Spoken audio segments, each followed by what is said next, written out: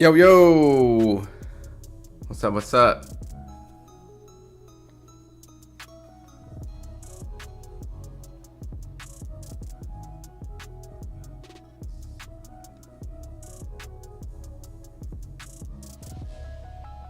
Slowly getting the stream up and ready.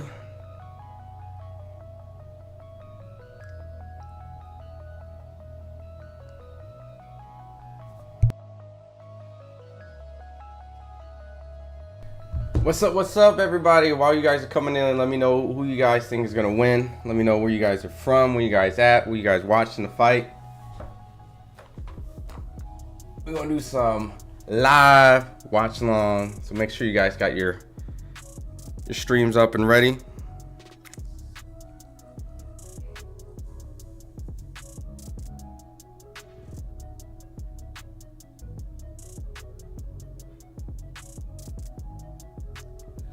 Let me know who you guys think is going to win.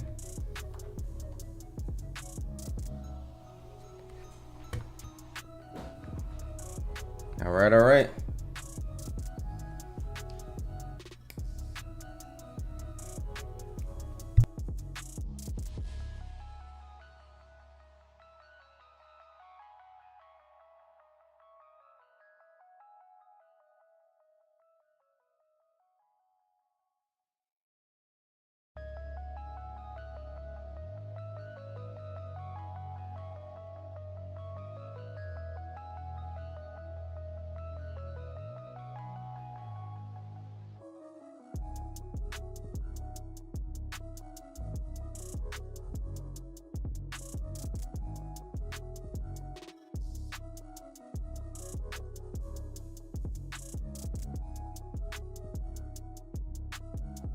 All right, give me about one more minute. I'm going to get this thing going.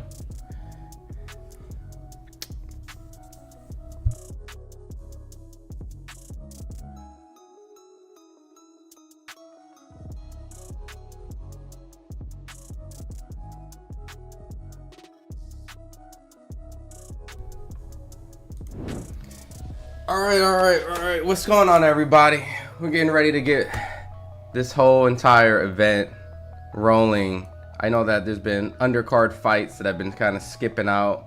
Not gonna lie, I did not want to go through all those fights in the undercard, but there's a few fights that we're gonna go pretty much get ready to commentate, watch together. Obviously, Boychek is gonna be one of them. There's this Moses heavyweight that everyone's been speaking highly of, and so let me get to this real quick. Ranya Parker, what's up, man? What's going on, man? Who you got winning this fight, man? Who you guys? Let me know if you guys got Usyk. Let me know if you got Fury. I'm not gonna lie, I think I'm going with the underdog today. I think today feels like a Tyson Fury day. I watched them, SMH, yeah. Like, I'm not gonna lie. I had him in the background. Let me pull this up. Where is it? I have the lineup right here. Pretty rough undercard. I'm not gonna lie. I know that we're here to cover boxing, so I'm not gonna say like, hey, do your job. But man, this was a rough undercard. I know that people's been praising the Riyadh season, which they've had good cards, right? So this is not any like type of narrative against them. It's just this card in particular is just trash. Like. And no offense to the fighters on the undercard. I know this Daniel Lapin guy has been getting some hype. But we just have completed the Isaac Lowe and Lee McGregor. So, like, most of this card is pretty much gone. Like, thankfully, right? So, Johnny Fisher, Dave Allen. This is a domestic fight. Johnny Fisher is kind of like the new Dave Allen, right? The guy that everyone in the UK loves versus the guy that everyone in the UK still loves, right? So, two heavyweights. The Boychek fight was supposed to be Mazurov, so this was originally the co-main, but it got slated down. So we're going to pretty much pick up from Johnny Fisher, Boychek, Moses, and then the main event. Really, I wish I could just jump right into the main event, but, I figured to just go on live a little bit earlier, right? And kind of discuss, kind of get the stream going, kind of figure out if my Tyson Fury pick is absolutely insane, the longer the stream goes, and maybe more you guys can convince me. Ryan Parker says, yeah, that was really was. Yeah, I mean, what up, Skills? They had good fights. Dork. You can call me a dork if you want. I mean, personally, if you watch boxing for 10 hours, more power to you. But, I can't do that every single card. So, personally, I mean, if you can tell me if there's a particular fight that you really want me to watch, all right? The one guy, like I said, that like I know of is Daniel Lappin, all right? Isaac Lowe and Liam McGregor. I know that this was a fight that people have been watching. Isaac Lowe's had two notable losses, Alberto Lopez and Nick Ball, right? So I'm not going to be out here hating hard, but I'll be honest, this card was very underwhelming. So, Javier, yo, Fight Hype, you read comments? Like you talking about comments in here? I'm reading them right now. What time's the Tyson fight, JTM? Let me see. 1, 2, 3. So we got 3 more fights before the main event. So I'm not gonna lie, probably like 3 hours to be honest, before the main event. I'm just here to kind of like watch the Johnny Fisher, Dave Allen with you guys, the Boyacek, of course, and then Moses and Dempsey McKean. So Fury's about to school this boy. I got Fury. Like, I'm the oddball, maybe, right? I think it's really a 50-50 fight. I mean, 55-45, because Usyk is obviously the guy who's coming off the win and almost essentially maybe even could have stopped Tyson Fury if the referee jumped in. So, but I think those 55 more pounds is going to play a factor into this fight. And if Usyk makes it out of the first half like the last fight, then he's definitely going to more likely win. So I think it's going to be the battle just like the first fight of the halves, and whoever gets the better half wins. Skills comes back and says Lappin through McGregor was decent squabbles. Okay. I mean, I was watching the Lappin a little bit. I didn't watch Peter McGrill because I was putting my son to sleep. So you got to bear with me. Dad duties, right? And then I came back to the Isaac Lowe, Lee McGregor a little bit in the background while getting the stream up. So, yeah, I'm sure they were good scraps. You know what I mean? Personally, it's just one of those type of cards that I feel like I don't have to be completely present, if that makes sense. Like, I'm not essentially covering the British card that needs immediate results. So, Isaac Lowe losing isn't going to be like I have to rush to my computer kind of fight and post results. So it's not like I don't keep up with it. It's just I didn't have to keep up with it in real time. That makes sense. 5 p.m. Eastern is the estimated ring walk. Yeah. I mean, they've been moving the cars fast, right? Like, I've heard that's been a huge thing. Like, already right now, right when I started the stream, Lee McGregor was announced the winner. And then now we already got Johnny Fisher walking in. So the pacing's good. I think maybe, according to how this works out, maybe 2 hours, main event starts rolling. I mean, yeah, so maybe in 2 hours. Yeah, I'll be honest. If Turkey and DAZN and all of them can get these cars moving fast as fuck, I will literally praise them, because that's the one thing I hate about that. So, cars be just dragging on way too long. Just get the fight starting. Boxing's what have you done for me lately? Sport, the past performance don't measure up to next week. Yeah, I agree, 1,000%. And just like you said, true that, I'm in and out watching myself. Yeah, so it's just one of those things that like a lot of these fights in this card is like I can get the results, and if something kind of crazy happened, I can kind of watch, because a lot of these fights are kind of like developmental fights. Like Daniel Lappin is supposed to win the fight. I know Lowe and Lee McGregor is like matched competitively, but I don't really think the winner of that fight really goes on to really, dethrone a champion personally. But I could be wrong, right? So no stream, Luke. This is just a live commentary, just like in the title. So we're just going to be watching. We got Johnny Fisher walking in the ring right now. When are they fighting? So yeah, about 2 hours. Fury's coming in juiced up this one, like the second Wilder fight for sure. I mean, look, I'm not saying those conspiracy theories can't exist. I'm just not going to be the ones that co-sign it, right? I know that Riyadh season for Golden Boy, Tevin Farmer went out and said he didn't get tested by VADA, so I don't know, right? I've never essentially covered a Riyadh season card outside of the one in LA, so I can't really tell you guys what goes on and how it works. So yeah, it's been going fast, thank God. Boxing tour, like, get this going, And the running order of this card is, in my opinion, starting to pick up.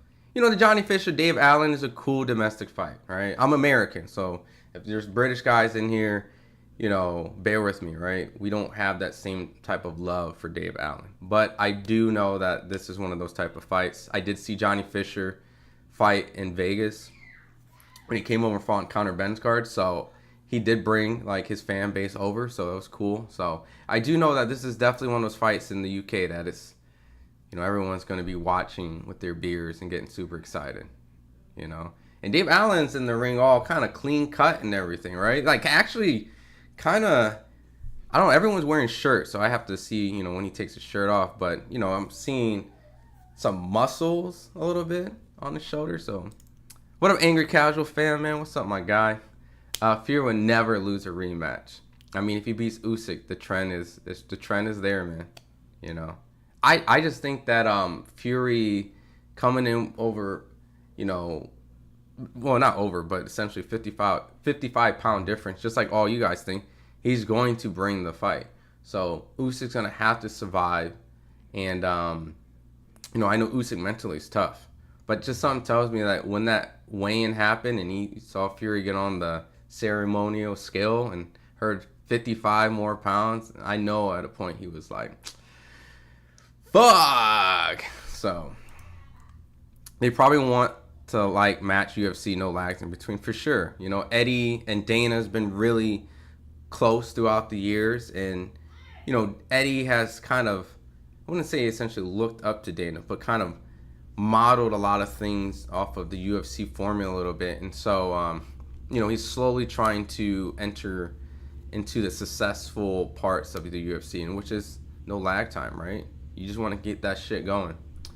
I don't know these British guys. All I know is boy check. Everyone got Fury this time.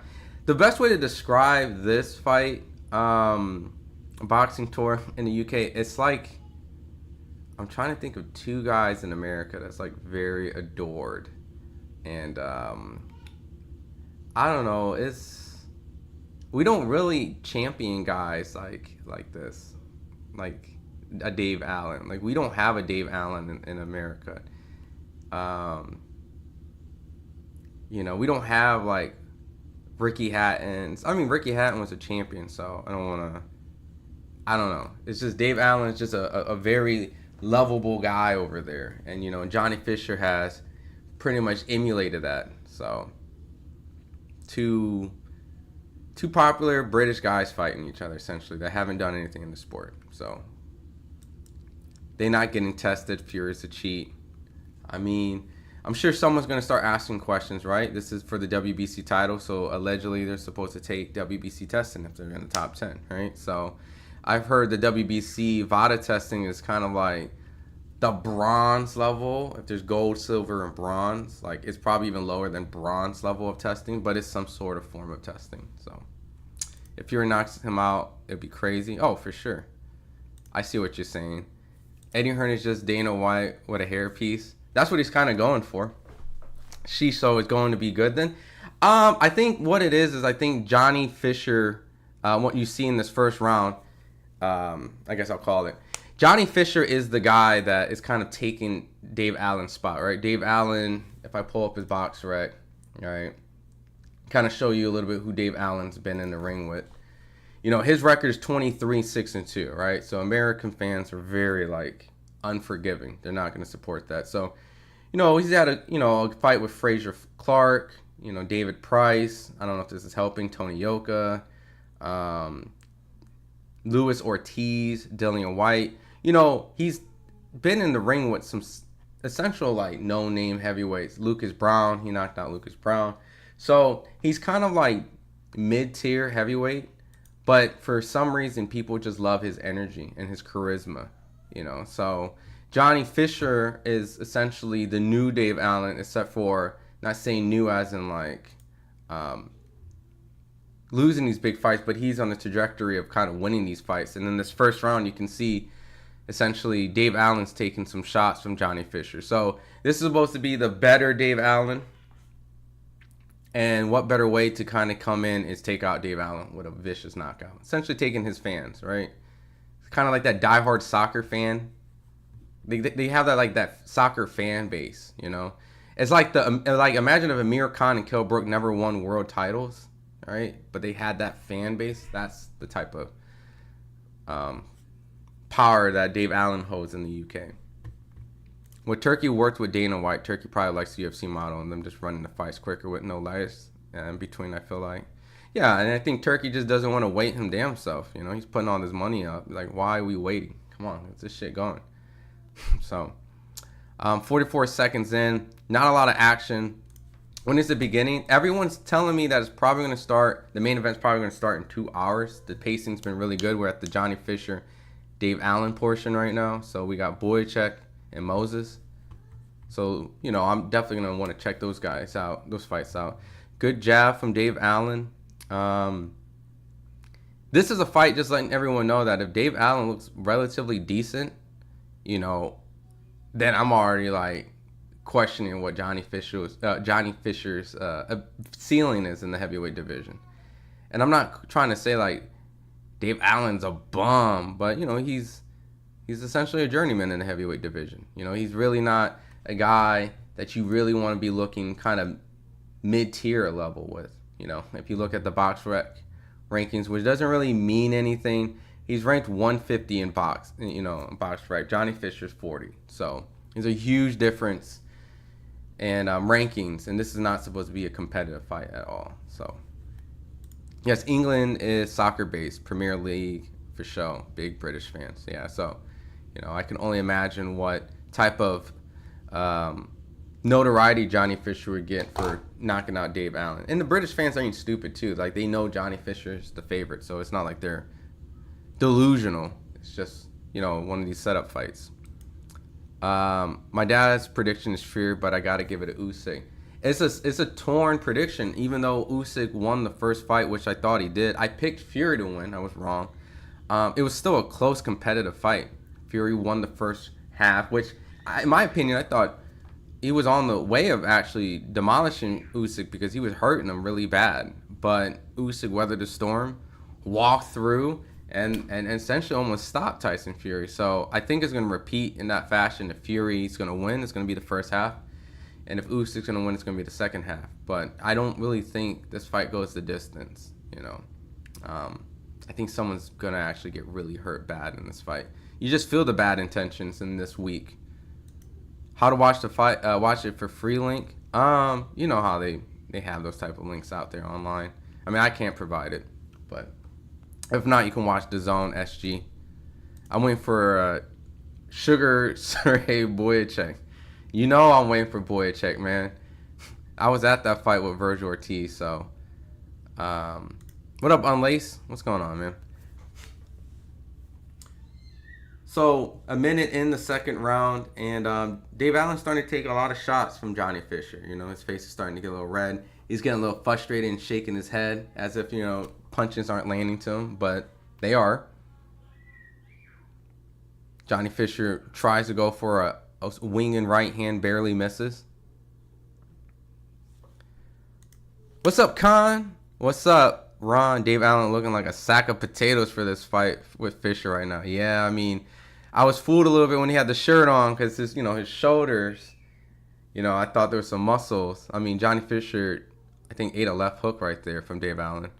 But Johnny Fisher just fires away with a straight right. Yeah, I mean, you know what type of fight this is, Khan. This is a I'm gonna take your fan base type of fight. That's one of these type of fights. Boxing Tour says, hella people got Fury this time. I had Usyk last time out, but I bet on him and got paid only because of the demeanor compared to Fury just goofing around. I think Fury did take the fight serious. I just think that, you know, at that moment of time, I mean, I know he was dancing around in, you know, the first half, but I think it wasn't really the great game plan because constantly Usyk was putting this constant pressure. His stamina was great, and Fury kind of mentally broke a little bit midway in the fight, you know. And as mentally tough as he was, you know, throughout the fight by not getting knocked out, you know, I think he broke a little bit mentally. So Usyk was just possessed. And I think Usyk's going to come in equally as possessed, but Fury is going to come in 55 pounds bigger, wanting to smash him and knock him out. So I don't think it's going to be a repeat of the first fight. Um, do you think Muhammad Ali is going to be the champion in this era? Like, what do you mean by that? Nothing. Do you think Muhammad Ali is going to be the champion? Like the last 100 years, like is Ali probably the best heavyweight? Um, Considering like the opponents that he faced and becoming a three-time heavyweight champion and essentially fighting in what many people feel is like almost two eras. I mean, I would have to give it to Ali, right? So, what are your views on Indian fighters? I don't think there's enough of them at the top level. I mean, if I go to ratings, right? This is what we can do. If we go to what India, let's see who they have. Um, I mean, I think any country is able to produce an amazing, phenomenal talent, but just kind of going off those score ratings, um, he's ranked 79 in the welterweight division. Their pound for pound guy is ranked number 37 in the super welterweight. So I mean, it's doable. Maybe this guy can do it. But as in right now, I don't really see or hear anyone that's kind of like creating a ruckus, in the sport. So this is kind of like a nice way to be able to check for talent, the way I just did it right there, if you're curious. So, but I haven't really heard anyone from India as in right now that's just kind of wrecking shit. But we'll see. Niraj Goyet number one. I mean, if that's what you want to say, Timu Tiufimo. What's up, man? That's funny. Angry casual fan. I'm back in sugar. Sergey to drop Crawford. I mean, if they fight, you just want to see Crawford get beat, bro. So third round. I'm expecting a little bit more from Johnny Fisher right now. He's kind of in a slugfest. Dave Allen's just kind of winging for the fences, and Johnny Fisher hasn't really set up anything productive. I think he's getting better of the exchanges, but he's not showing me levels. And this is the type of fight that I think that if he wants to impress the heavyweight fans and the public, he needs to get Dave Allen out of there. So stop playing with your food. Fury's locked in though this round. Oh, for sure. Yeah, he's pissed. He had to go in a dark place, you can tell. And a lot of people has been comparing this to Wilder Fury too. So, what up, Tunnel Vision? Let's get the main event next. This undercard is not needed. Very underwhelming. Yeah, that's what I was thinking, right? We looked at the undercard earlier, and I'm just kind of like tuning in, and I'm kind of still not. Johnny Fisher, Dave Allen's on, so. I think right after the Johnny Fisher fight's done, which is this one, Boyacek is going to be obviously all attention for me. He had a great performance against Vergil Ortiz. I thought he edged it when I was watching the fight in Vegas in person. I thought Boyacek edged it out, but it was a very competitive fight. So he's convinced me he's a top 154 pounder for sure. Moses, there's a lot of hype for this guy. Haven't really done too much research, but they decided to slot him over in the main event after the Madrimov, and fight kind of mixed up with Virgil and Boyacek and all that shit. So I'm curious to see how he looks, right? And then obviously in the main event, but very underwhelming undercard. Like if it was a great undercard, I would have been here live from the very start of it. As you can see, I probably didn't even have to be live for this Johnny Fisher fight because Johnny Fisher looks like he's taking Dave Allen the distance. Dear God, no. Please, Johnny Fisher, get him out. We do not need this to carry on. I forgot Fury lost to Ngannou. I'm changing my pick. I mean, to be fair, Ngannou was whooping his ass. So, this is true. I mean, he has a lot of mileage on him, right? Like the Fury Wilder series took a lot out of him. The Otto Wallin, the cuts, and even getting dropped a couple of times in his career prior. Steve Cunningham's and someone else. So to be honest, I wouldn't be surprised. I mean, he got hurt by Usyk pretty bad. He's got some mileage on him, and he's never been essentially the best at keeping his body in shape throughout his whole entire life. So that plays dividends, you know, all that substance that he's put on his body that, you know, he's better now, but still. I think even recently when he lost to Usyk, right? Like, wasn't he seen, like, drunk somewhere at a bar? So you might be right. Like, the part of me also going live early is that if I might need to change my pick, you guys would help me. And I think you might slowly maybe help me. You know, I just feel like Fury, 55 pounds, 55 pounds. So I think it means Muhammad Ali was still active. Would he be champ right now? Okay, that's fair for cleaning that up. If Muhammad Ali was champion, would he still? It's tough, right?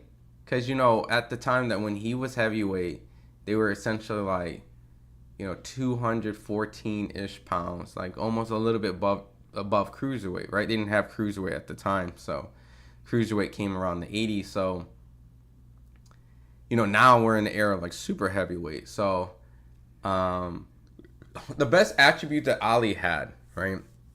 I know a lot of people say his movement and his legs and things of that nature, but, you know, I really think it's his chin, his ability to endure punishment. You know, it's kind of like a gift and his curse. That's what kind of Frazier said. You know, it helped him, you know, sustain his career throughout these tough fights, but also taking so much punishment has also led to, you know, health issues over the years. So if he can endure the punishment throughout these guys, then he can beat practically almost any of these guys, you know. He had the heart, he had the mindset, he had the trash talking, the mental game. So I wouldn't be surprised if Ali was champion. You know, it's just a matter if he would be able to take punishment from super heavyweights versus just heavyweights. So, man, these guys are just, Johnny's not impressing me at all right now. It's going to be a test for Fisher. I remember Allen gave a good scrap for King Kong Lewis Ortiz. He made a UK debut and he's fought good opposition, so it'll be a good test for sure. Yeah, I mean, it's looking like it's a, kind of a test because, you know, maybe I'm not really giving Dave Allen the benefit of the doubt, but, you know, Dave has kind of seen a lot of these type of fights, you know, rough and tough, up-and-coming guys, and kind of got his ass kicked throughout. So you feel like he's had some mileage in here, right? And, you know, 6 losses, 4 knockouts, you know, he's only 32, so he's still young. But I mean, if Ali was in the era of boxing, wouldn't he be champion Usyk, Fury, AJ? I think he'll be able to take a lot of those guys and be dead serious. And kind of like I said, his ability to just kind of endure punching power and give it out, it's tremendous. So, you know, I don't really rate this heavyweight division very high. If you really take the time to look back at the 80s and 90s, you know, I know we're living in hindsight, so we can fully complete that era, and we're still living in this era, right? I think the closest heavyweight in this era, if he gets the job done tonight, if Usyk gets the job done tonight, I think Usyk's one of those heavyweights that can compete in any era. And, you know, and that will also show that what Ali could probably do. You know, if a small cruiserweight's able to dominate these guys, I would find it hard to believe that Ali wouldn't be able to either. You know what I mean? So it just really comes down to what Fury is able to do tonight to let me feel that if Ali would be able to compete with like super heavyweights. You know what I mean? I picked Fury in the first fight. You know, I was wrong, but it was close. So I'm picking him again. Could be wrong. I'm like 0-3 against Usyk. Have nothing against Usyk. I think Usyk's the shit.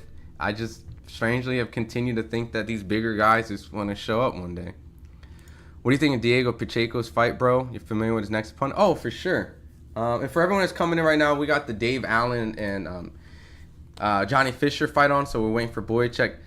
I'm not really calling it because it's kind of uneventful. I'm definitely going to call the Boychuk fight. I just kind of expected Johnny Fisher to kind of run through, but I'm wrong.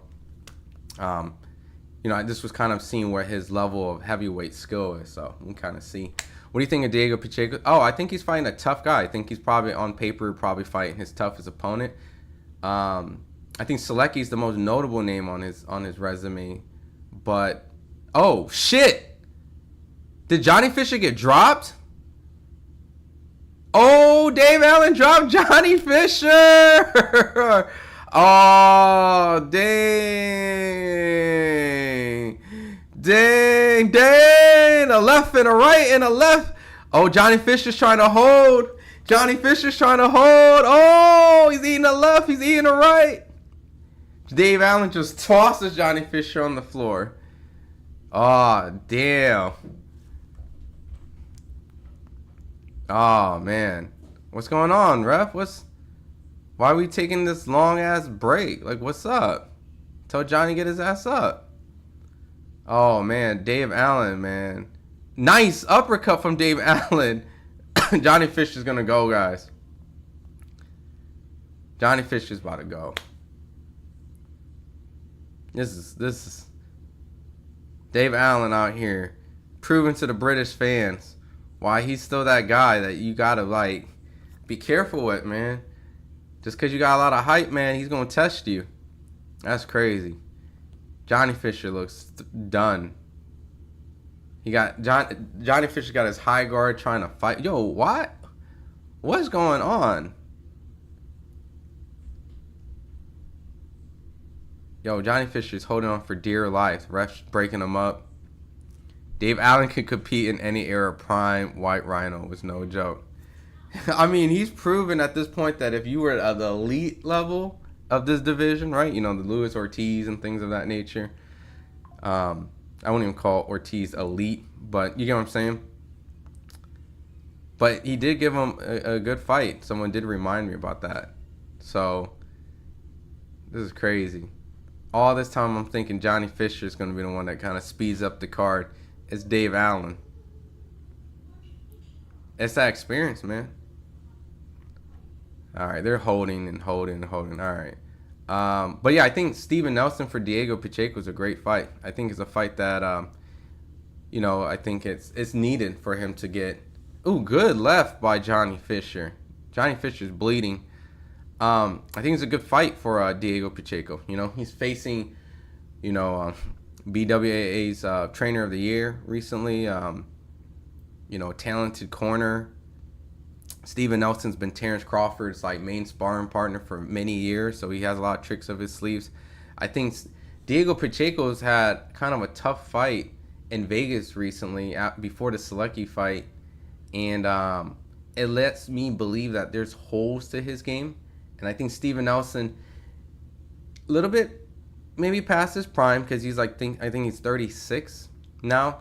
He's not getting the best version of him, and plus Steven Nelson's been a little inactive and been fighting opponents that just haven't really been great because, you know, certain circumstances, not being signed to a promoter. So, you know, that lack of activity for a part of time and not finding the biggest competition can hinder Steve Nelson and his age, but the youth of Diego Pacheco could probably get the job done. He's a slight favorite. I could be biased in a sense because I know Steve Nelson. I've been covering both for a very long time, but I think Steve Nelson is a very credible opponent. Undefeated guy with a lot of tricks up his sleeve. I know he's going to be tough.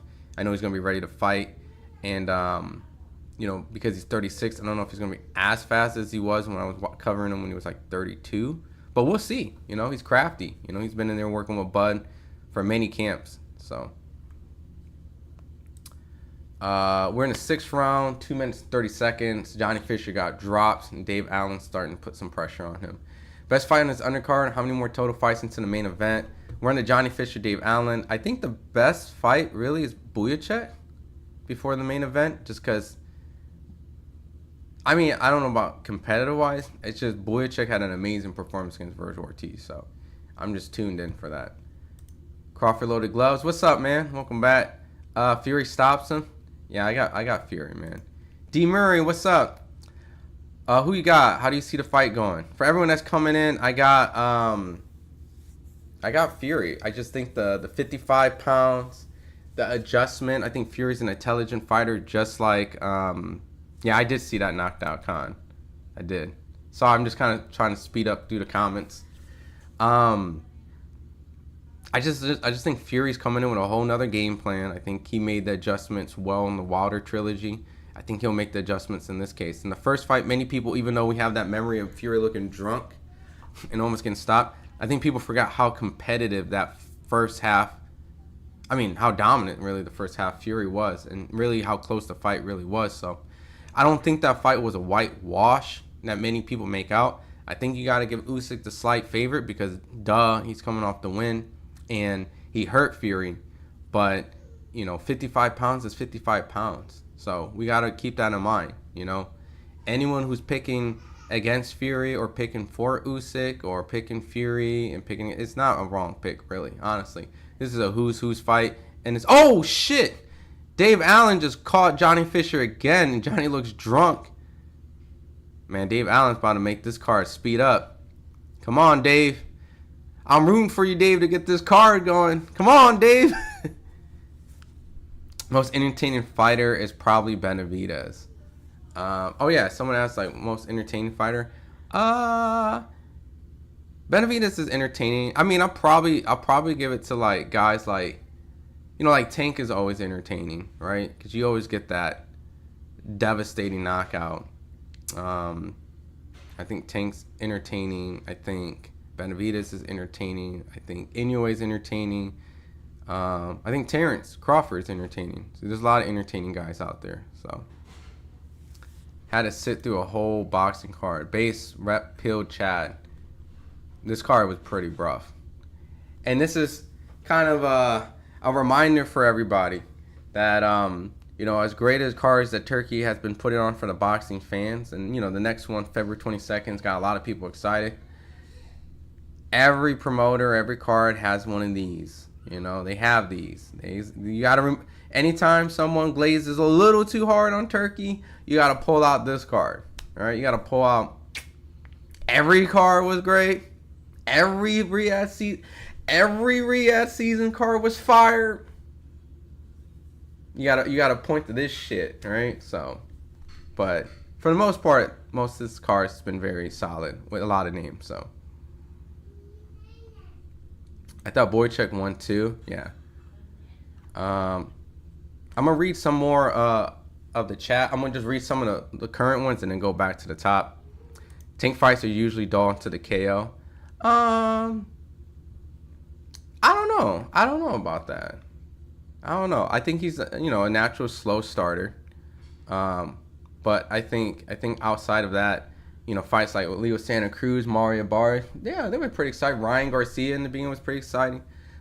So I don't know. Dave Allen is cooking Johnny Fisher with left hooks and uppercuts, and he was knocked down full and was oh, for sure. Tank career is kind of sad. He's gonna retire soon, fighting nobodies. Yeah, I mean, I think Tank's career has a lot of asterisks only because of the fact that there's so many potential matchups. And, he did get the Ryan Garcia fight. Pedraza, he was actually an underdog in the Pedraza fight, and he was very young. It's not the most, complete career, but, it's a career that was very entertaining if he ends pretty soon. If he gets a Lomachenko or Shakur or someone, there's one of those guys, I think he can end the reign somewhat decent. Not complete, but, like a Teofimo Lopez or someone, or a Devin. There's a dude in the audience that looks like Cuban Gooding Jr. Balas, my man, good to see you. I see some doubt in Furious eye. Anyone else? Yeah, I mean, I think he knows this is the last showing, right? If he doesn't win, this is over. So I think anytime a man gets beat, there is going to be some doubt. But he's determined, and I think he's ready. I can't believe this Johnny Fisher fight is still going on. This is crazy, man. Come on, Dave, get him out, man. We got to get this Boychuk card going. Johnny Fisher is getting styled on. Johnny Fisher is really becoming Dave Allen while Dave Allen's ascending. That's crazy. The Bivol Battery 2 card is a gift to us, though. Stat card, so they're making up for it. I do feel like I wish we got Shakur and Zepeda and Boots versus Virgil. So it's a step down from what was originally kind of looked like it was being advertised, but I get it. Certain things were out of circumstance. Zepeda got injured, and Boots just want to stay at 147 and not defend his title against Tio and hope to get a unification. So very bizarre. But I don't know. We'll see. But yeah, that card is way better than this. Tyson Fury got dropped a lot, but bro always stands him and beats the count. Bro, I don't even know how he didn't even hit the floor in the Usyk fight, man. You know, that dude's tough. You know, so nothing says. I think Mayweather, if he was taller and heavier and fought in heavyweight, he cannot just punch and get away with it. So give it to the edge, and Muhammad Ali is the GOAT. Thoughts? Oh, like I see what you're trying to do. Like if they were the same size, that's hard though because like even though like heavyweights, I mean anytime a heavyweight's in heavyweight, let me put this spammer out in timeout. Anytime you know a heavyweight fighter fights, they have a potential to knock somebody out, just like any fighter in the smaller weight classes. It just elevates higher. I think Floyd was technically more skilled than Ali though, so I think that you know it's hard to compare the two fighters because they had to fight a certain way in their division. So Ali fought like a heavyweight because he had to. You know, he was a heavyweight. So, and let me see. Sorry, I got some spam I need to kind of get rid of. So, I don't know. They're two different. I just can't. I can't really even compare the two like that.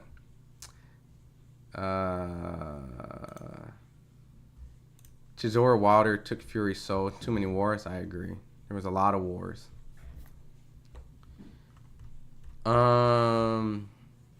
Yep, his chin bro crazy. Motherfucker took hella punishment. But you know, there's only so much you can take before you give out. So Ali says no one will ever be better than Muhammad Ali. I mean, he's been argued as one of the GOATs, if not the GOAT, right, for many years. So you could probably find it somewhere online. You know, I can't provide. Buffalo Wild Wings. Yeah, you could go to Buffalo Wild Wings.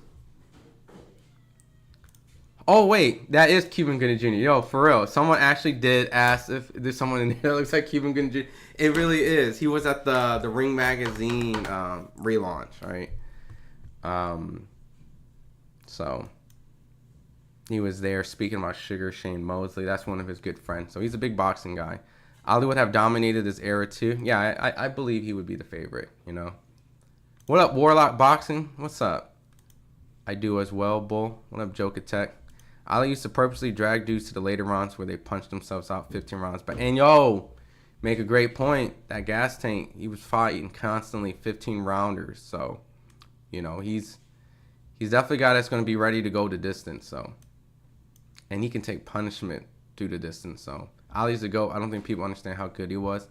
I think just overall, like, his ability to just be a natural fighter showed. You know, a gold medalist, had feet, had charisma, had, mental games. You know, he constantly, even if he was getting his ass whooped at a certain point, he's still going to be in your face talking shit. Like, hard to discourage, hard to beat, hard to wear out, hard to hurt, I never obviously got to see him in his prime, but going back and watching it. And plus, like, the elements that he was fighting in, like, he was fighting in, like, Filipino, like, hot weather, like, outdoor arena, blazing heat in the sun, 15 rounds with, Frazier, and just taking punishment. Like, these guys fight in indoor arenas with air conditioning, right? Ali was fighting in, like, outdoor third world countries with, blazing heat in Africa, right? Like, yeah, man, I think people sleep on the type of conditions he also had to fight through, and just insane. Yeah, I have to put Ali over all these dudes in this era. So we're at the Johnny Fisher, Dave Allen part right now. So we're waiting for this fight to be over. Surprisingly, Johnny Fisher has not been knocked out. He's been getting his ass kicked. So Ali had Sugar Ray Robinson pound for pound. Yeah, and that was essentially his idol, right? That's who he looked up to. And Sugar Ray Leonard looked up to Ali, and so on. So now we ain't gonna show the fight. No, the main event definitely did not start. If any boxer fought in the UFC, would it still be great? Who is it, you think? Boxers have fought, but they have to adapt to UFC. They have to have a ground game, at least takedown defense, right? Um, so you can't just be only a boxer. I mean, Holly Holmes was able to become a champion, right? So, you just can't be a boxer, because when James Toney did it, he got choked out by like Randy Couture in like 3 seconds. So you got to have takedown defense. If you don't have takedown defense, you get tripped, you get taken down, you get choked out. You just got to get past 3-4 concerts into main event. Yo, is there concerts? There's concerts, Ali? No way. There's no way there's concerts. I mean, maybe Moses gets his opponent out fast. Maybe Boychek dominates, right? So, I mean, I kind of wish Dave Allen dominated a little bit harder. But Dave pulled a Burt Cooper and dropped him with a sneaky right hand. And as they were exiting the clinch, beautiful catch and shoot. Yeah, all those fights that he had, I know his record's ass, but you can clearly see this is an experience thing. And, yeah, Johnny Fisher ain't it.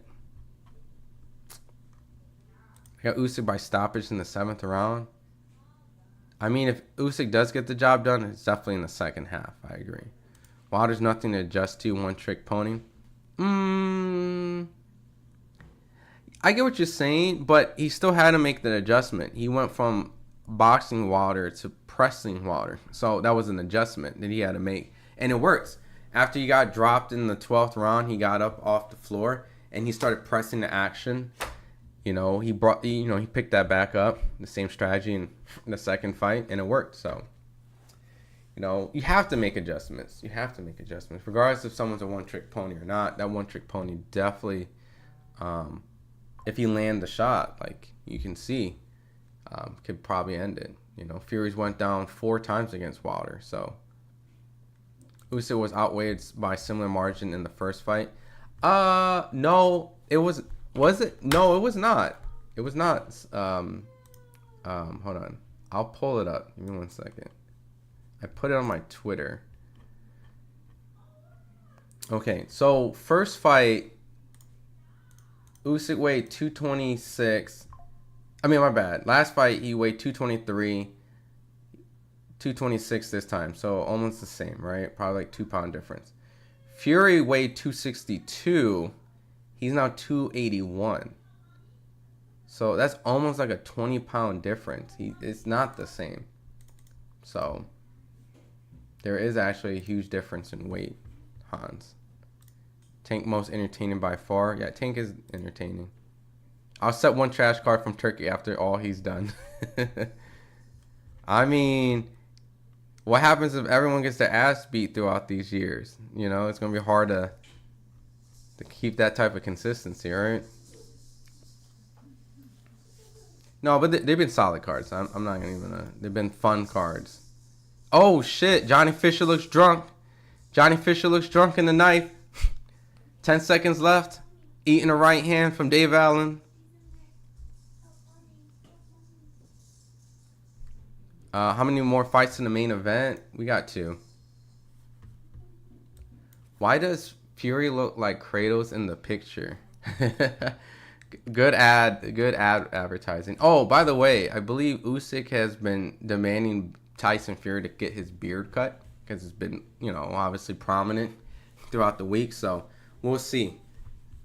Yeah, what a fight. This is just a slugfest. Dude, this card is good. Better than 99% PBC shows. 100%. I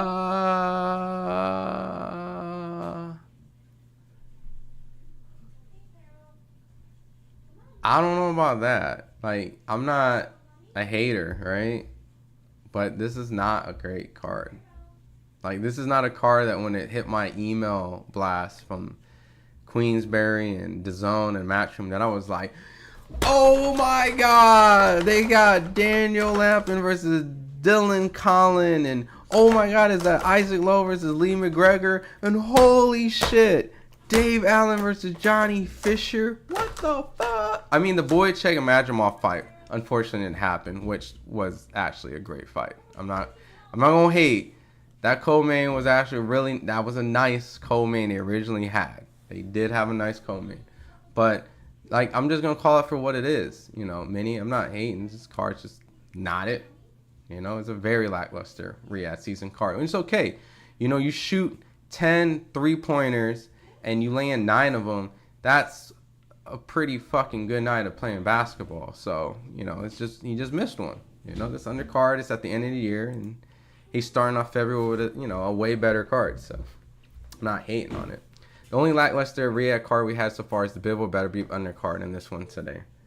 What was on Bivol and Better Beef? Bivol. Let me double check, because it's already removed from my brain. Jai Apataya, Chris Eubank, Sky Nopelson, Ben Whitaker. Oof, that's a rough card too. Maybe 8 for 2. I mean 8 for 10. Maybe 8 for 10. You're right. Two bricks. Yeah, that's a rough one. This one's obvious. Like that one was like a 3-pointer that like hit the backboard but didn't hit the rim. This one is like a 3-pointer that completely went air ball, right? Just straight up nothing. So, and everything else was just, solid 3-pointer. So I'm not gonna hate. What did you miss? You missed me thinking Johnny Fisher was gonna beat Dave Allen to him getting dropped and his ass kicked right now. Jake Paul gasses out against old Mike. How the F he's going to handle Usyk? He's not going to fight Usyk. You think he's that stupid? When the fight starts, well, everyone's saying the ring walks is going to be around probably like an hour and 20 minutes. So I'm curious how that's going to go. So, but the pacing's been pretty good. So maybe 2 hours. We'll see. Fury wins. Yeah, I got Fury. Also, Johnny Fisher versus Dave Allen fight is giving me old school 1920s, 1930s fight vibes. The way Dave's controlling Johnny's throwing those lopsided hooks. Yeah, one of those stadium fights in the Yankees. One of those old school, and he's down again. Like, yeah, very black and white. They fight like black and white fighters. Like, not the great kind. To be fair, I think Usyk would have KO'd Fury if the ref didn't step in. I mean, the ref could have technically stopped it. I thought the ref was going to stop it because, and that's the end of the 10th round right there. And I think Dave Allen did it. I think he pulled it off.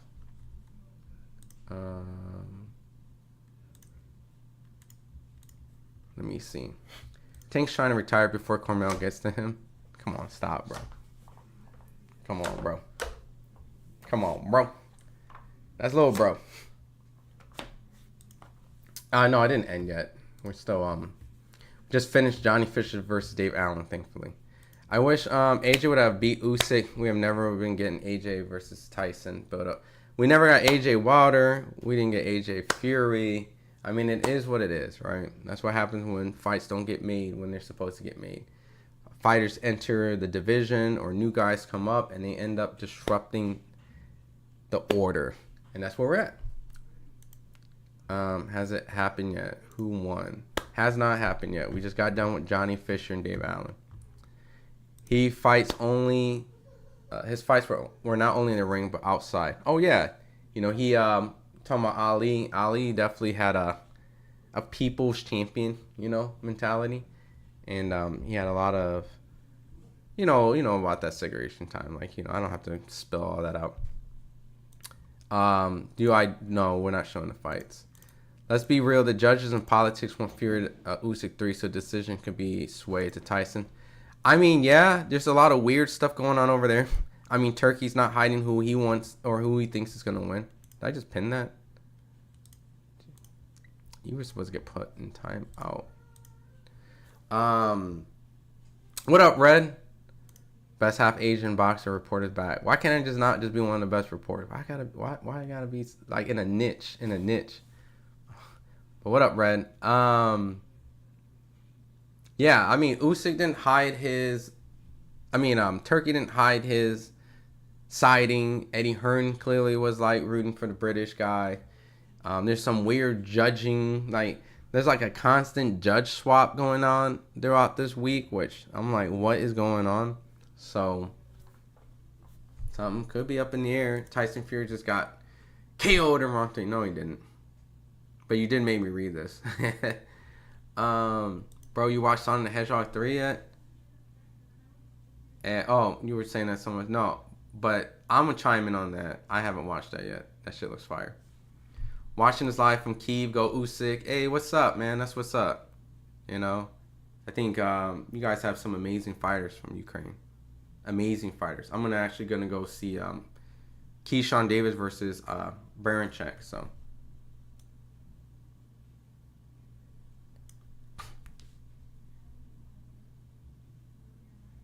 Wait, someone gave a round. Someone.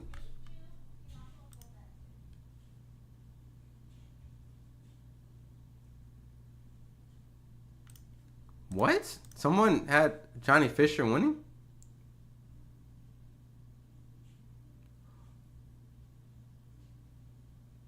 What in the flying fuck is going on?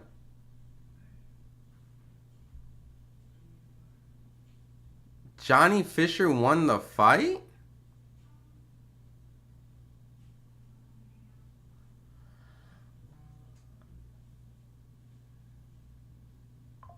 I mean, I didn't score it, so it just seemed like Dave Allen was beating his ass.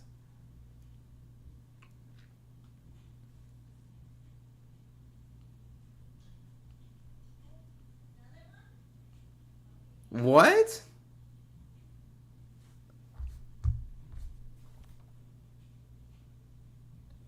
What the fuck? There's no way Johnny Fisher won that fight.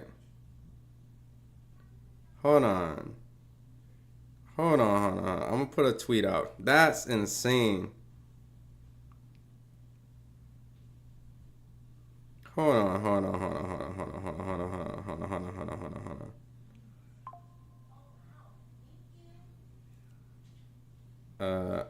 How did... Wait. Hold on. How did Johnny...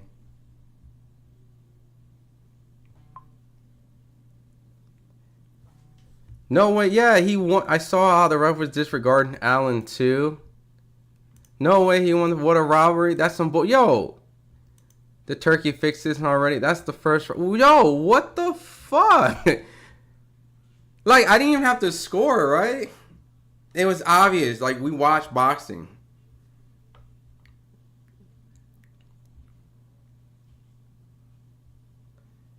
That's crazy. That's crazy. I don't even wanna like break that shit down. That shit 95, 94 Fisher, 95, 94 Fisher, 96, 93 Allen.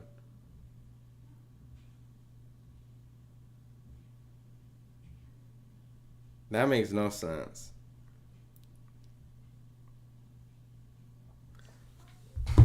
Daylight robbery. Poor ref. Fisher got a... Yeah, that's... These refs are rigged 100%. I knew they would rob Allen. Do I have time to take a nap and not miss the fight? An hour, yeah. I wouldn't miss the Boyachek fight that's coming up, but... We're getting ready to go on Boyachek, but we all just saw Dave Allen get robbed. There were so many 10-8 rounds that should have been given to Fisher. I don't understand this. What happened to the knockdown? Like, did that not play a factor? You are the best reporter, but you happen to be half Asian. All right, that's fair, Red. I wish Usyk Fury ends by stoppage. The fans love. Let me turn this shit down. Yo, what the fuck, man? This is crazy. No, man. Boxing, man. Boxing, bro. I think this shit's funny right here. What did the AI judge score of the fight? Facts. That shit's ridiculous, man. Boyachek might be a war and a split decision. Yeah, I'm definitely gonna watch it. We're gonna be able to watch the fight with you. Be able to be here with me. I won't be showing the fight. So Fisher at most is just brute power with no skill. Boyachek, Foster, and Farmer got broad bad. Yeah, those are, yeah. Hey man, these turkey Turkey cards, man. Gotta get some new judges, man. What's up? What's up? That's insane. Nasty dog fight. Looks like all is paid. How can I watch the fight? Tell you how weak the division is. Yeah, the one trick pony almost cleared out the whole division. Yeah, Wilder did have freakish power though. I'll give him that. That's power that can knock out almost anybody. So I'll give him that. If he had better technique, I think he would probably be top 3, top 2 biggest punchers of all time. But I think he shortchanged himself, by not really practicing his craft. That's my personal opinion. I think he relied too much on his power and not building technique behind his power. Tyson AJ Usyk's pretty stacked division. I think it sounds stacked because they're all like interchangeable. When you got a division that's extremely like competitive and everyone's like beating each other, then it feels like it's stacked, right? But they're all on the same level. So when you have an equal level, doesn't necessarily mean it's stacked. It just means like they're somewhat like equal. I don't know how to say this and like not sound like if you had like a division, they were all bad fighters and we're all constantly beating each other, right? And I'm not saying they're bad fighters, but I'm just trying to say like, does that make the division stacked because they're all beating each other, but they're not good? So I feel like the heavyweight division is like, they're not terrible, but I don't think they're as great or stacked as that people think. So Tyson's gonna smash Usyk this time, yeah, potentially. That's I think I got Fury winning, but my point is Usyk was outweighed by 40 pounds in the first fight. Being outweighed by 60 in the rematch is being overblown. He's used to being the smaller man in the ring. I mean, by that much though. I mean, I think Fury is going to make the adjustment, and Usyk's most skilled opponent that he is going to face is going to be Fury. So, a bigger Fury who tends to do well in rematches. I mean, we'll see. I think the fight is still a pick'em fight, even though Usyk won the first fight. I still don't think that. I would be surprised if Fury or Usyk won. Right, so Fury's going to beat the brakes off of Usyk. We got the Boychuk fight. So we got this and then the Moses fight. Future of boxing with FX1 Sports is going to be epic. What's going on there? How come I don't know about that, Jaden? You might have to. Yeah, actually, no, I'm not showing the fight. Is Mike Tyson going to be a champion? No. I think he's. It's just tough. It's tough. Mike Tyson depends on what version of Mike Tyson too. Yeah, I struggle to stay awake early until now. Yeah, this. I mean, if you just woke up now, you missed the robbery. So, Tyson outweighed him so much now. I don't forget how big of a boxing head his Fury is. He isn't a stiff idiot like Dubois Joshua. I agree. We got a Boychuk fight coming up next. So, Usyk needs to stop Fury. If not, they will rob him. And it's all against Usyk right now. They want the trilogy. Yeah, I mean, we just kind of saw some sort of weird decision right there. When the main event, we got 2 more fights. Fury will elbow Usyk, headlock him, and something. He's coming to win. I hope y'all live betting because FanDuel is tweaking. What are they putting up?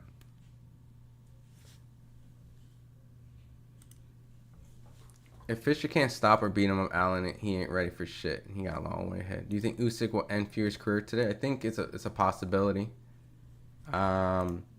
And I think if he does lose to Usyk, doesn't mean Fury can't have big fights. I just think that I think Usyk has solidified this era of heavyweights, and I think it's done.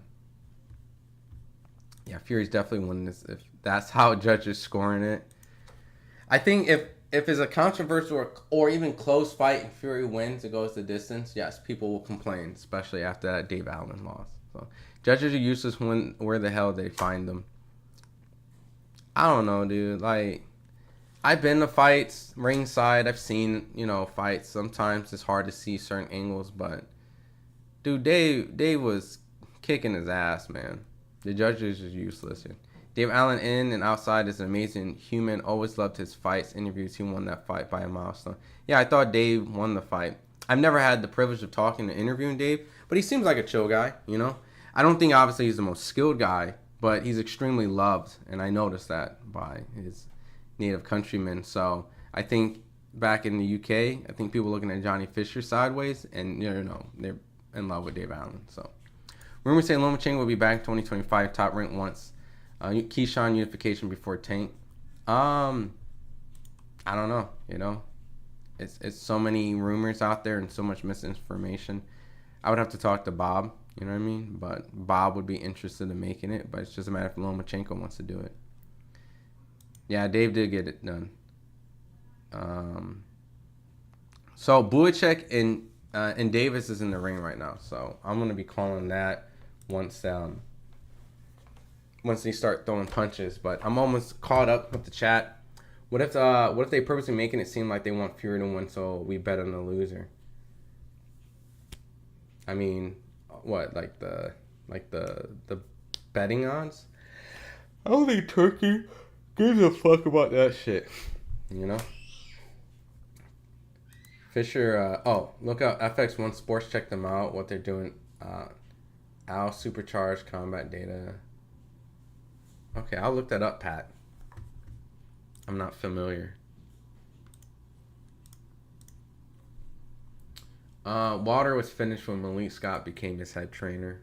I think he had a better performance in the third fight. I mean, came to the realization now that he did come in extremely heavy. Definitely tired him out. The only thing I didn't like about that, and like, I remember telling Malik Scott, or asking him, like, I know Water says like he wants to go out on his shield, so he was really mad at Mark Breland about stopping the fight, which I thought it was a great stoppage by Mark Breland. He was getting pummeled, and you know, I was just baffled with the idea of like, even if Water is getting destroyed, and you know there's no way coming back, you still won't stop it. And he said, no, I'm gonna let him go out the way he wants. Bruh. When I was there at the third fight and was watching Water at the end just getting fucked up, I was just like, Malik, boy, you really about to take some serious mileage off this man. Like, you need to stop this shit. Even if he doesn't, like, take you back as a trainer, you need to stop this shit. And Mark Breland cared. And it's sad how that worked out that way.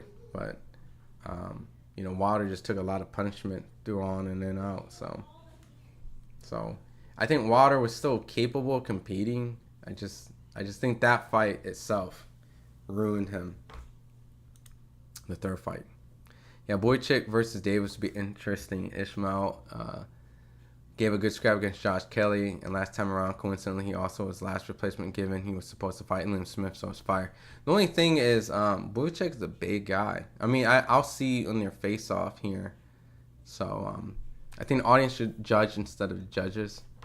Yeah, but sometimes the audience don't know what the... well, I don't know. Sometimes the audience knows a lot more than the judges, you can tell, so... Instead, Fisher, next time, give us maybe Dylan White versus Miller. Yeah, that would probably been a better fight, but... Dylan White just had this weird fight recently and looked like shit, so... Style makes fight, so Davis will have success in his boy check, not like Josh Kelly, who was boxing from back foot. We'll see. Usyk could win every round if it goes to decision. PBC's going to pro box.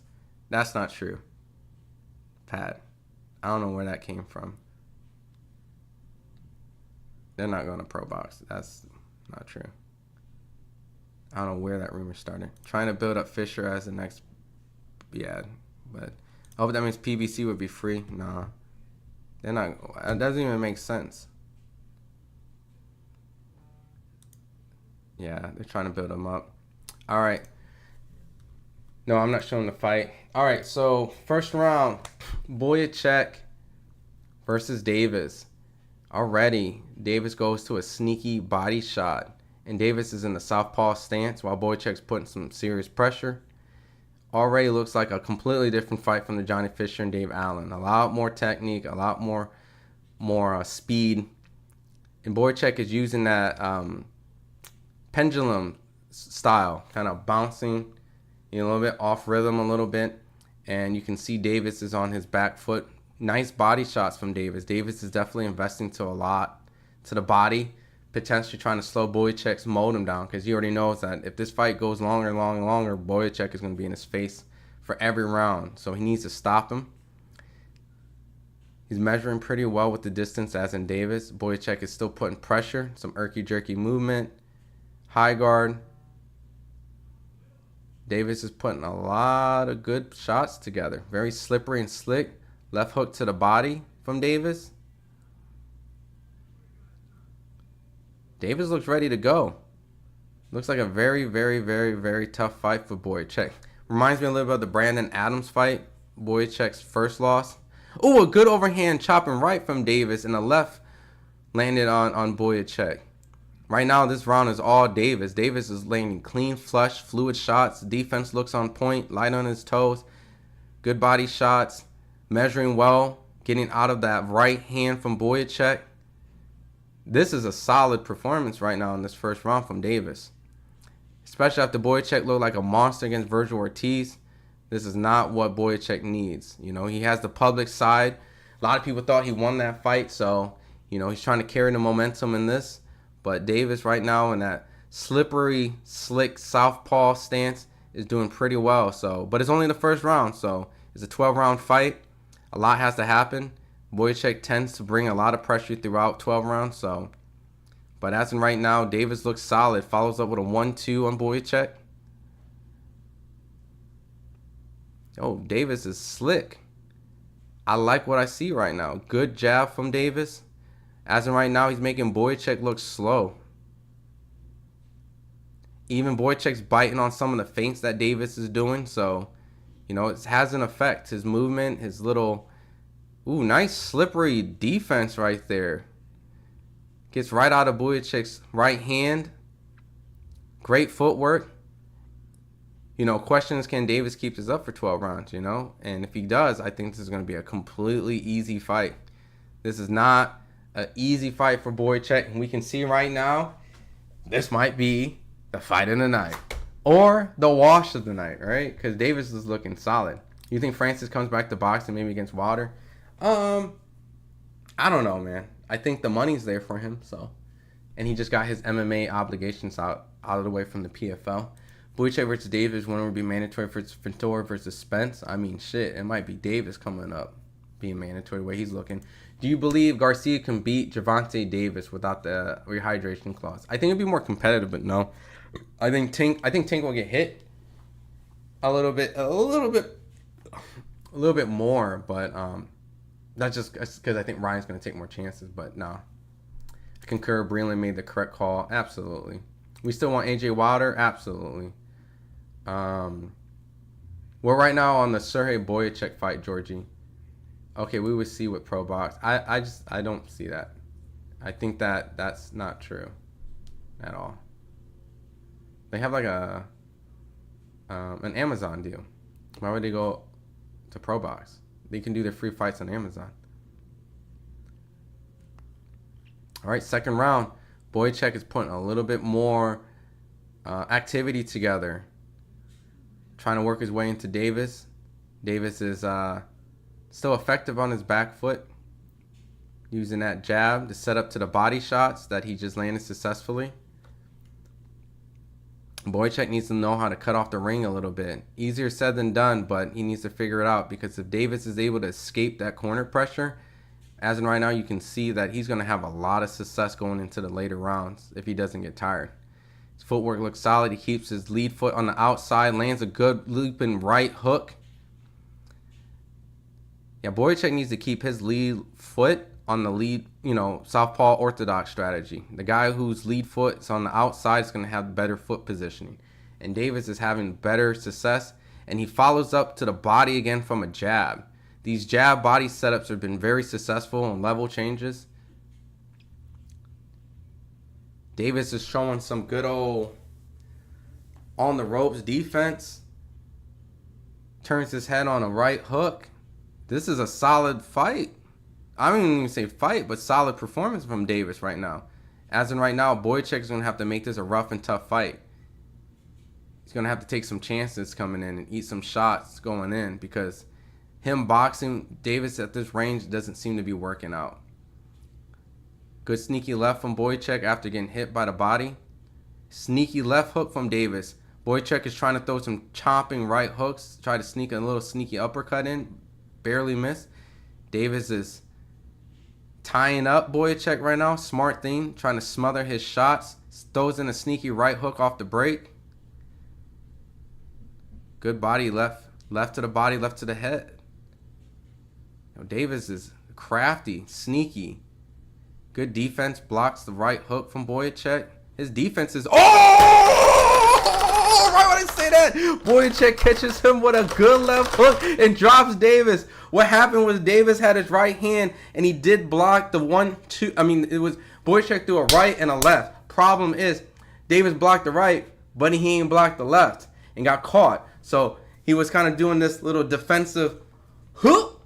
But look what happened. I blocked this, ain't this. And that's what happened. Boychuk threw a right, left, and caught and dropped Davis in the second round. A round that he was doing very well in. Now he's on his back foot. Wobbly a little bit. He's trying to tie up, trying to clinch up. He's eating some uppercuts, a left and a right. Wow. What a fucking round. It seemed like everything was in the back for Davis, and he gets caught right there. Very, very sneaky of Boychuk. If you see in the replay, like I said, Davis goes and kind of puts up his guard to catch the shot. But the problem is he left himself still open. Didn't anticipate a right left. I mean, make sure again.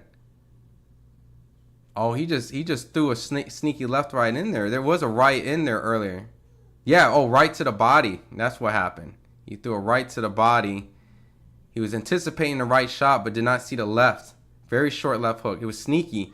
Davis was very distracted to the right hand that still snuck in on the body. So it was a level change. He went right to the body, left to the top. You know? Yeah. Got to be ready for them combination punches. It was a combination punch. And at the end of the day, yeah, A. Davis is good. But you can see he just got caught. Bob weave in action. Let's up and go. Damn short hook. In an era of fighters that throw one shots or anticipate one shots, combination fighters tend to throw multiple shots. And as you can see, right to the body and left, drop Davis. So as much as that Davis went in the second round, Boychuk dropped him in the second, which makes him ahead on my scorecards. 10-9, 10-8. I mean 10-9, 8-10, you know, Boychuk. UK commentator Glazing Davis to Sir showed up. What's up? So I mean, I was over here glazing too. I thought, you know, I thought Davis was doing well. I mean, everything he was doing was successful. Now here you are in that Eastern European storm now, you know, slick defensive boxer versus that irky jerky awkward rhythm. You know, now here we are. The fight is now, you know, in Boychuk's fashion, you know.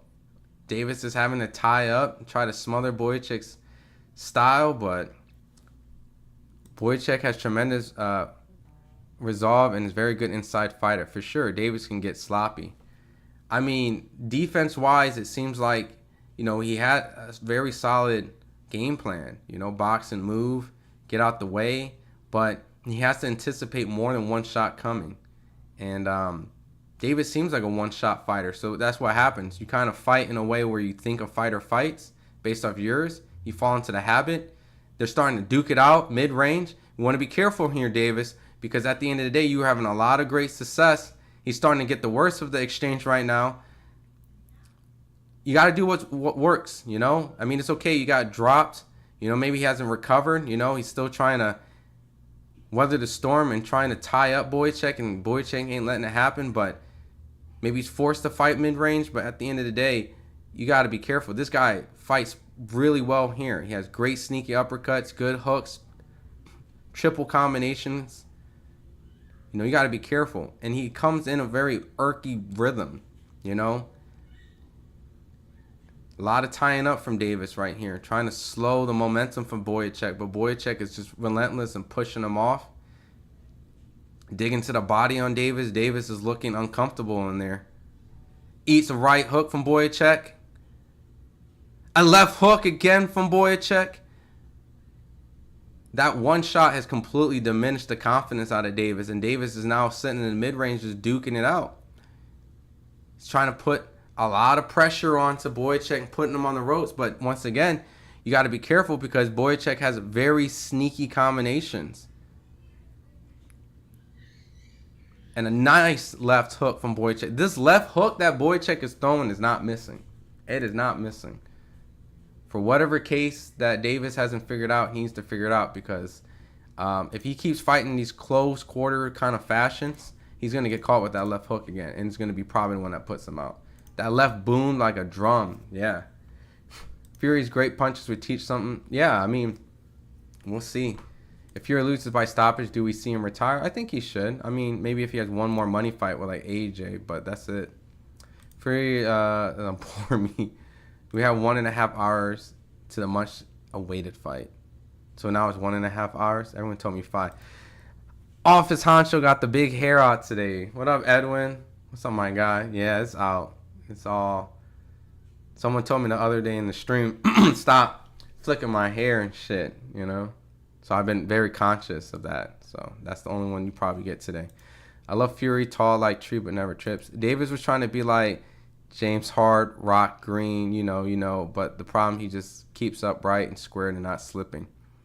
Yeah, his shoulders are squared, you know. I mean, he's very reactive, you know.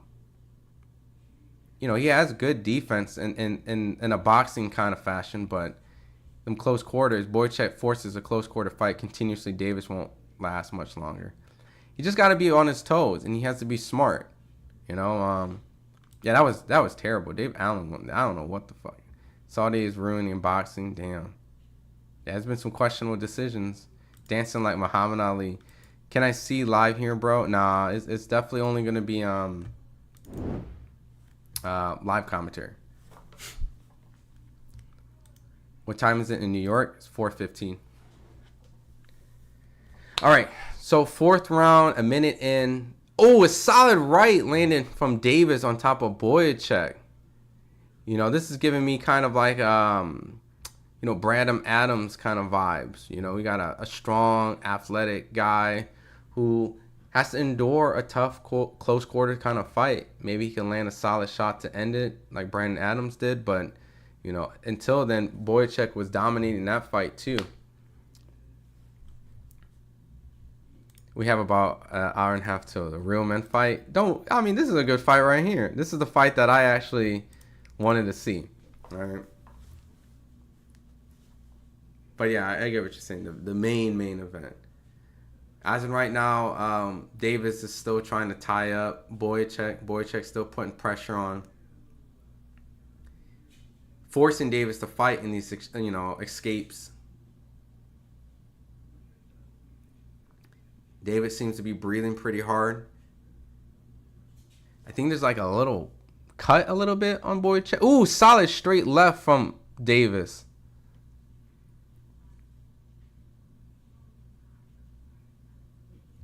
Davis is trying to bully Boyacek now. A lot of clinching and holding now from Davis.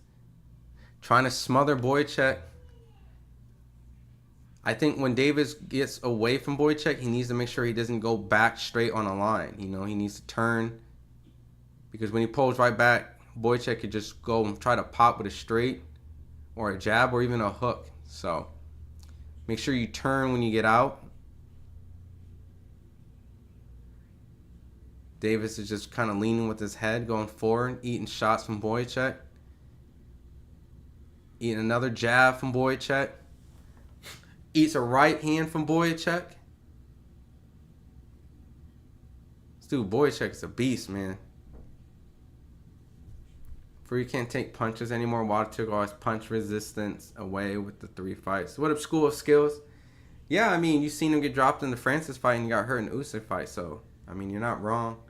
The Dillian White and Derek Chisora fights didn't really offer resistance. So, like, we couldn't really tell if his chin was shaky there because they couldn't land a punch. But the punches that Francis landed and the punches that Usyk landed visibly rocked Fury. So Fury got a suspect chin. It's actually crazy how he's never been flatline KO'd. I mean, the Wilder fight was the closest thing. So I think Mark Breland told me that when Wilder hit him and then he fell, he said actually him falling woke him up. He got hit, he was out, hit the floor, woke up. So, why Fury punched Usyk? The guy is massive. He is. Davis looks like he has nothing on his punches, though. Yeah, I mean, it doesn't visibly seem like they're having an effect when Boychuk does, right? Like, it seems like when Boychuk lands, Davis has to tie up. He's hurt, buzzed. When Davis lands a soft flush shot, Boychuk just kind of seems numb, you know? And remember, he was taking a lot of clean flush shots from Vergil Ortiz, very consistent power puncher of Vergil Ortiz, and was able to weather those storms. So, Davis is going to have to offer a lot more. But, Boychuk has been taken out by Brandon Adams before, so it only has to take a right punch. A lot of tying up in the 5th round from Davis. Boychuk is getting busy, going to the body, putting some work together. Right now, I just feel like the momentum's all Boychuk now. Davis is clinching up the best way he can. A body shot can stop Davis. I mean, he's working to the body a lot. Biggest mistake boxers make, they come straight in and out. You have to circle and create angles. I agree. And you see that with Davis, right? Davis is kind of bouncing straight back. I mean, he tries to turn a little bit when they're kind of in a clinch, but when he gets out, he kind of drags his foot and goes back. So Davis needs to work if he's going to be up close and not just take these type of shots. I know he's leaning on him, trying to get a rest and try to get a 1 or 2 shot in, but Boychuk is just in full control. A solid left, a solid right, a solid left from Boychuk. Davis needs to do what he did well in the 1st round. He ate another right hand. He ate a right hand. He eats a jab from Boychuk, a right from Boychuk. Davis is starting to take some serious punishment, a right to the body. Davis hasn't thrown a punch for a hot minute while Boychuk is getting busy with a solid jab and a straight right. Boychuk on his back foot, jabbing Davis's head off. Davis just swinging widely, single shots. Boychuk fires back with a left, right. Davis is taking some serious hits in this round. Davis is missing with... Boychuk's defense on the inside is underrated, Boychuk is firing back. Both kind of looking a little winded. Davis is forcing a fight, but not really successful, while Boychuk still lands a solid left, right on. But my God, Davis, man, you taking too many lefts. Oh, and a right from Boychuk. And a left from Boychuk. I don't know how many punches Davis is going to be able to take from this tough guy, man. He doesn't look out on his feet. Good jab from Davis. Oh, my God, a right hook from Boychuk. Davis goes to the left to the body. But Boychuk fires with a left again and a right. These hooks are just busting Davis up. This is too much. A right on Davis. Davis, man.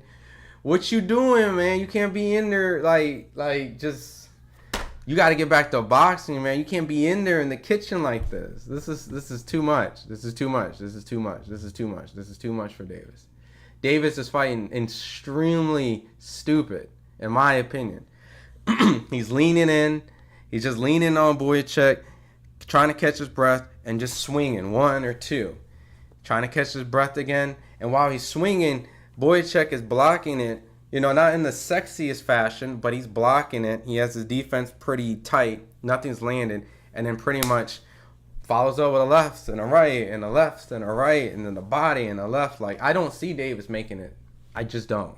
He's just eating too many flush, consistent combination punches. Usyk has never lost, so I think he can take a body shot. I mean, that Daniel Dubois fight was suspect, that decision, you know what I mean, of the ref. But he did get up and got to work on Daniel Dubois, so I'm not going to take away credit from Usyk. Usyk wins by 5-8 round KO. Did they have the super middleweight fight yet between 6-3? No, that's in January 25th, Eric Bell, in Vegas. So this little man is hardy somehow. He's tough, man, but he's taking punishment. The firefight continues. Davis won't last 3 more rounds. Yeah, I mean, Usyk doesn't like body shots. We're in the 6th round now of Davis and Boychuk. Davis trying to gas him out. He's not going to gas him out. You know, I mean, he does get winded because he's throwing a lot of punches, but I don't think he's gonna be able to force Boychuk to get tired. Thought I was watching Garcia versus Haney for a sec. This guy's getting knocked out. Tonight Fury's different. Yeah, I got Fury, but we'll see. Boychuk's putting some pressure on Davis. Davis now still standing right there a little bit. Eats a right. His legs don't look as fluid as it was the first round, so maybe he's forced now to fight. I mean, he took a lot of punishment, so I'll be surprised if Davis was able to get away from him at this point now. Solid body shot. Oh. Yo, Boychuk, he's a problem, man. You know, he's a guy that, like, you can outbox if you have that type of boxing ability. But if you don't, and you get forced into this type of fight, you got to be able to be consistent. And if not, it's going to be a tough night. And you can see it with Davis. Davis is just, he's wearing it on his face. You can see his facial expression. He's breathing hard. I think he has some cuts on his face. He eats a solid right and another right. Oh, man, that was a vicious right. Davis needs to hold. He's just kind of walking towards him. He's just holding, tie him up. Yep. Man, this is looking rough right here. Davis is tying up again, trying to survive. Throwing little exchanges, you know, have a little life. He has a little life in him, but none of this is effective. You know, Boychuk is just taking his time, walking him down. Oh, a sneaky right uppercut lands. Boychuk landed right on Davis. Sends Davis back on the ropes. Davis isn't throwing any punches, just high guard. Eats a 1-2. Davis back on the ropes, just all defense. Lunges up to clinch. Still no punches. Survives the round. Who's winning? We're on the Boychuk Davis fight right now. So we're on this fight right here. So we got Moses and then we got the main event. And as of right now, Boychuk is just putting on a dominant performance. After the first round, you know, it seemed like Davis was doing a really good job of, you know, moving, getting out the way, jabbing. He was doing all these great attributes until we got caught, changed the whole entire momentum of the fight. And yeah, it looks like they stopped it. Yeah, good stuff. You know, it was good that they stopped it because, you know, you can see that he was fighting off of pure endurance, of will. You know, new nutrition, all the hard work he did. Like, you can tell he didn't slack off for the fight. He was well conditioned, in shape. You know, so it was nothing like, you know, of that. You know, he could have probably won out another round. That's what actually kept him in, to be honest, because he was in great shape. But, you know, to be honest, the type of punishment he was taking was just, it was not competitive, you know? You felt this kind of, I don't know, fear for him that, you know, the longer the fight went, he was going to eat one of these shots to just lay him out. You know, he was just taking too much flush shots. His legs was gone. His legs was gone. You know, he was taking a lot of combination punches. He wasn't winning an inside. He was constantly forcing the clinch and lunge and clinch because, you know, he couldn't actually get to him with his legs. I mean, it was just pure domination. Boychuk had better watch out. He might get that Munguia treatment, rope or dope him. Nah. I mean, maybe what an elite fighter like Crawford can capitalize. Like, when you watch this type of fight, you see where, like, a Crawford would be extremely successful. And wouldn't force himself into a firefight and actually, like, be extremely precise in his offensive counter shots and wouldn't just kind of wing them carelessly. So, but Boychuk's a beast, you know what I mean? We saw it with the Virgil Ortiz fight, so I'm no surprise on the performance he did tonight. You know, obviously, you know, work on his defense a little bit more, but because he's such an offensive fighter, you know, and he comes forward, you're going to get hit when you fight a style like that. But when he does, he still had really tight defense. And when he threw, he didn't throw in single shots. He threw in constant combinations that were tight, short, compact, And yeah, impressive performance. And I think a Madrimov fight would have been great. Unfortunately, it wasn't tonight. I think Madrimov would have probably gave Boychuk a lot more problems, seeing that movement, jerky, and offensive counterpunching. So, ABC, we got one more fight and then the main event. One more fight, then the main event. Khan says, yeah, I had a feeling I knew Davis wouldn't handle Boychuk's pressure, and he was getting put into a meat grinder, so right move for his corner. All he had left was trying to outmuscle Boychuk, but it failed. Yeah, and even then, you saw him trying to rest when he was leaning on him to kind of explode and throw like a single shot or maybe two, but then right after that, he was back, exhausted, no legs, tired, leaning, trying to resort to holding, and, at a certain point, why take this type of consistent punishment, shots from Boychuk, So, you think the fight's going to end in a draw, Donna, the main event? Yeah, good on his corner, though. Like, he was taking a lot of punishment, so great corner for that. There's nothing he should be ashamed of. Do you think the big statue of Davis is gassing him out early? His hands look heavy. I think you say, do you think the big strategy of Davis is gassing him out early? I guess I don't know what you mean. The statue? I think my brain, I'm going to have to go and look up some synonyms for this word. Bear with me. I don't know. It was his achievement, was his goal? Was his goal to gas him out early? Is that what you're trying to say? I don't know. I don't think you can gas out Boychuk. Boychuk trains in that type of fashion. You know what I mean? I saw Boychuk in Virgil fight in person, and that dude was just relentless. Even when he was hurt. Even when he was hurt throughout the Virgil fight. Even when it got to the 12th round, he was still there fighting. Like, I just don't think you can tire Boychuk out. I think you have to hurt Boychuk, and you have to hurt him consistently. Like, a lot. Virgil hurt him a lot, but it was in between. Like, it would hurt him, and it would stop, and you would hurt him. Like, you have to be right on the button, and you have to be precise. And I did this interview with Steven Bredman. The Crawford-Canelo part hasn't came out yet, but Kyron Davis sparred Terrence Crawford, right? And the way that he described Terrence was what made him so great in the sparring session was that he was able to thread the needle, right? And I'm sure if you guys have tried to thread a needle before, your attempt might not be right on the first time. You might have to do it a couple of times because it's such a small hole and you're just trying to thread it in. It's Crawford's ability to thread that needle very precise, very accurate, and very consistent, where punches you don't think they're going to be able to get through and land, he does.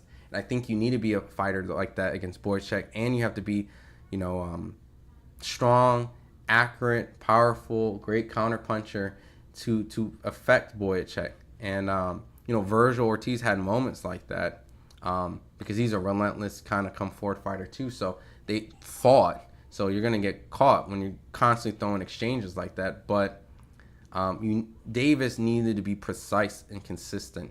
And you saw that movement early on. He looked good in the first round, but you have to keep that up for 12 rounds. So, but good effort though. Best that he can do against a strong 154 pounder. Yeah, one more hour, right? This is another potential Ennis opponent if he decides to stop fighting the bums. Eddie's getting him at 147. I don't know what Ennis is doing, right? I don't know, right? Maybe hindsight, he does get a fight with a unification fight. And, ultimately we're sitting here like, all right, he is getting the goal that he wants to be undisputed. But at a certain point, right, and I'm not here to, discredit what people's accomplishments and their goals, right? Like, I'm not saying, like, belts don't matter and stuff like that when it comes to a fighter, right? But when it comes to, like, how would I say? When it comes to, like, fights that end up helping your profile to get bigger fights later on, a Virgil Ortiz, a Teofimo Lopez, yes, I think that he should be the favorite against Teofimo Lopez. But those are marquee names that, for whatever reason that you struggle to get certain fights, if you get certain fights that have notable names, they help you with your goal of becoming unified or getting better fights or better opponents that help your resume, right? And I think kind of being short-sighted and just looking only at the belts, you could be an undisputed champion that nobody knows of, or essentially, right? Because it really comes down to the who's of your resume. And sometimes undisputed or being unified is just kind of a gift of being part of a certain promotion company that has the belts aligned, and sometimes they aren't aligned. So while he's kind of twiddling his thumbs hoping that Eddie's able to accomplish this, he's turning down opponents like Virgil Ortiz and Teofimo Lopez. It's kind of like, I don't think he understands the shortcomings of that. And I think that, this need of wanting to be unified in a division that really most people don't really feel is all that after, Spencer and Crawford has fought undisputed and, belts been dropped, that division has to get completely reworked again. So, I guess it also doesn't help that many people have already crowned you as the best welterweight in that division as well. So you're not really gaining much from beating other people in that division. I think you gain a lot more for the Virgil Ortiz fight. I think that's why the criticism is so much harsher, because as much as people can say that Virgil Ortiz never won a title and never did X, Y, and Z, and no shade to you, right? And maybe that's your whole point, because you didn't really officially win your belt off of a champion. You want to go off and fight a champion, and so that you can actually know the feeling of beating a champion. But I think the upside of beating Virgil outweighs you actually becoming a champion by beating one, right? I mean, in this case, you'd be unified because you technically are a champion. But I think beating Virgil champions you. You already on paper have a championship title, right? So regardless of how you got it, at the end of the day, they cannot say you are not a champion or weren't champion. You are, right? But beating Virgil, I think, adds credibility to the statue of like your skill set. The eye test, what everyone believes that you're this guy. Virgil is the perfect opponent. It's like Devin and Ryan Garcia. You got a young guy who's physically the same size and shape, and is tenacious and has knockout power and is tough and relentless. I think it's a great fight, and I think people will give you your flowers for that type of fight. And because it didn't happen, okay, the Teofimo Lopez fight, I know a lot of people also feel that Teo could beat Boots. I don't, because of the size difference, and obviously I think Boots is just capable of just beating him. It's a marquee name now, right? So now you go from a credible opponent with a name, what fight fans think is a 50-50 fight, regardless of who you think wins, to now a guy where many people think that you should win, but it's a marquee name, so they understand if you take it, because at the end of the day, the upside is that if you sleep Teofimo Lopez, that's for casual fans and notoriety. You don't take that fight, well, what the hell is going on? So, but Fury is prepared. I thought that was the co-main, tunnel vision. I'm gonna break your heart, man. We got one more. But the way that they be talking about this Moses guy, him being like a dope puncher and stuff like that, beastie heavyweight. If he gets the job done early, then yes, we'll be moving fast. But Boychuk was supposed to be Madrimov. Boychuk and Madrimov was supposed to be the co-main. But because Madrimov got sick and they brought Davis in, they slotted that down and brought Moses up. So this would be a battle today, gladiator fight with Fury. For sure, Fury's coming to fight. I don't think he's coming to box. I think he's actually coming to fight. And we'll be able to see if Usyk can handle that type of fight early on. And if he gets through the first 6-7 rounds, I think Usyk wins the fight. But, Fury's coming to smash. He put on the extra weight.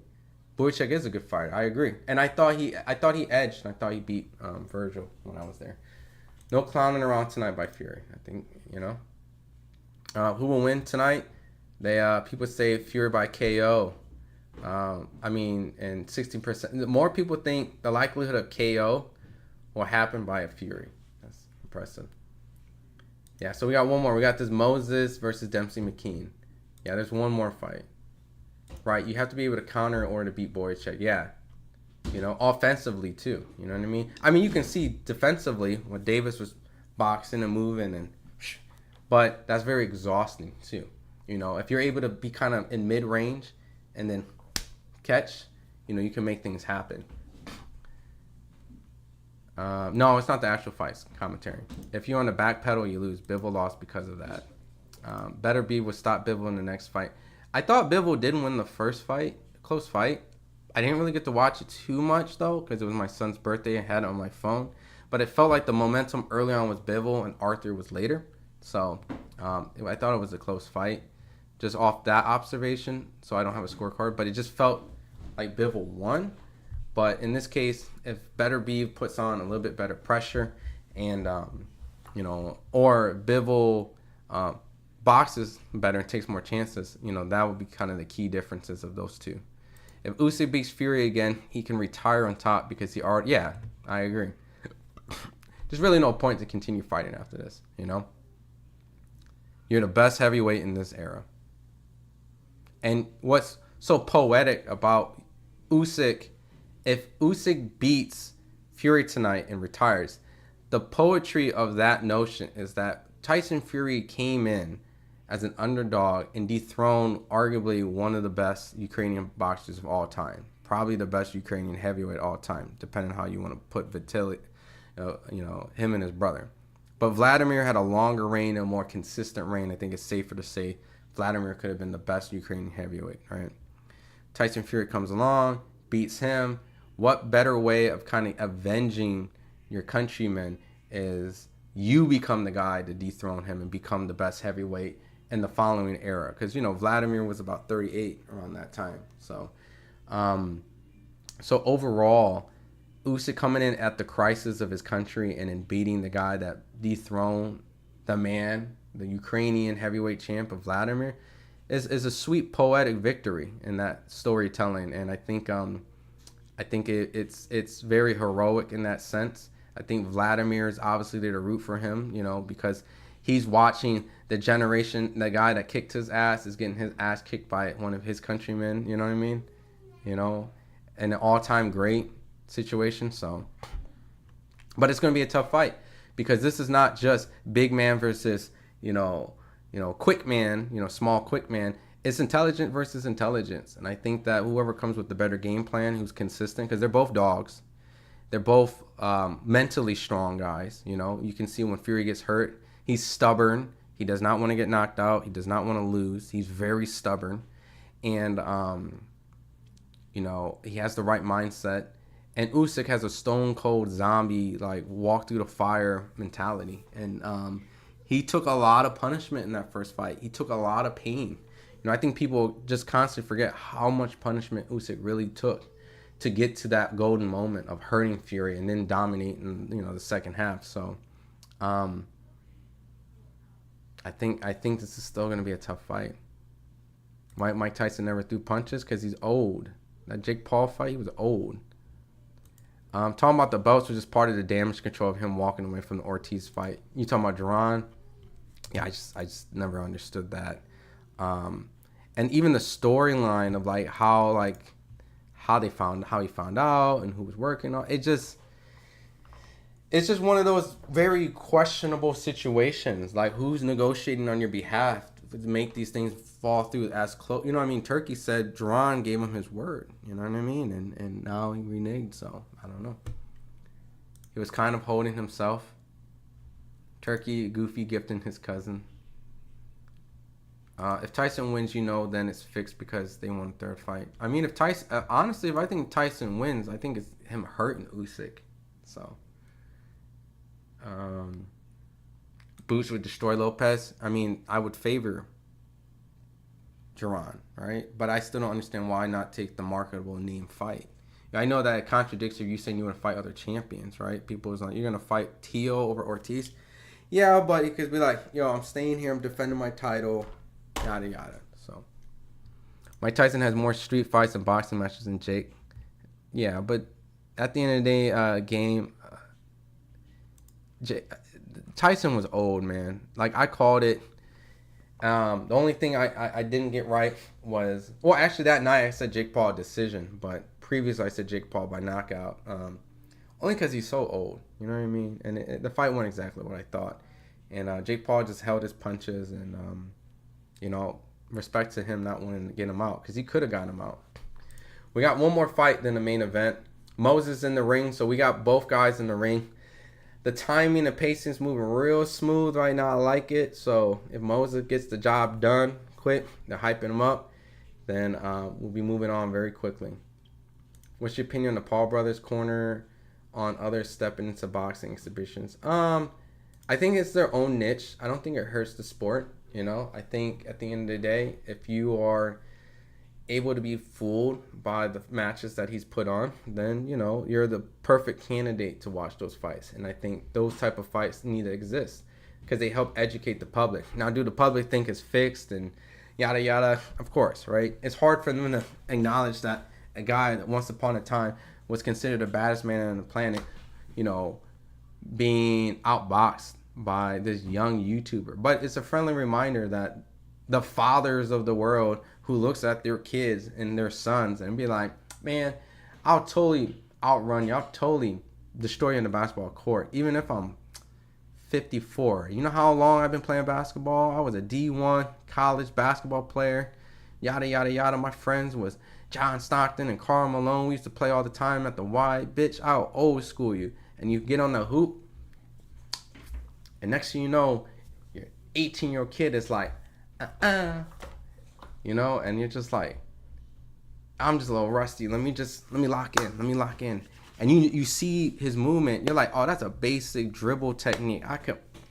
And he's like, and he cuts right past you again. And you're just like, damn, my mind's telling me that, but my body. So it's kind of like the world being the father looking at their kid, saying, I will school you. And then until you actually go have that track meet race and he dusts you, it's when you come to that actual clarity that, like, yeah, I'm old, bro. I'm old. And I think that's just all that was. It was just an old man fighting Jake Paul. Like, it's just... what time? Eastern time? Well, we got one more fight. So we got this fight that's literally about to happen, and then that's it. So, I don't know, maybe whenever this fight ends. So, Boych, all in for Fury. You got Fury T. Khan says Boychuk for me is just like Jorge Linares, where their offense is so good, and their defense is just overall master offense pressure. Yeah, that's what happened to the Brandon Adams fight. Brandon was getting completely outclassed until he caught him. So a case of just Jorge Linares outclassing people until he gets caught himself. So Fury is definitely intelligent. With time kicking off, we got one more fight. So. No, we're not showing the fight, just a commentary watch along, so. Talking my game, B-ball, you know what I'm saying? That's the best analogy I can think of right now. Yeah, Boychuk did win. Corner stoppage, Eric. He was dominating. He dropped Davis in the second round, and he completely dominated him from that point. Why people don't talk about Fury natural intelligence? He's a smart guy, I think his intelligence... it's more than just in the ring. It comes with coming into the game plan, making the adjustments, And I think that extra weight wasn't by accident. I think his intelligence of saying, hey, putting on that extra weight is necessary in a type of fight like this. How do you feel about Conor versus Logan India? I think it's a great entertaining event. I think it's in its niche, it's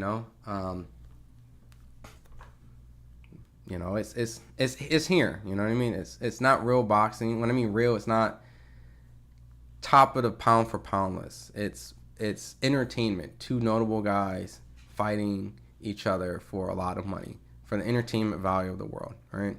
And you're just curious, just like you're curious about any fight, who's gonna win, regardless of if it's the two best in the world or just two guys that just don't like each other. It's just a curiosity. It's why we watch these. Oh, hell no. They just revealed the fourth judge from the main event. It's an AI bot from Ring Magazine. We are in toast. So everyone, just so you know, it's not an actual judge that will affect the outcome. It's just an experiment. So we aren't using AI. So luckily we're good. We're good. All right. So they're announcing Moses right now. So giving you guys an update now. Announcing Moses. We're on the co-main event right now. We'll be getting ready for the main event. So that's what we got. Merx Cater. So showing the lineup one more time.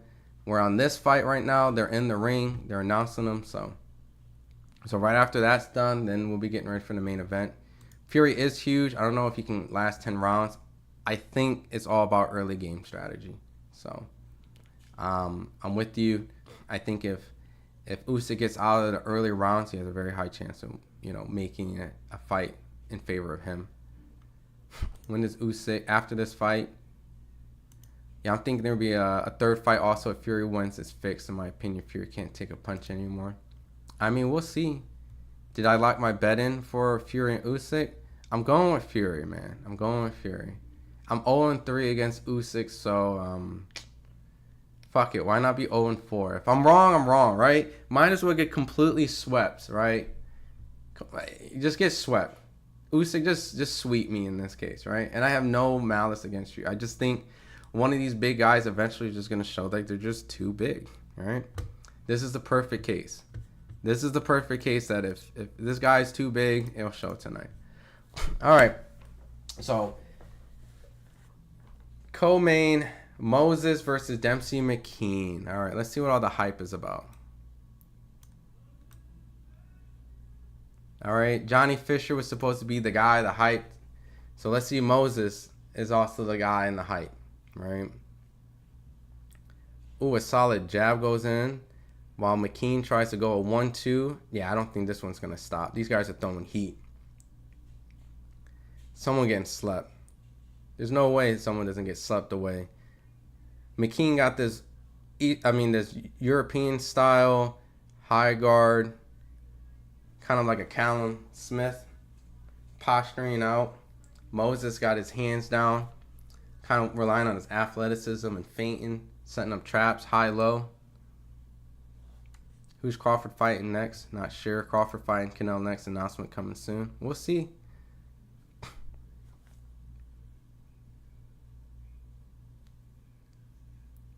Couple jabs from Moses. Good defense from Moses.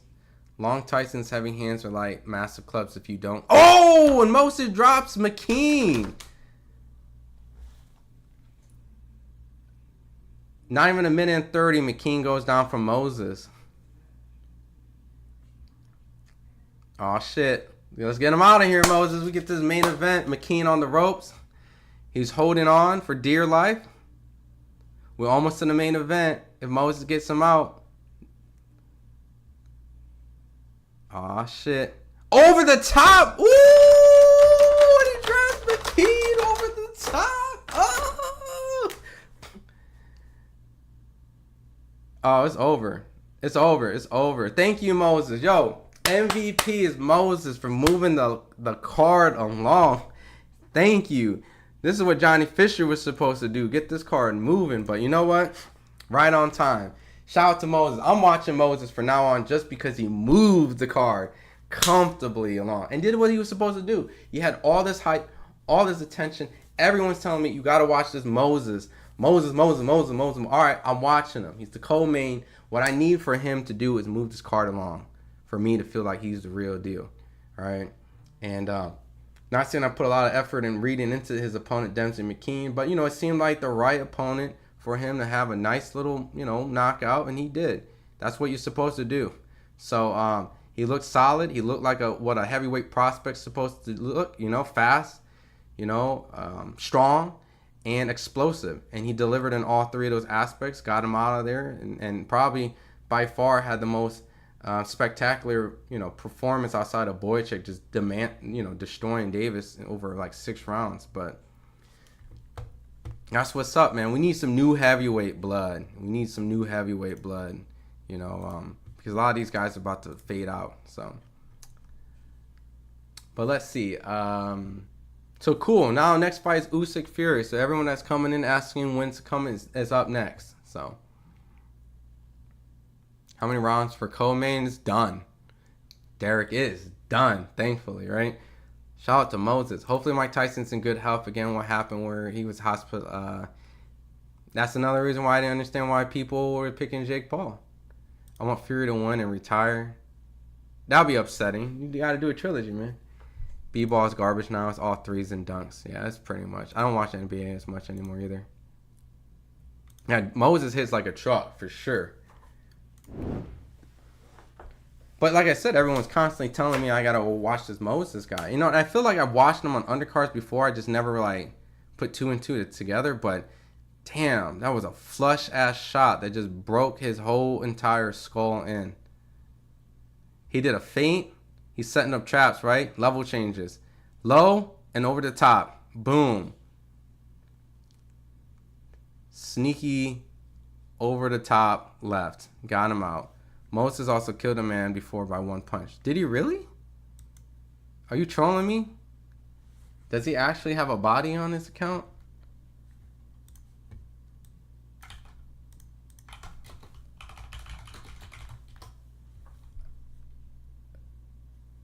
I don't see that shit anywhere on Google. Setting me up. What's happening? Just joined in. So we just got done with the co-main, right? Moses came in here and just slept Dempsey McKean in one round. So co-main's done. And now we're getting ready for the main event. So just right in time. When is the walkout? I mean, there was online estimates around saying like, which technically would be 6 minutes from now. I don't believe that would be the case. I'm assuming the walkout has to be probably within 30 minutes. So I'm assuming. So don't knock me, knock me out, Game Zone. That was fast, clean sweep for Moses. Absolutely. Turkey give him an offer he couldn't refuse.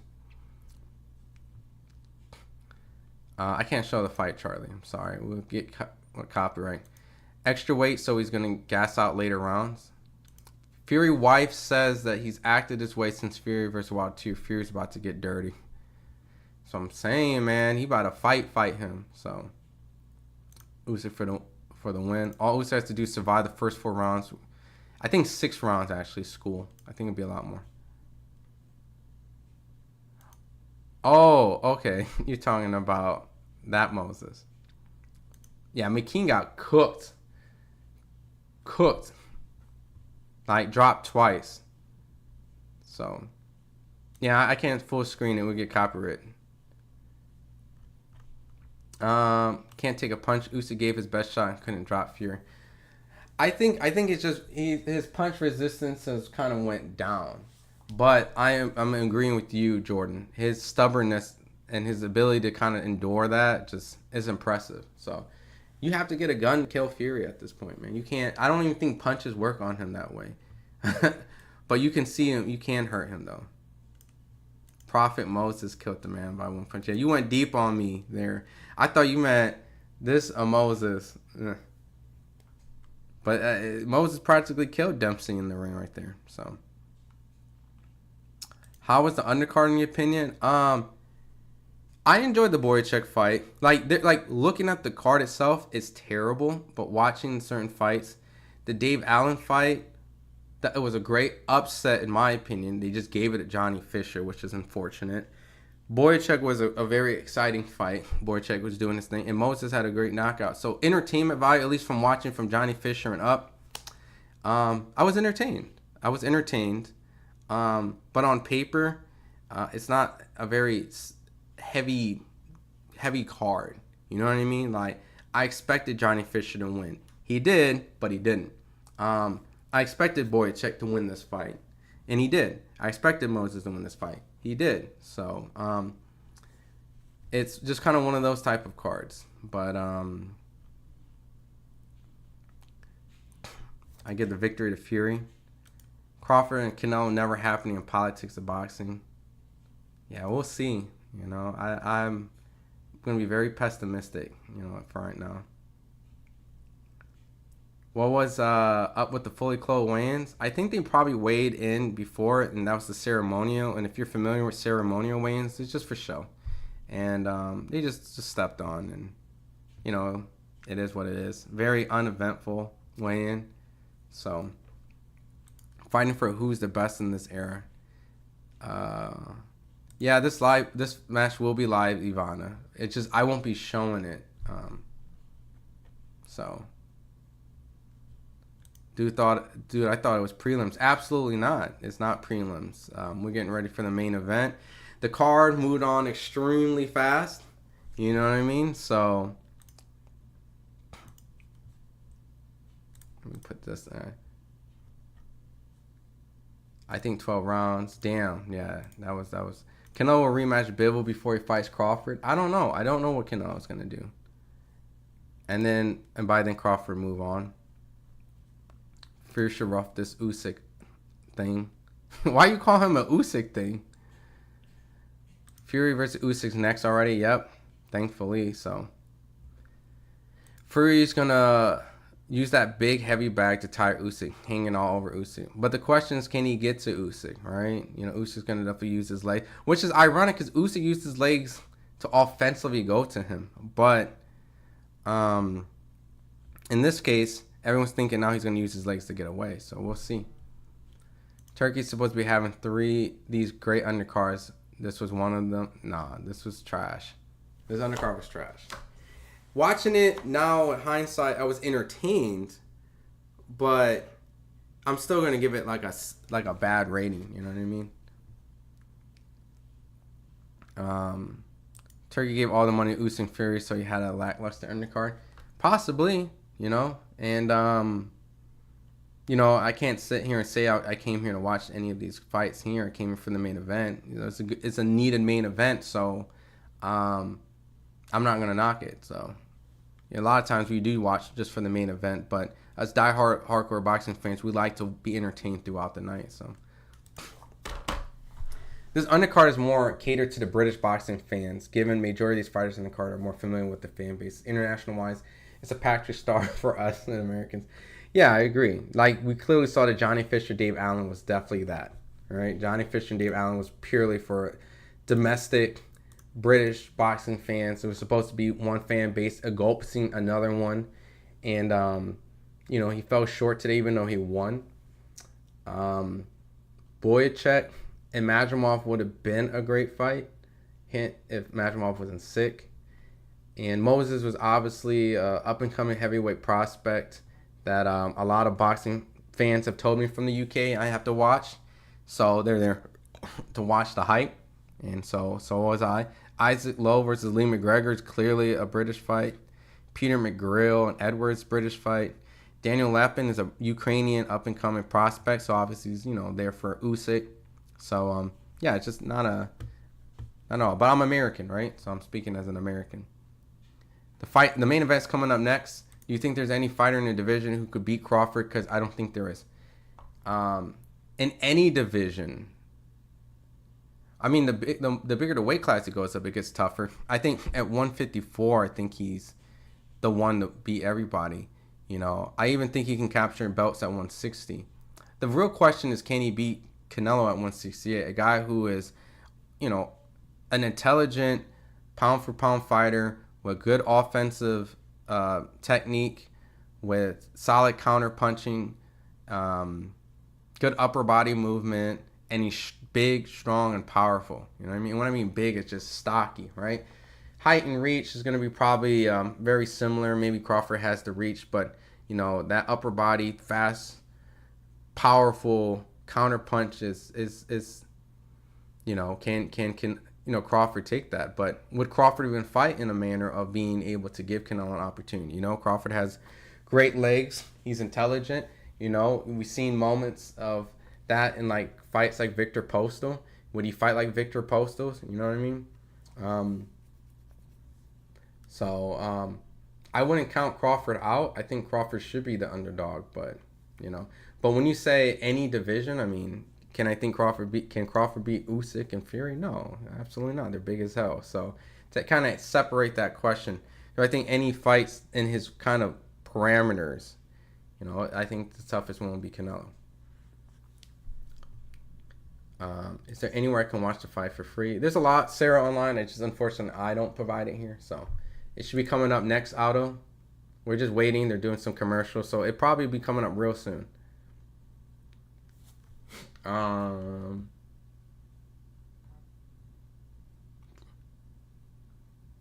back y'all had rehearsals for music. Y'all seen that KO? You talking about the Moses one? Yeah, that was brutal. Let's go main event. Fans are ready to sing "Sweet Caroline." Da da da. Nobody beats Crawford at 154, but there's like 3 or 4 good fights for him there for sure. And it's only going to get tougher, the older he gets in the higher weight classes. You know what I mean? And more fights he takes. So I don't think any of those fights are easy for him, but I think I think he's noted as one of the best fighters on planet Earth for a reason. So. Hey, anyone know roughly when a ring walks? No, they're showing commercials, but they'll eventually be probably coming up. Crawford should move from Canelo like Benavidez did and go for undisputed 154. I think either 154 or just retire. If he doesn't get the Canelo fight, then you're already a 4-division world champion. To get undisputed 154 is going to take a couple more years too. If he's able to accomplish it by this year, it would be a great feat. He would have to fight Bachram then, and then Fedor, Spence winner if that fight happens. So, has Anthony Joshua retired? No, he says he's not going to retire, but we've kind of seen the best of him. At least maybe him in a Wilder fight would be really good, right? I think those two guys coming off of Halatia's losses, knockout losses, the Zilli Zhang and Danny Dubois, I think this is the perfect time. I think Wilder and AJ are at the crossroads of their career, and those two will make a huge fight, both world champion, both coming off of losses to good guys, and there's nothing wrong with that. And so now it's just time to end the show, right? And they can do a trilogy themselves afterwards, so. I like to see Crawford versus Janabek. That's also a tough fight too. It's a very tough fight too. I know Bomac and his team recognizes Janabek because they've had a fighter, Rob Brandt, face Janabek, so they're familiar of training against him. And he's extremely athletic. He's very intelligent, very smart, very strong, very powerful. And he comes from that Eastern European school as well. He's a Kazakhstan fighter, so he's gifted with power. And I think that would be a very tough fight for Terrence, So it just lets you know, like, moving up multiple weight classes is not easy. He's already a 4-division, and Madrimov was a tricky fighter. So adding more pounds from 154 to 160, now you're asking him to go from 147 to 154 to 160. I mean, it's a lot, And then 168, so... Yeah, but Triple G beat Canelo. I did think Triple G did beat Canelo in the first fight, but, he had an opportunity in the second fight. So I think Crawford could beat him. We'll see. Triple G is, obviously a natural middleweight, probably a super middleweight too. And he has a freakish God-gifted power punch. You know what I mean? Like, so... And he's also a very calculated, intelligent boxer, too. So you saw in the second fight that he boxed, after he was the pressure fighter the first time. So he has a great jab. So a powerful jab. And Terrence can have a stiff jab, but, Gennady has freakish power. Alvarez walks around lean at 190, and he's extremely good timing and cartoonish speed. Crawford at 160 would get floored by Canelo. I think Crawford would be... do well, but he'll get dropped at least twice. It's a fight that I would have to favor Canelo, and it's not the fact that I don't know what it's not a fact that I wouldn't like to see Terrence win. It's just a fact that I think that if you watch boxing long enough, the challenge that Terrence is asking, to achieve is something that many boxers haven't done. So. I don't think Bud would be offended when people say that he would be the underdog in that fight, just because at the end of the day, he would have to be. So, now, if he beats Canelo, then that's when he's going to be like, I told you so, and it's his bragging rights. Danny Dubois praying Usyk gets a win. Yeah, that's if Usyk decides to stick around, Dubois will beat Usyk if they fight again. I mean... Listen, if Usyk beats Fury and then goes fights Dubois in a rematch and beats him, I'm saying Usyk has to be like top, like one of the top 10. Well, in this era right now, he would have to be pound for pound, like to be doing crazy shit like that. But heavyweights, I think I'll probably in my era watching heavyweights, he would have to be without a doubt one of the best heavyweights that I got to witness with my own eyes. Not even questioning, like top 5, maybe top 4. You know, Lennox Lewis, Klitschko. You know, I didn't really get to watch Holyfield and Mike Tyson with the same type of intent that I did now. You know, I was born in 1990, so. Muhammad Ali said, "Why did I pick Ernie Shavers?"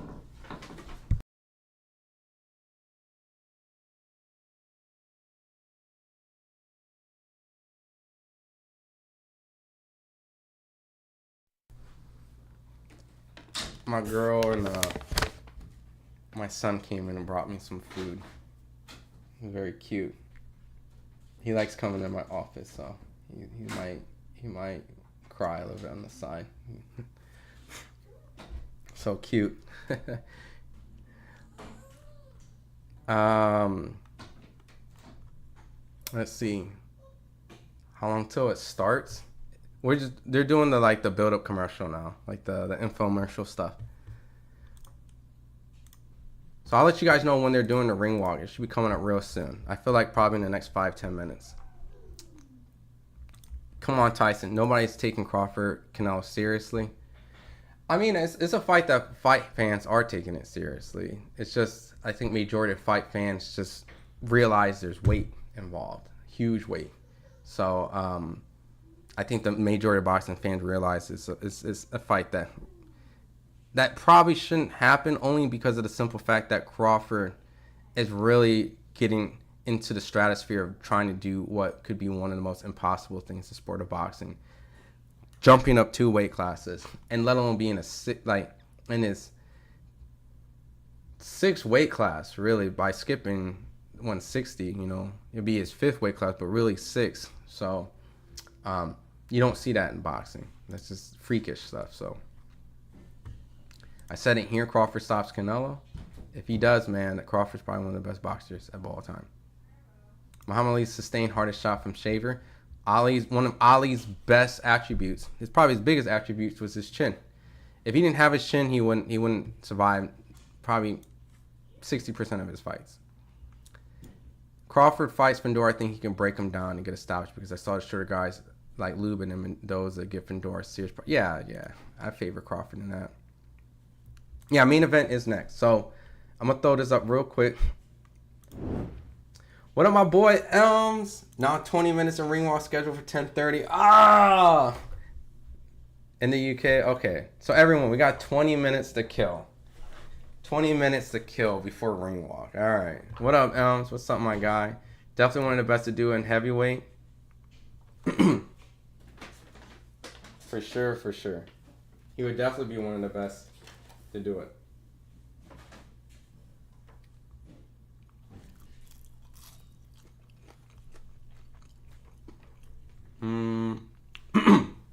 Sorry for eating on stream. My girl just got me some food, so.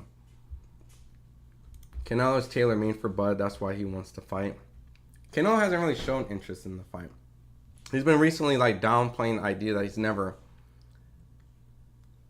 turning a fight down, but he's kind of understood that he wouldn't get credit, right? But maybe that money's talking. Crawford vs. Canelo will happen when both fighters are about to retire. Well, Crawford's closer to retire than Canelo. Janibek has everything. Janibek's a beast, man. I can't show the fight, Ricky, because we'll get a copyright. Everything's good, man. Appreciate you coming and showing some love. As you can see, we got the stream going up, and we're rocking out. So,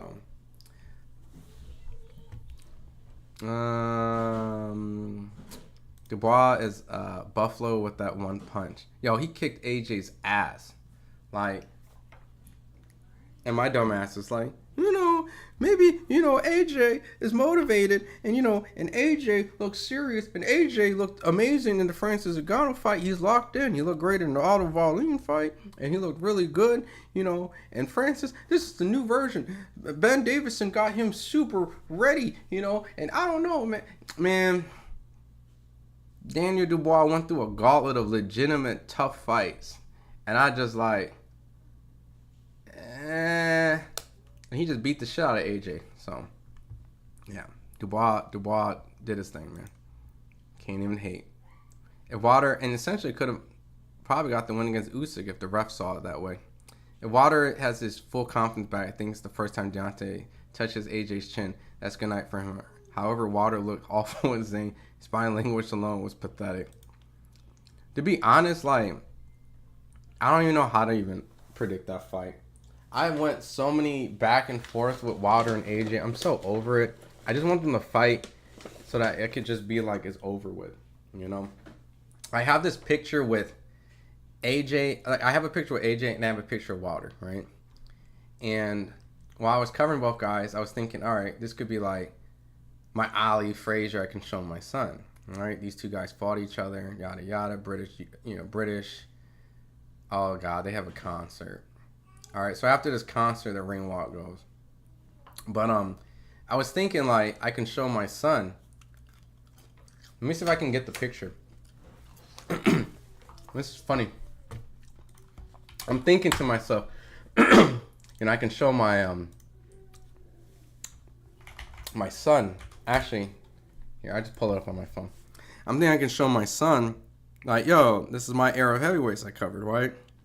And they're gonna fight each other, and I got a picture with both of them, right? Knowing I've been around Fury a billion times. All right, let me see. Look at this. Oh, hold on, it's too small. So I went down in camp for Deontay Wilder when he was fighting for Dominic Breazeale. And then this is AJ right before the Andy Ruiz. It was a DAZN invite matchroom thing they sent me. This is so useless. You know why? Because the real fight is happening now in Saudi Arabia with Usyk and Fury. It doesn't involve these two guys. Yeah, I'm short too compared to these fucking big ass dudes. But the fight that never happened, right? The fight that was supposed to be for Undisputed never happened. Trash. Alright. Let me catch up with some of the chat. If Bud can survive 12 rounds with Canelo, I'll give him credit. But 160 is too heavy, yeah. I mean, if Crawford has success against Canelo and even makes it close, you got to give him credit, right? Fury gets the upset tonight. I think Fury does. Wilder fingers had wires all over it. Wilder is done. His punch resistance gone. He can't take a punch. Fractured. I was told in 14 minutes they do their ring walks. Right now they're doing Rocky Balboa songs. Yeah, they're just playing Rocky. Have they? No, they haven't walked out yet. Can you please? Fury is no joke. We need the link. Yeah, I'm sorry. I can't play the fight for y'all. I will get a copyright. Double Olympian champion, cruiserweight and heavyweight undisputed. Yeah, cruiserweight and heavyweight undisputed. I mean, if he went and beat Daniel Dubois, he would be a 2-time heavyweight undisputed as well. All right, so and undefeated. You gotta slide in that word undefeated because it means so much now too. Fury's like a WWE character, fat, laughable, and sloppy slouch. Man, if Usyk fought and beat Dubois again, he could be in the talks for the best fight of this era. Canelo, Crawford, and Usyk. He's already there. He's already there, to be honest, right?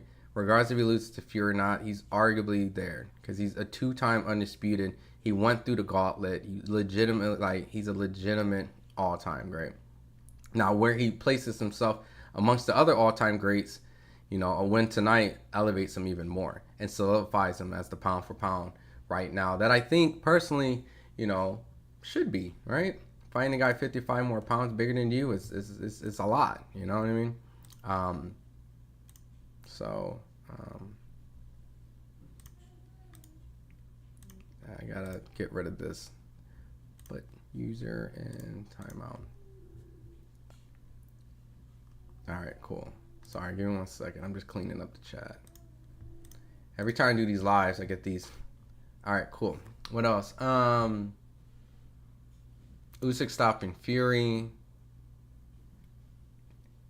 Can you say happy birthday, William? Sure. Happy birthday, William Loveridge.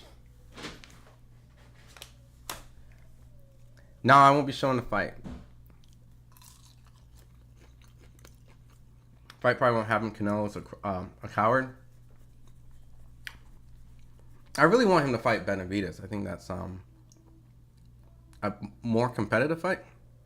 And I think it's a winnable fight for Canelo too, as many people don't feel like he has a chance. But, you know, if Crawford's saying he wants to go up, you should want to go up too, right? That should be your natural answer.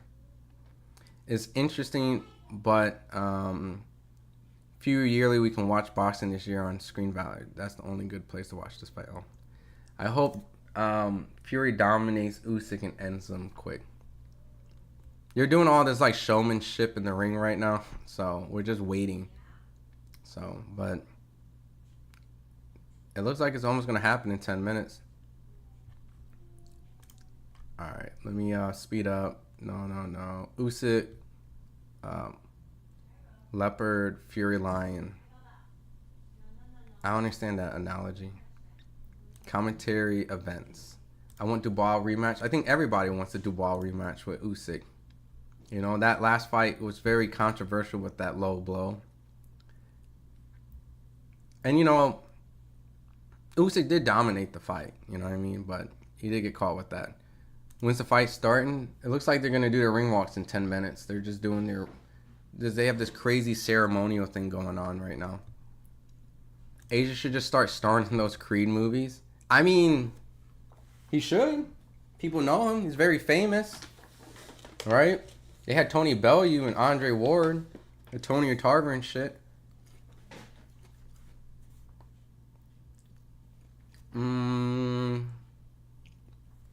Javante versus Roach. Who do you got? I got Javante. My late stoppage. Live Eye of the Tiger. Fire.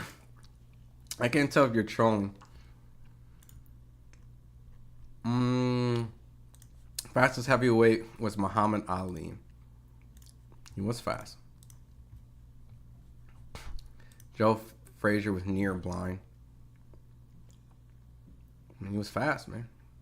Listen here, you shouldn't have met them legends, okay? So be quiet, little Tekka looka ah. You talking to me? Talking to me? You said, listen here. It was my fault, right? I'm the reason why the undisputed fight never happened. It wasn't between Shelly Finkel and Eddie Hearn, right? It wasn't those two guys that couldn't get that shit together. And you know what? Good. They didn't really want to fight each other, then it showed. Where are you from, you freely dude? What does that even mean, freely? Is that slang from somewhere? Are you trying to threaten me over the internet? Roam freely? The hell does that even mean? That's not no American slang. Willingly? To give or do something without being forced or ordered? Freely? Freely is an adverb that means multiple. I don't know. You're going to have to put that in a translator for me. I'm from the U.S. AJ versus Wilder's still a good fight. It's the perfect fight for them right now. How do you rate Mayweather? Wesley says reflection of the glasses. How do you rate Mayweather?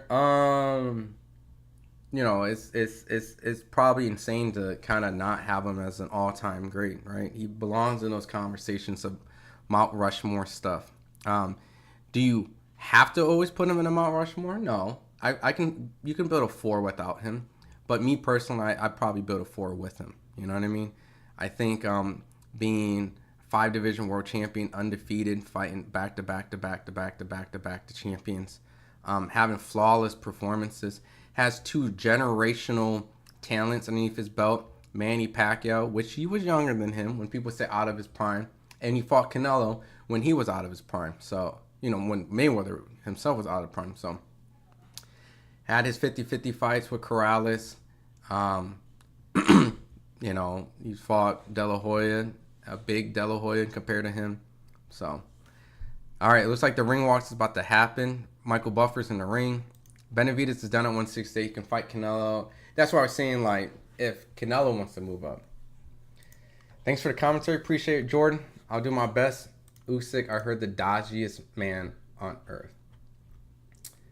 All the greatest UK fights of all time are happening in Saudi Arabia. It's very disappointing because, you guys have been there building these type of fights up for so long that you guys should have been the ones that got treated to this. I get that we get spoiled with Vegas and stuff, but this should have been, your guys' you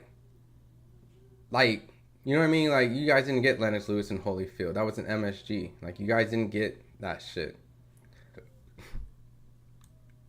Tyson Fury's coming to Mariah Carey.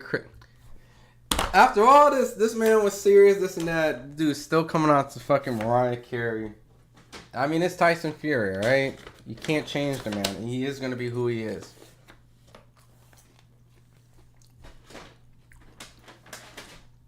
Tyson Fury is coming into Mariah Carey. This is his actual ring walk. Not just an intro to the ring walk. It's his actual ring walk.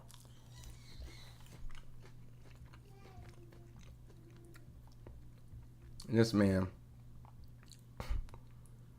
Damn, Ken the Kid, the hater. I mean, it's easy to say stuff on the internet, but I ain't worried about it. I don't even know what freely means, man. Clearly, someone's a little mad at me. This can't be his actual ring walk. Okay, it is his intro ring walk. Okay, now he's coming out to B.I.G. Conor McGregor style. I'm so tired of hearing this hypnotized Biggie song for a ring walk.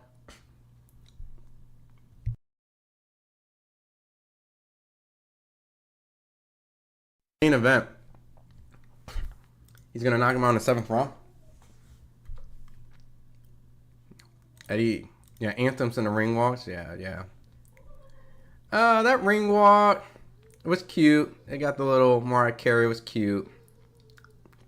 But the follow-up song was butt.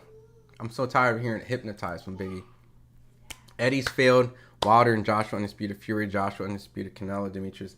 Con Brook and Prime. Farmer. Well, to be fair, Con and Brook made a fuck ton of money. Apparently, I heard they made a lot of money in their washed-up fight. So, Farmer, Tank Davis told Farmer to turn down $2 million. Santa Claus outfit. 90s babies run. No, the fight hasn't happened yet. Tyson Fury just walked in the ring.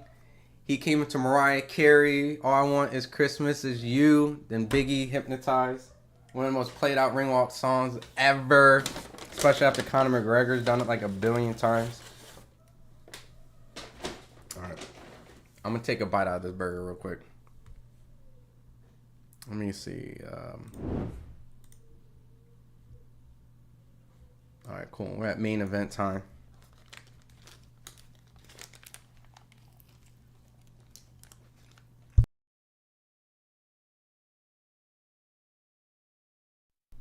Fury legitimately looks like Santa Claus. This man is literally a walking Santa Claus. Usyk is about to fight fucking the evil version of Saint Nicholas. I'm trying to think if there's a fighting game of like Santa Claus.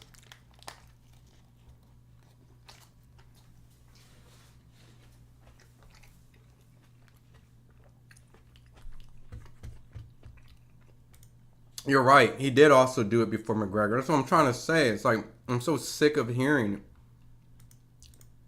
I'm so sick of hearing Hypnotize.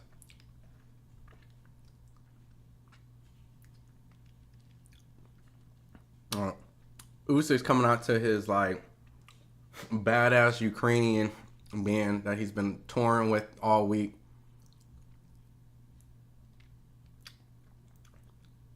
This shit sound like Dragon Ball, like Japanese Dragon Ball Z music, like an anthem. This shit's sweet to me. Like, like, yeah, I got cheese stuck in my teeth. Like, this shit is heroic, stoic as fuck to me. Like, I don't know what even they're singing or what they're saying, but it's just badass. Like, this is like pure Dragon Ball, like energy. Like Goku's coming in the ring.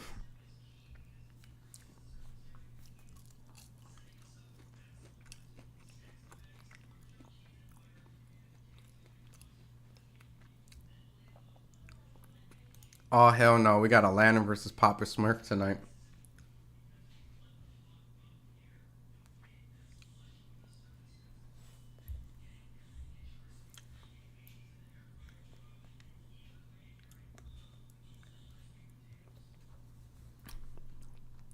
Yeah, they're in the ring. Oh boy. Yeah, my feed is gonna be delayed. My feed goes out delayed, you know.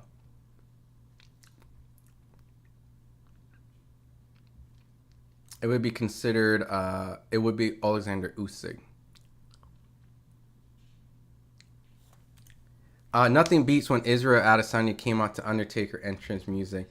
The Undertaker entrance was cool. He had the little urn, right? The little, but I don't know. Like I guess it was cool. I ain't gonna hate on it. I ain't gonna hate on it. I liked his dancing one more when he beat Rob Whittaker. Usyk music sounds like the ending of a kung fu movie. I like it though. I think it's sick. All right, so they're doing national anthems right now. They're doing Saudi Arabia's first.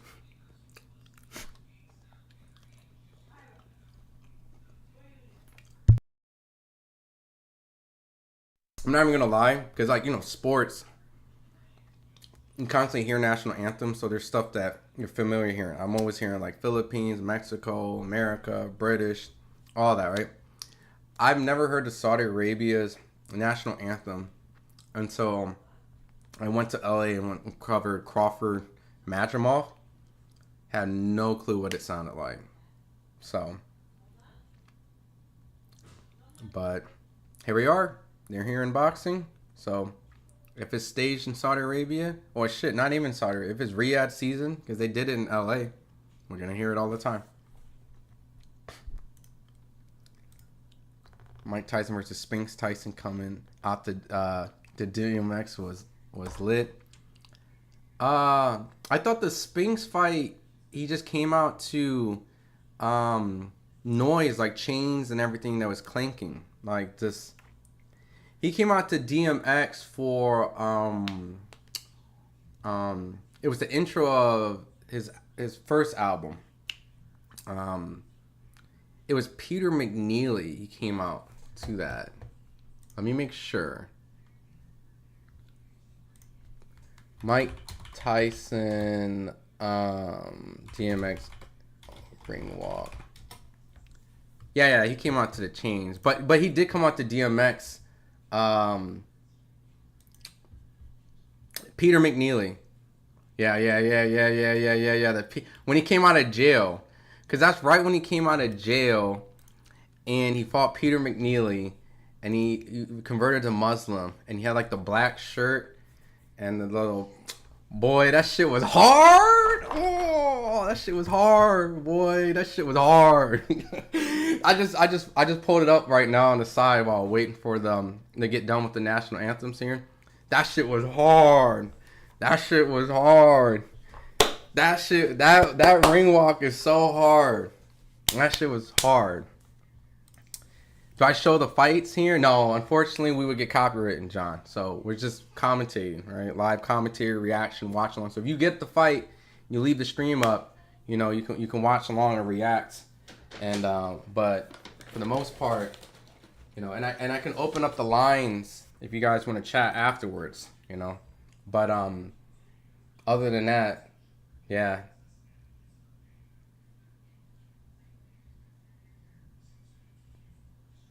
They're doing a Ukrainian national anthem right now.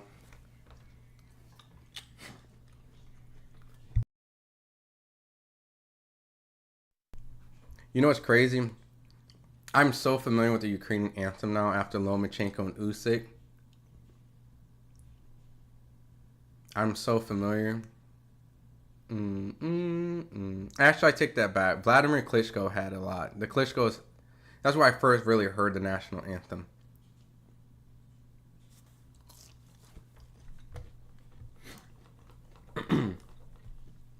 Ukraine singers sounded so majestic. This reminds me of, you remember when Canelo fought Triple G? And Triple G had his national anthem with that dude? That shit sounded so fucking epic. Like, I was like, my jaw dropped. Like, holy shit. This sounds like I'm about to watch, like, a war happen. Like a fucking Spartan's about to come through and kick through. Like, that shit was epic. Boychuk. What up, Warlock? So my guy, Boychuk would have stopped Madrimov. Ismail knew what he was doing when he pulled out. I mean, that's a tough fight. That's why I was very surprised if he was gonna go through Boychuk and then into Virgil. So AJ versus Dubois was good. You talking about the fight or the ring walks or the? I can't even remember. I'll be honest. I don't even remember. That might not be a good thing. You hear Mike Tyson prison stories? I didn't know he went through so much. Oh, yeah. Better be versus Usyk at cruiserweight. Who you got? I mean, I would have to see how Usyk looks coming. I would have to have Usyk. Better be getting old, bro. You're getting old. Usyk, brother. Usyk. You know? But he would have to come back down in weight, so I don't know. You can watch the fight. You can watch it on DAZN. I mean, there's links out there. So, but no, this is going to be what the live watch party is. So, just like how we put in the title. Yeah, Diamond sung for GGG. He was the world's best singer. Bruh. Bruh. That shit was epic. That shit was epic.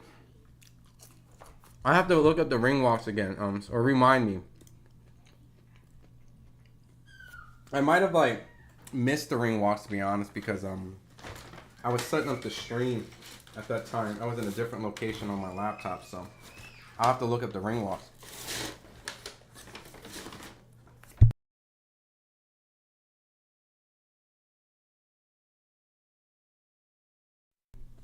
Better Beef is turning 40.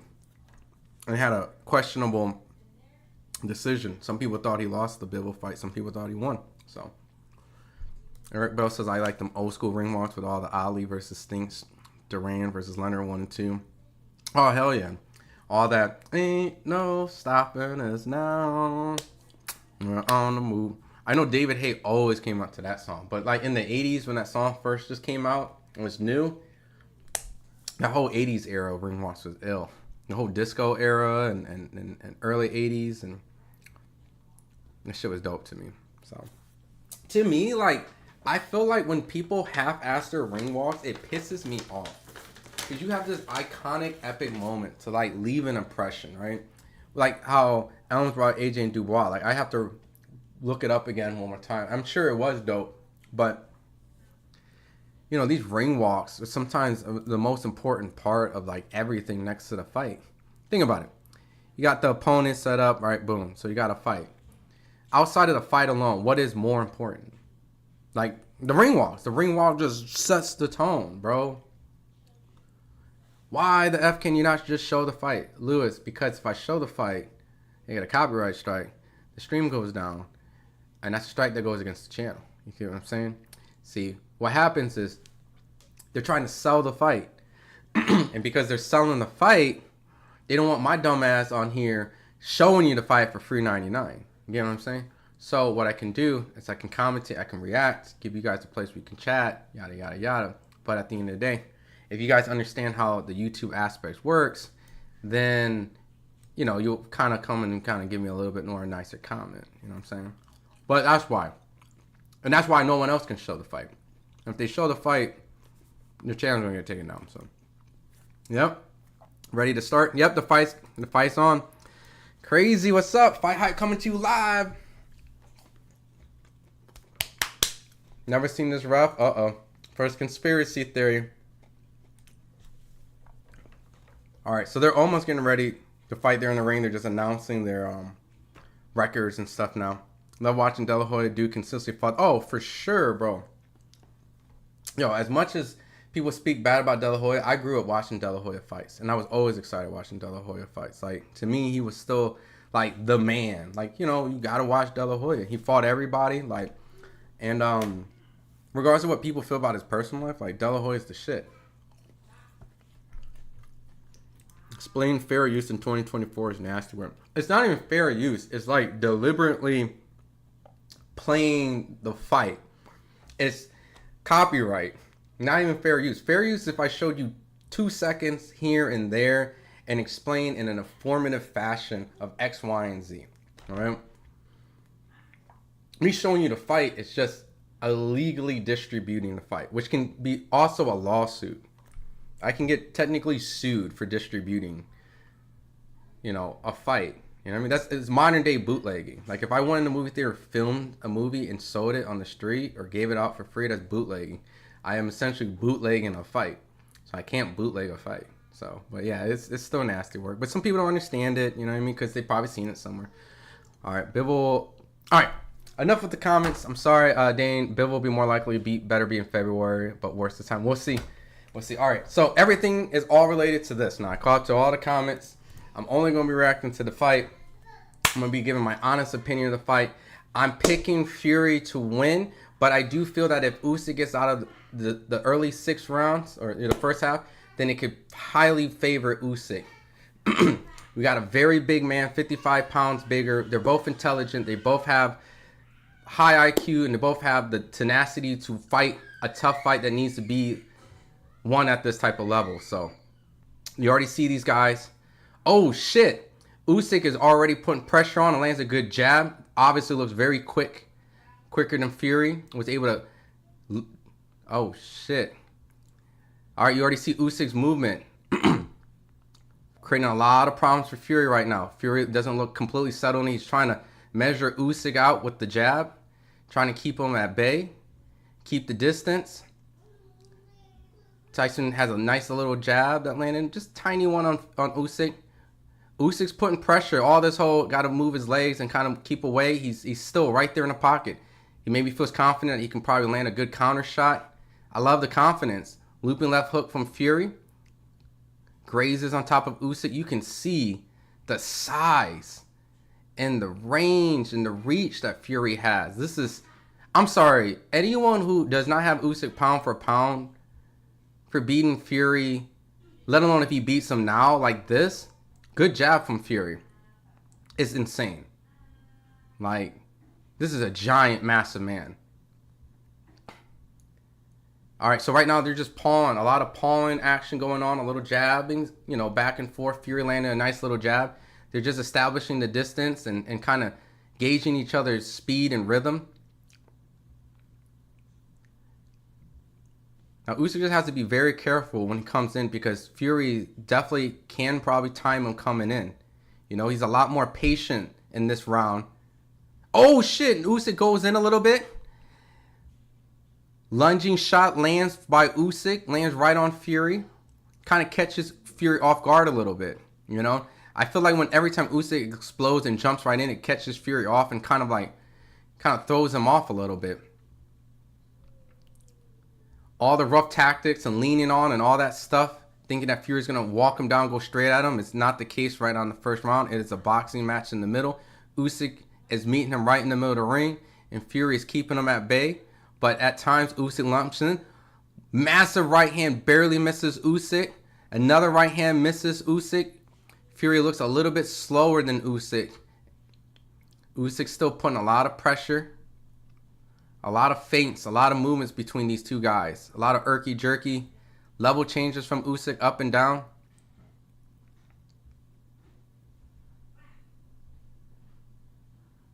It definitely seems like Usyk is just trying to pot shot him in between these little movements. And he's having success with it. It's enough for me to give Usyk the first round. In my personal opinion. I gotta get a damn scorecard. All right, hold on. on. We doing scorecards, because I always be like not doing scorecards. Now, Usyk didn't win yet, but he won the first round. My man, what's with the what is this? Is this some sort of glazing the meat? Some shit? What is this? What is that? Why you got that in the chat, brother? We're watching Usyk Fury, man. Why are you coming in here with that, man?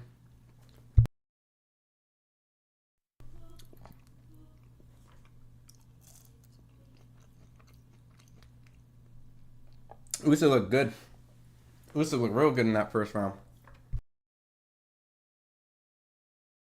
I was expecting a little bit more roughhousing with Fury, but maybe it's just a fill-out round. You know, maybe Fury, it's a 12-round fight, so conserving his energy.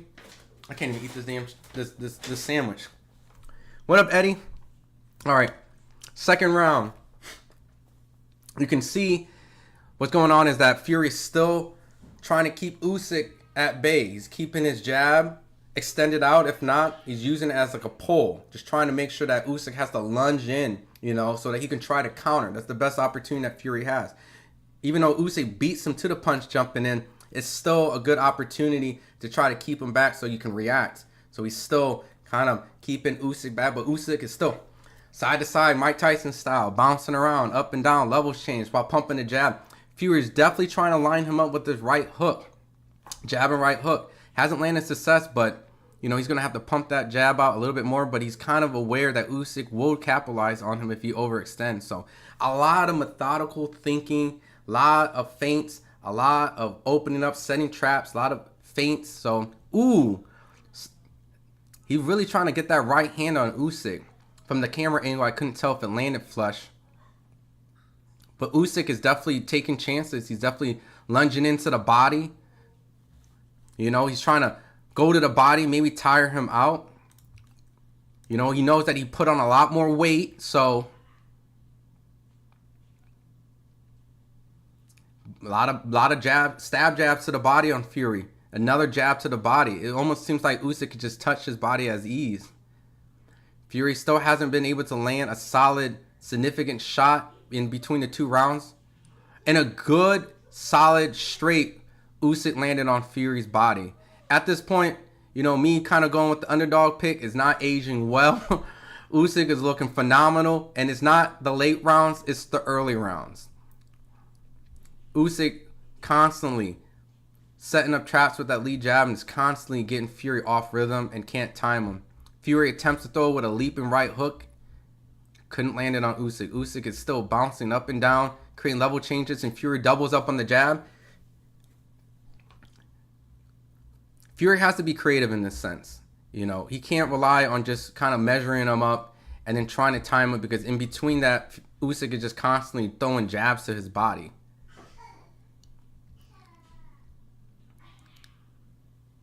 Like, Usyk is ready to fire off at any time when Fury is ready to throw something.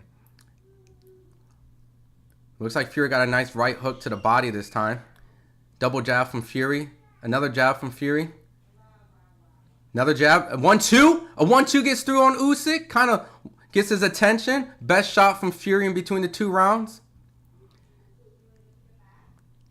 A lot of that happened when he did like a triple 2-3 jabs. Had Usyk guessing a little bit. So, what do you guys think on that second round?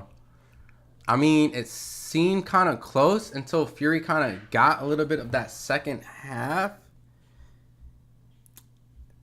It just depends on what you like. If you like the body shots from Usyk, he landed a lot of body shots, or those kind of moments at the end that Fury landed, that 1-2. So, I'm going to just give that one to Fury, but I'm going to put an asterisk because I did like a lot of the body shot from Usyk. All right, let me read some of the comments real quick. What I'm seeing so far is Usyk's using that good in and out range, not trying to cover, overcommit, for Fury relying on the jab, longer right uppercut I was telling you about yesterday.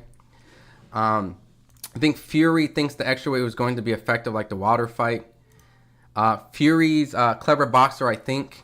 Usyk always retaliates. Fury should counter off that. 2-0 Usyk. 2-0 Fury. That's interesting. I can see 2-0 Usyk. just kind of for shits and giggles went 1-1 for that one, but that was a swing round, depending on what you like. Just because Usyk landed a lot of great body shots, but Fury had a great moment at the end of the second. So, but I don't like this boxing. Like, I expected Fury to kind of like come out and kind of maul him. And what he's doing, he's playing a game where it's in benefit of Usyk, really, in my opinion. Usyk just comes in and lunges in and lands a good solid straight. Usyk signals the back of the head as if a shot kind of, and Fury jumps right on him. Ref didn't actually signal or even said it was anything, so Fury wanted to jump on to make sure he was there for any opportunity. But it seems like Usyk is back on his defense, and Fury couldn't capitalize on the moment. So Fury's definitely relying on that backhand to be a power shot. You know, he's relying on a 1-2 on some sort. He's in a shoulder roll. And he needs to triple up on that jab. And a straight down the pipe from Usyk. And another, Usyk tries to go down, straight down the pipe again. Yo, it's absolutely insane that the timing and the measuring that Usyk's able to do with the disadvantage of the reach. This is actually top tier stuff.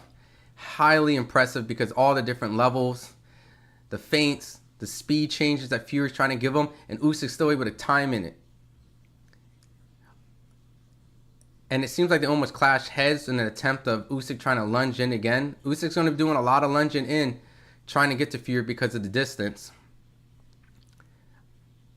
Man, Usyk is putting a lot of pressure on Fury right now.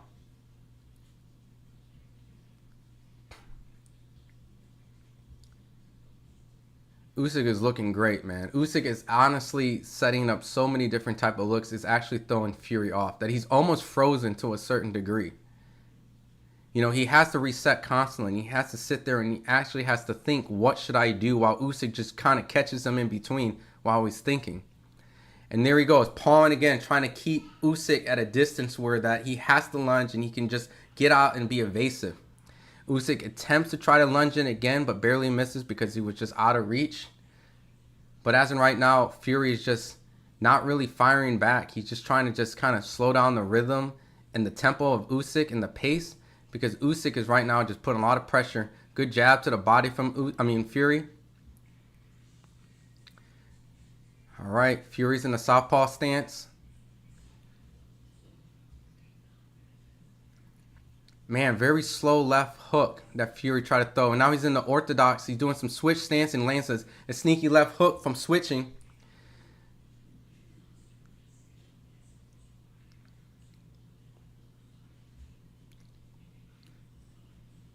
Not a lot of crazy moments in that round. I agree Fury needs to make it a dogfight.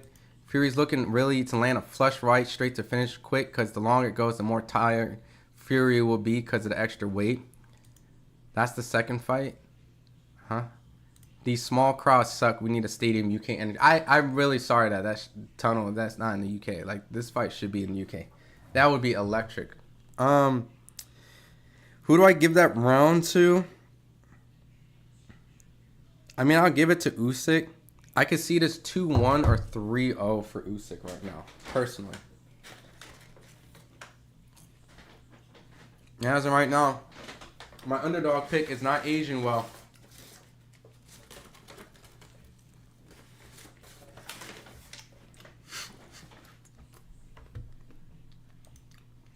I don't know how Tyson keep this pace for 12 rounds. It's kind of like what kind of broke him down in the first fight. The only difference is Usyk had to go through the fire the first fight, because Fury was landing a lot of great punishing shots. And Usyk lands a straight left in the beginning of the fourth. Yeah, as you can see visibly, it's a close fight.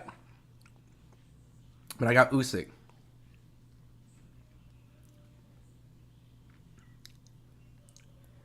There's a lot of feinting in this.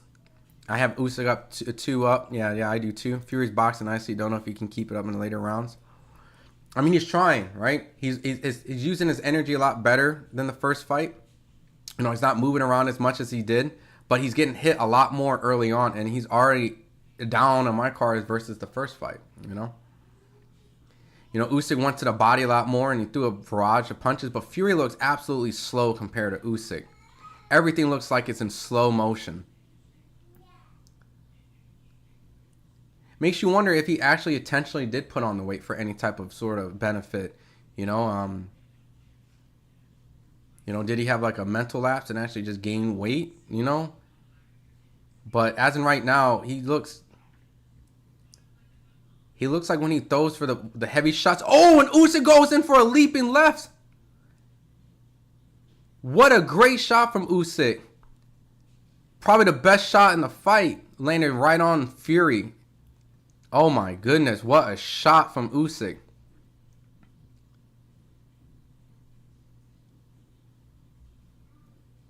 Fury looks completely confused at this point.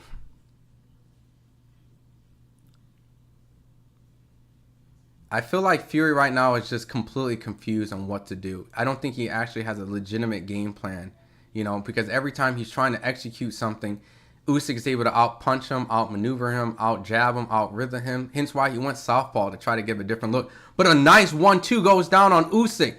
Fury's been trying for 3 whole rounds before, trying to go to a 1-2 and lands a solid one. Probably Fury's best shot of the fight. That was a good shot. Fury's starting to put a little bit more pressure now. This is where you need to lean on him. They're in a clinch. Fury needs to lean on him. You know, Fury inhales and exhales pretty big after the clinch. Not sure if that's a sign of fatigue already. But Fury's throwing a lot of mustard behind that right hand, but it's just not constantly landing. You know, he's landed 2 good ones this whole entire fight. Best one so far in this round, but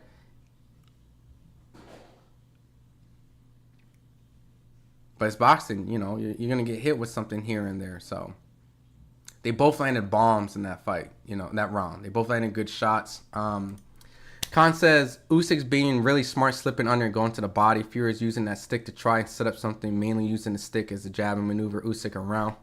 But surprisingly, Usyk looks even more faster than the first fight. He's a mosquito around Fury that won't go away. He does look faster this fight. Small crown Saudi because they have only 2 classes, super rich and surf poor people. Jeez. Fury's doing his best, but he's wearing down and losing every round. Does Fury look tired and gassed? I mean, I think he is getting tired slowly. Fury's powerful. That's his big hope to catch him. But he did get caught. Fury should snap his jab and have his reach. He needs to double up, triple up. He needs to throw that a lot more. Only close round was the second. I agree. Good round for both. Usyk, 2-1. I think I'm going to give that one to Usyk as well. And I agree. I have the second one close. And for shits and giggles, just to kind of add, you know, some flavor to my card, I gave Fury that second round just because I liked what I saw at the end of the round. But a lot of great body shots from Usyk in that second round. So it was close. It depends on what you want. Sounds like Fury's going to lose. At the temperament and the pace I'm seeing, I feel like Fury always has a puncher's chance. But right now, he's mauling. He's trying to be very, what they would say, dirty boxing. He's starting to lean on him, trying to clinch on him. He's trying to put his elbows on him now. This is the dirty boxing that I wanted to see. A sneaky, he did a switch. He switched stances. He did a leaping right, and he jabbed off and caught Usyk. I like that little switch maneuver right there. Caught Usyk by surprise. I think switch hitting a little bit of Fury might actually be successful. But don't get caught in the switch because Usyk's going to be aware of it. Fury's starting to put a little bit more pressure now. High guard trying to walk him down just a tiny bit. I see it, but, you know, he still has to be cautious. A sneaky left uppercut from Fury.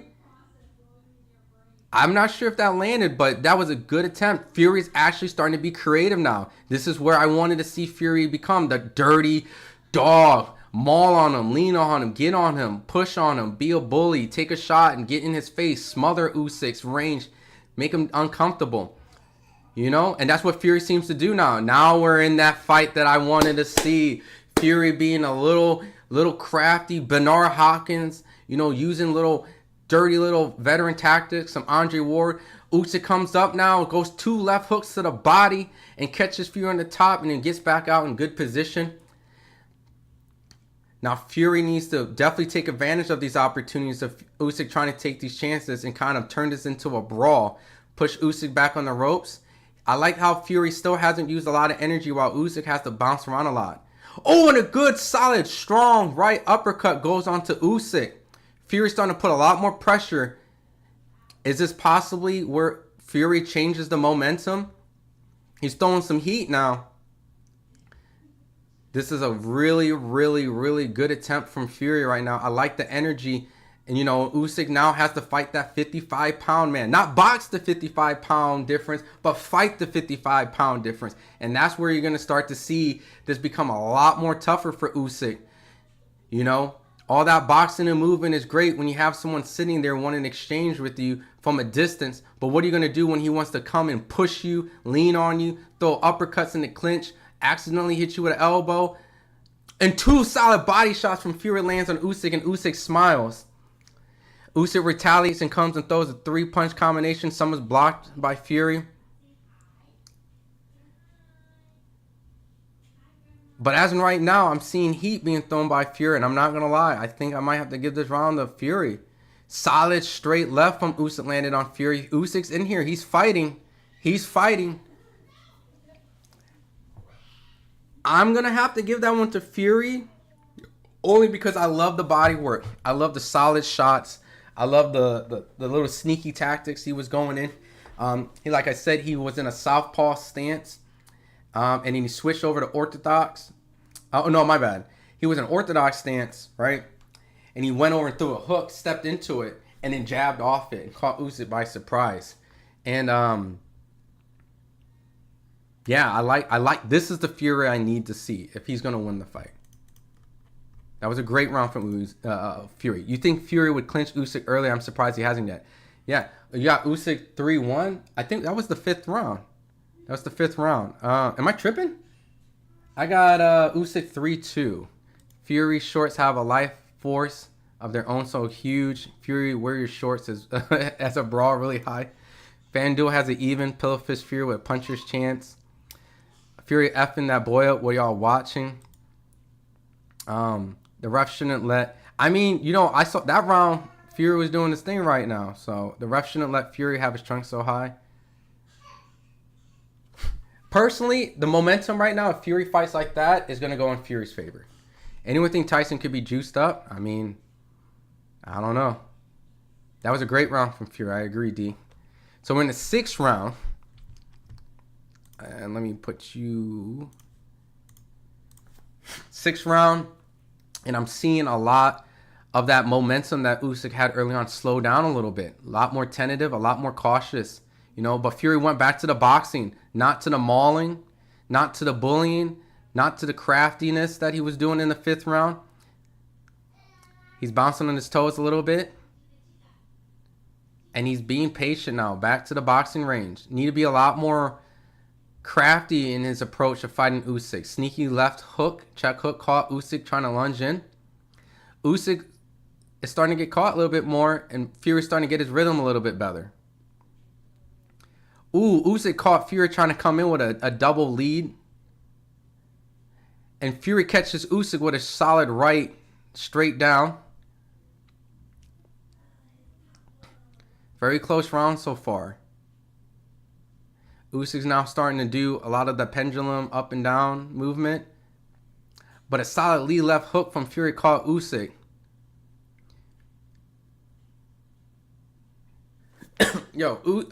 Fury's looking a lot more poised now. Starting to get the rhythm a little bit better of Usyk. Starting to catch some of his tendencies a little bit. Starting to block a lot of his combinations coming in. And using a lot less energy than Usyk is. Right, straight, barely misses on Usyk. Usyk goes straight to the body and lands a straight shot to the body. Fury lands a good jab and a straight right. I like what I see from Fury right now. 1-2 goes. The second shot landed right on Usyk. Usyk's trying to retaliate. Gets caught.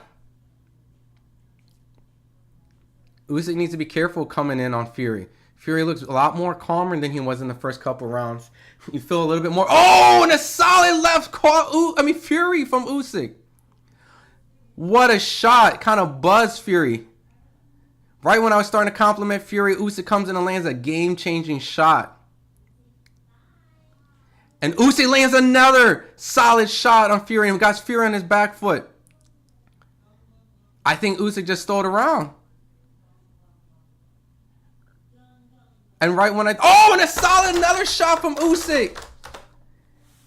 Right when I was going to give the round to Fury, man, I got to give it to Usyk, man. Those consistent shots back to back to back to back at the end.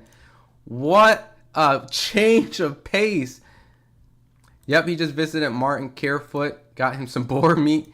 Fury's flipping the script. He's hitting Usyk's body and stepping, forcing him to throw. Yep, that's the previous round. I honestly think Tyson's getting knocked out tonight, but he's a legend. You never know. Fury needs to hit the body. Tyson gas tank already looks better. He's slower because of 55 pounds. That jab from Fury's fast. He needs to use it more. Fury's doing much better with distance, but the big left, damn. Usyk's taking his son to school right now. If it carries on like this, Usyk may have to KO Fury. Fuck, can't take punches anymore. Motherfucker smiled before he landed the big right. Fury wobbled. Fury, damn, Usyk saving it for the later rounds. Was Fury hurt? I think he was buzzed. Like, I think he was consistently getting rocked. Wasn't hurt, but enough for him to kind of like, yeah, man, Usyk definitely stole that 6th round right when I was giving the Fury. Oh, and a solid lead right from Usyk lands on Fury in the beginning of the 7th round. I am so surprised that the viewers has Fury up. I don't know. I mean, it's subjective, but as in right now, I like what I see from Usyk. You know, he's doing enough to win the rounds he is. Very close beginning right now, outside of that solid lead shot that Usyk did in the beginning of the 7th. I wish Fury would do a lot more of like using his size and smother his distance, right? Maybe he's trying and he can, and Usyk's just able to consistently just keep a solid distance away from Fury, you know? And Usyk goes to the body again. Usyk attempts to go high and misses. Fury just steps out of range. Usyk's still constantly putting head movement off the line, making himself to be a hard target for Fury to hit. Fury needs to pump those jabs out. I know he's afraid to get countered by the straight, but he needs to disrupt the rhythm a little bit, because if not, he's going to give Usyk time to measure up. Give him time. And a solid straight right again lands right on Usyk. That's probably Fury's moneymaker right there. But he needs to go to the body. The body was so successful. He was doing great work in the first fight with it, and he had great success in this fight with it. Usyk winging shot misses. Lucky that Fury didn't counter off that. About a minute left in the 7th round. Very technical boxing match in this round. Both sharing the center of the ring. A lot of feinting and a lot of trying to counter. You know, Usyk tried to make a couple, took a couple risks and missed. But right there, he lands a solid left right when I say that. Took a risk and landed. This is exactly what Usyk needs. Very close round. And these are the type of shots in my books win Usyk the round, because if there's not a lot of action going on and you're landing significant shots that send Fury back, it's eye-catching. It's going to get the attention of the judges. It's going to get the crowd to go, ooh. And it's going to be the last impression that you leave behind. Especially when Usyk does these in the last 20 seconds and steals the round. Fury hasn't thrown any really legitimate punches in the last 20 seconds. He's just kind of on the back. You know, he has his lead hand low. I don't know if he's kind of getting tired, or he's even just trying to recover a little bit from the shots, maybe a good poker face. But Usyk attempts to go and lunge in a shot. They clinch up, and Fury quickly tries to land as many shots in the clinch. I'm going to have to give it to Usyk. Landed a couple good significant shots in that round.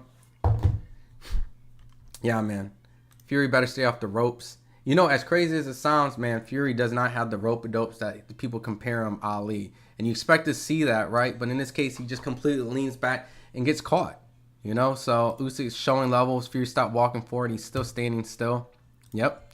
Is it about even? No, I don't think it's even. I think Usyk is definitely winning the fight. Usyk's coming out aggressive in the 7th. Further need to control the distance. Fury can't take punches. Someone is getting dropped. Usyk's waiting to counter. Man, damn, big breath from Fury. Usyk styling on this bum. Honestly, I'm starting to see that this fight is not competitive. Looking at the scorecard, I have one swing round as the second, and I gave it a Fury. But other than that, I got one dominant round. It was the 5th round when Fury was actually stepping to Usyk and actually making a difference. But it's not a close fight in my opinion.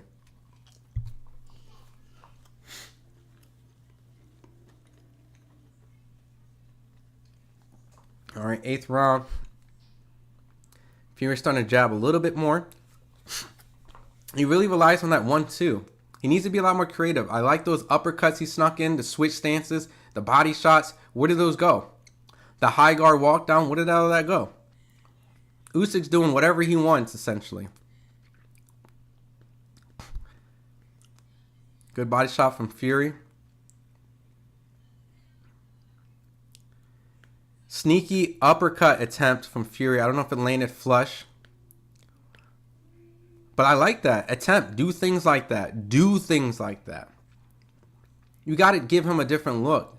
Because you're conditioning him already. And so you can walk him to something. If not, he's going to be able to predict all the stuff you're doing. And Usyk's putting a lot of pressure. Pushing the bigger 55-pound man in the corner. Like, get off me. Like he's none. Sneaky body shot. Fury catches Usyk weight coming up. But I just don't see the confidence in Fury's face, like he knows what he's doing. They headbutt. Clash of heads at about 1 minute and 30 seconds-ish. There's no blood, no cuts. But Fury looks completely confused. The consistent changing of levels and rhythms and timing, and it's just giving Fury a lot of problems.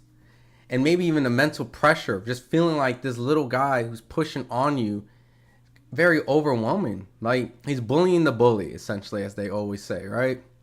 You're starting to see it. And Fury needs to get dirty, man. Fury needs to up this. You know, he's starting to look visibly tired. His activities drop. He's huffing and puffing. He's walking around. You know, he's actually clinching Usyk. He's clinching Usyk. Oh, he's tired. I mean, a solid lead left and a right and a left. Fury's starting to put some pressure now. This is what I want to see. Put the pressure on Usyk.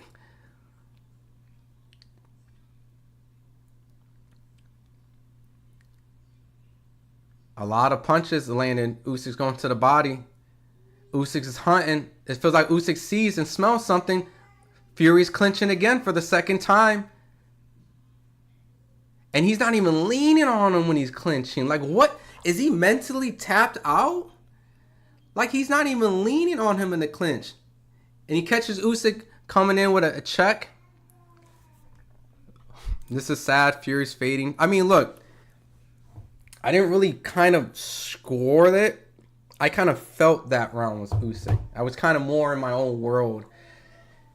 But I'm going to just give it to Usyk. It just felt like Usyk is breaking him down mentally. He's pushing him at a pace that he doesn't want to be. And even the fundamental of everyone thinking, oh, bigger man, use the weight, lean on him. He didn't even do it. He just legitimately just hugged him. He just clinched. He didn't do nothing. He did do a sneaky clinch where he did an uppercut, but even when you're tired, you would assume that he would lean, right? Hands down greatest Ukrainian boxer of all time. Yo, we might start be talking one of the greatest heavyweights of all time. Fury has ruined the face of boxing. Fury look a tired man. Shouldn't have to put on extra weight. Usyk hunting. Fury is going out bad. Usyk's better inside fighter, shorter, cleaner punches land from Usyk on the inside. I'm glad Fury's getting his ass beat. He is way too disrespectful with face-offs. Karma. All right, 9th round. I mean, I don't even understand how. Solid sneaky uppercut attempt from Fury. Tyson's head is not in the fight. I need Usyk to win round 8 when my 10 pounds are gone. I mean, Usyk is constantly putting a lot of pressure, man. And I'm starting to get... Merge says viewer scorecard is accurate. I mean, we're all entitled to opinions. You know what I mean? And I respect your opinion. I just feel like I got Usyk up on my card, and I feel like Fury is doing a lot of clinching. But he's being creative in these clinches in the 9th round. And he's going to the body. That's what I want to see. He eats a solid straight now from Usyk. Just go back to the body, Fury. You got heavier hands. And he goes and clinches again on Usyk, but Usyk kind of gets off of him. Constantly Usyk's going to the body and lands a nice jab to Fury's face.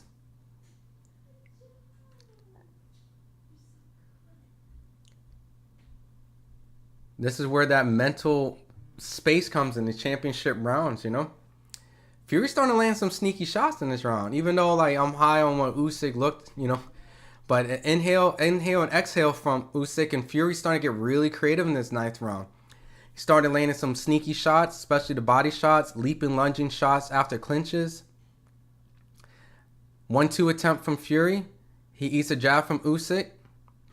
He eats a straight jab, sends Fury back a little bit. This is a close round right now. Ooh, a solid right from Fury. And an elite left hook from Fury. Oh, and a 1-2 to the body, and Usyk goes with a 4-punch combination and landed 3 on Fury. Ooh, low shot from Fury. That looked like a low shot. But Usyk didn't look phased. But this is good work from Fury. It's ugly. He's getting hit to the body a lot. 1-2 to the body and to the top. Fury looks really uncomfortable. He eats a straight. Fury's on his back foot. This is not how you want to end the round. This is not how you want to end the round, the judges.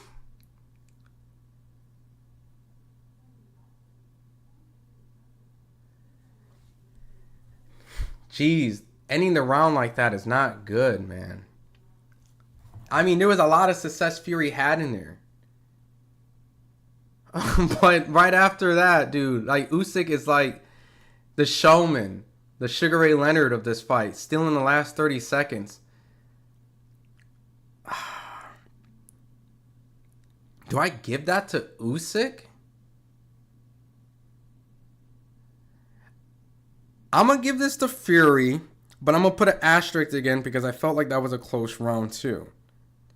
You know? So all the close rounds, I'm going to give to Fury just to kind of diversify. But old school fighters would beat Usyk. Usyk just got Fury's number, finally fighting back. Ernie Shavers would knock him out. Shavers wasn't top heavyweight. Usyk absolutely punking Fury, wants to lean on him. Would it surprise you if it was a draw, then you have a trilogy? I would be disappointed. I mean, based on my card, I gave Fury 3 right now. So I wouldn't say, there's still a lot more time left, right? 3 more rounds, right? So potentially, if I gave Fury those 3 rounds and he wins the next 3, then it could be a draw. You know? But I got 6-8 for Usyk. But Fury's starting to rough it up. Nothing Fury throws. A solid Usyk could take these all day. Oh my gosh, Fury's punches like my grandma. Fury needs to smother when he's tired. Fury round. Okay. Anyways, 231. Fury starting to be a little bit more active in these later rounds. He's taking more chances. Lean on him. When the clinch, Fury's starting. Oh, they're starting to hit each other in exchange. Fury hits Usyk, so Usyk fires back right before the ref gets in. Kind of like, yeah, bitch. What do you think I wasn't going to do? You hit me, I'm going to hit you. 2 minutes left in the 10th round. Fury clinches again. Holds, leaning, throwing a couple shots in the clinch. Ref breaks them up. Good body shot from Fury. Fury starting to kind of maul him a little bit and lean on him and starting to kind of do what I wanted him to do in the early rounds. Be aggressive. Be the bigger man. Use your weight. Smother his punches. Fight in the clinches. Usyk retaliates and lands a solid 1-2. As of right now, the risk taker is definitely going to be Usyk in this fight. And Fury's definitely trying to be the calculated, but he needs to take some risks, Every time Fury does take risks in the fight, he has success. Good body shot and clinches. Usyk now in the clinch. Throws his elbow up and catches, Fury in the chin while Fury pushes him on the ropes and leans on him. Trying to tire him out. Fury starting to now lean on him a lot. And a nice little lead left hook from Fury. Fury starting to lean more on him. He's making this a very ugly fight for Usyk. And Fury starting to lean more and more. Leaning more and more, pushing him on the ropes. Tiring out the little guy. Oh, and a solid shot from Usyk lands on Fury.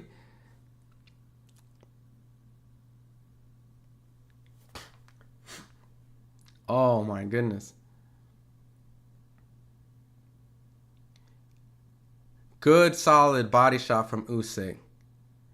At this moment, you can tell that Usyk is picking up the pace a little bit more, trying to get Fury off him to make sure that he doesn't continue to lean on him. And as always, Usyk's trying to finish strong at the end of the round. I wouldn't want to watch the trilogy. Fury would touch the canvas. Usyk can't do much close range.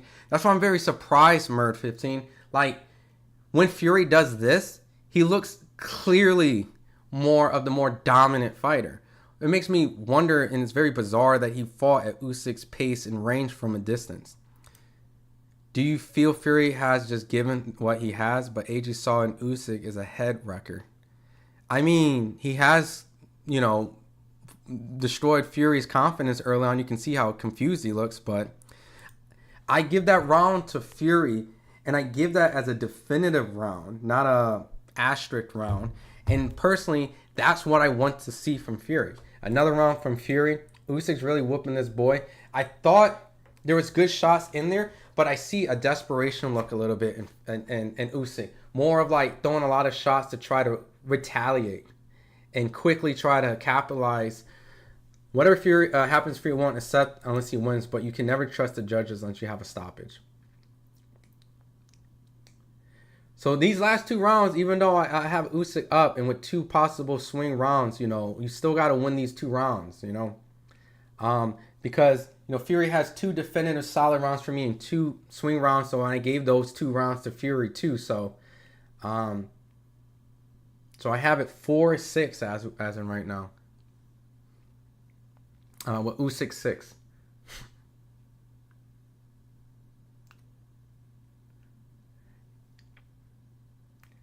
And a good jab from the body of Usyk.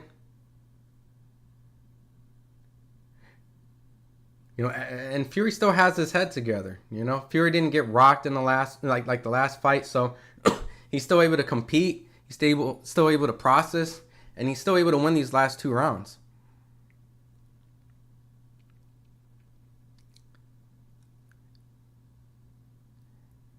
And Fury's throwing shots and hoping to clinch and then lean, but Usyk realized quickly and got off out of the clinch.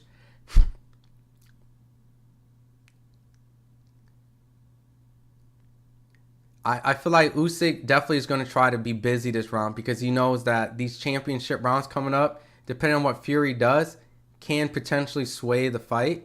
Because he knows that Fury's putting a lot of pressure. But Usyk doesn't seem like the same Usyk in the earlier rounds where he's landing. I mean, that was a solid straight right after I said that. It's almost like I say something and it just happens. Oh, and a solid straight from Usyk. 1 minute left and Fury ate two solid straight lefts and he tries to lean and clinch again. And he's trying to lean and clinch again. But Usyk keeps getting out of the clinch. Right now, good body shot, but one's low. That's two lows that I seen Fury throw. But it was one good solid body shot for sure. And Usyk is throwing some bombs. He landed a solid left over Fury. Usyk's winning this round. Usyk's winning this round. Usyk by far is winning this round.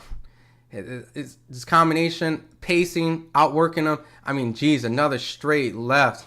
Kind of even froze Fury. Like frozen, like frozen in time. Fury tries to go with a sneaky uppercut. Can't tell if it landed flush.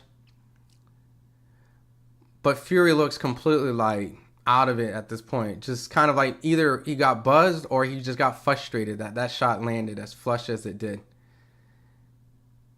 And a good shot from Fury right there. Fury had some good moments in there. But if I have to give it a round, I'm gonna have to give that to Usyk. So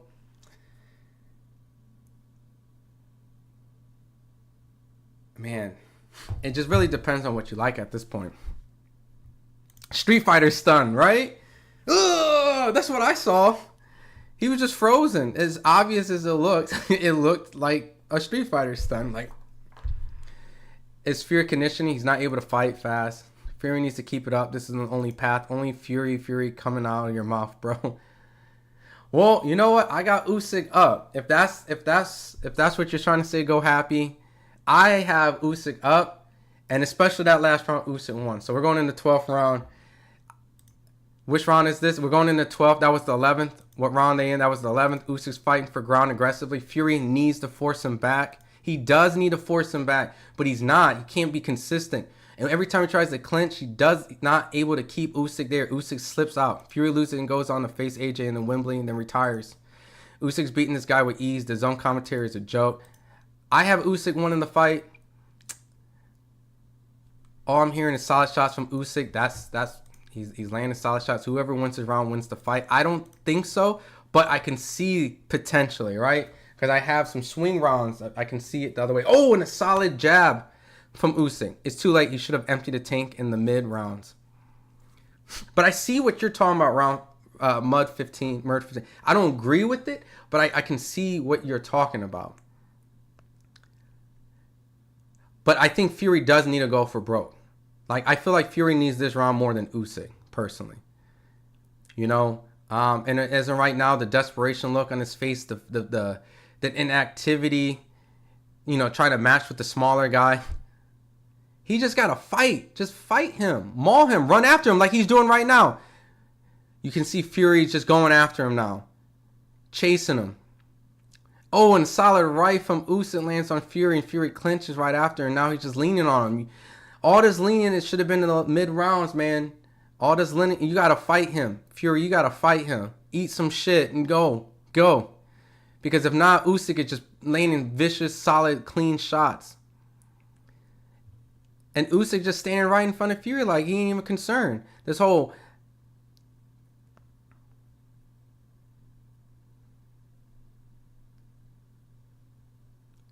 A solid right from Fury right there. And Usyk's still bouncing up and down, just like the earlier rounds. Fury just needs to go. If Fury don't get something dramatic, he's going to lose this fight. And a solid left from Usyk. And Usyk is throwing shots, landing clean shots. It's over with. It's over with. Fury needs a knockout. He's completely losing this whole entire round. And he's eating a solid jab. A jab sent his head flying back.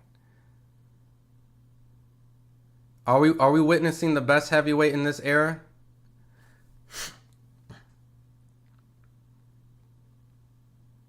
Usyk's playing with his food. Too late, Fury. Usyk's going to win his decision. Fury needs a KO.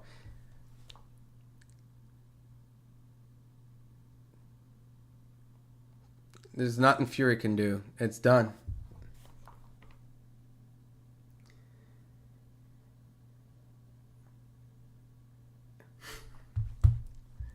And they're brawling out at the last second. It's over. Goes the distance. I'm going to my scorecard. I gave Fury 3 rounds. 1, 2. Oh, my bad. I gave Fury 4 rounds. I gave it 4 rounds. I gave it 8-4. Usyk. At worst for Fury, 10-2. Usyk. At best for Fury, 8-4. So I gave the swing rounds to Fury, just to really kind of exemplify the possibility. I don't see Fury winning more than 4 rounds, and if he does, I'll be surprised. 5 at max, but Usyk won this fight. Yes. Sound like from what you have said, these shots, Usyk is man. Yeah. After Fury beat Wilder, people were saying he's the greatest of this heavyweight era. I beg to differ at this point. I would give Usyk that credit. You have to. That's a masterclass performance. He did back-to-back for two top. Fury was never. Oh, actually, Fury was unified after Klitschko. Two unified heavyweight champions, and he took one of these guys as O's. You have to give it to Usyk. I don't see Fury winning this fight. Who won? They haven't announced it yet, but I got Usyk winning. No pop on Fury's punches all fight. I'm not saying he didn't have punch. They were like a thudding shot, but Usyk had shots that was sending Fury's head flying back. So I think Bakoli mauls Usyk. I mean, that's the style that would give Usyk problem, and I expected Fury to make that adjustment, but he didn't. And maybe easier said than done because we're talking about a gold medalist, 2-division, undisputed, undefeated, masterful boxer. So you think if it ain't Usyk, it's an absolute robbery, right? I feel like based off what I saw, Usyk won the fight. If he lost the fight, I would feel like it's a robbery. But I kind of understand the type of rounds they were trying to give Fury, so I wouldn't be surprised because that's why I was trying to give Fury my swing rounds to see how close we can get. I do think Usyk clearly won. I would feel it's a robbery, and because we cover boxing, we understand how some of these wacky judges happen. So unfortunately, I wouldn't be surprised. A draw would be more acceptable than a win because Fury winning 7 fucking rounds is absolutely insane to me. Yeah, it's a robbery. Absolute robbery. I'm just trying to play out robbery scenarios and try to justify if it's a robbery, how bad was it's a robbery. I can't have Fury winning 7 rounds. Fury did not win 7 rounds. Usyk won 7-5. Usyk's gonna get robbed. Draw for trilogy. That's what I'm saying. Draw is more likely. 7-5 is the kind of the stretch. I gave it 8-4 to Usyk. Absolutely great commentary, great fight. I appreciate it. All 3 judges. The same. 116, 112. 116, 112. Right fucking call. Right call. Right call. The right man won. The right man won. The right thing. The right thing. The right man won. The right man won. Usyk's talking to Turkey. Let's see. Let me put out a little tweet. I want to know what the AI did. The right man won.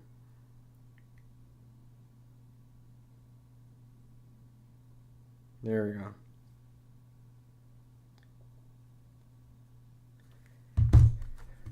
Let's see. Usyk should never be allowed to fight another UK fighter. He finished them. I have Usyk by landslide, but I can see how... Yeah. Hell yeah. Yeah. Well deserved. Turkey's done with Fury. Damn straight. Excellent streaming and commentary. I appreciate it. I wouldn't really call myself the best commentator and all that, but I really appreciate you guys' kind words. I'm just giving my honest perspective, right? And I'm trying to be, fair on both sides, right? Usyk's telling Turkey, I don't want to fight Dubois. Man, Usyk's just retired. Fury's done. Wilder ruined him. Crawford's going to dismantle Canelo in similar fashion. Watch. Yo, if Crawford did that to Canelo, well done, mate. I'm not watching the fight. Was relying on you. You've been pretty accurate. Thanks for the coverage. I appreciate it. What is 116, 112, right? That's... Right? 116, 112 is 8-4, right? I don't know. I need to do a calculator. Good job. I appreciate it. And keep in mind, guys, I picked Fury. So I didn't have some sort of take that I was trying to make it sound like the guy I chose to win to benefit me, right? To make it close. No, I made a pick. I was 0-3. So it was 8-4, right? Essentially, right? So So I was 0-3 with Usyk. I picked against him in Gassiev, right? I picked against him in Joshua. I didn't count the rematch. I did pick Usyk in a rematch because I just thought, all right, Usyk that's not a competitive rematch in my opinion. The Fury rematch, I thought this was going to be competitive, right? And to a degree it is, But Usyk just separated himself. What's the AI scorecard? That's what I want to know. Did they not announce what was the AI score? Cards.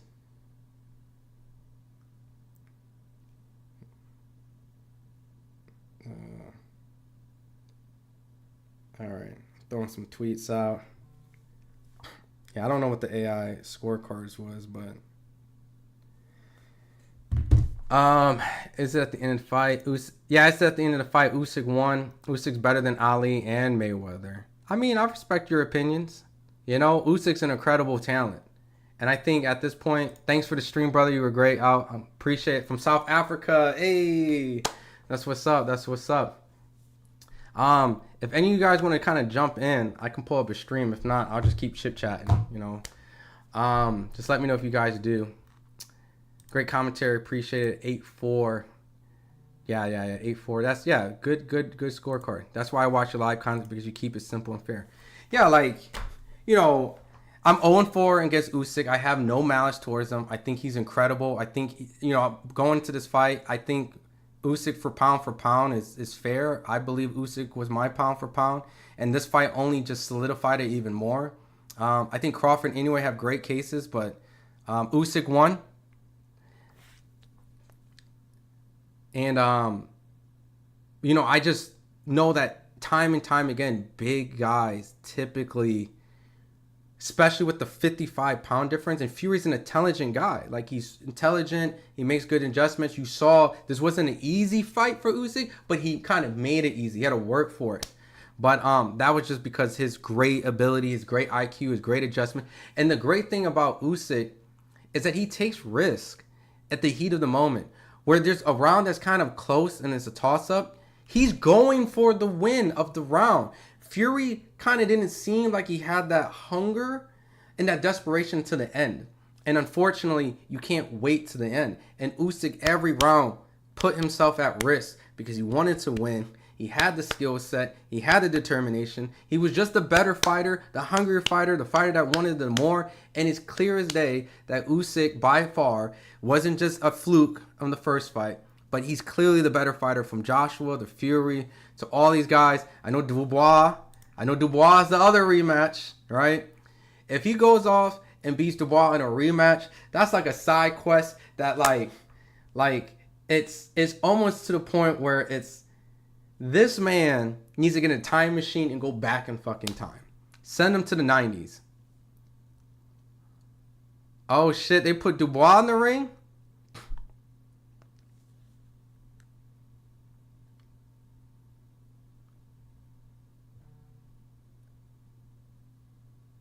Usyk's like, bro, these motherfuckers keep popping up left and right.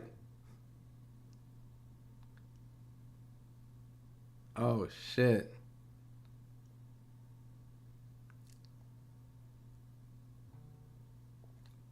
Man, this motherfucker said make the fight with Daniel Dubois. I'm sorry, man.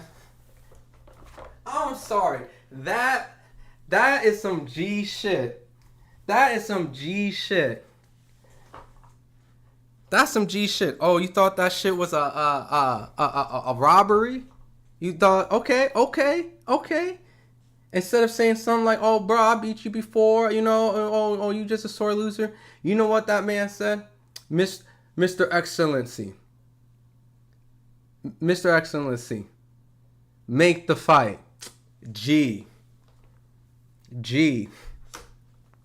That's a G. I'm sorry. At 37-1 has Usyk got to prove, but still in the prime. He don't have nothing to prove except for be more great.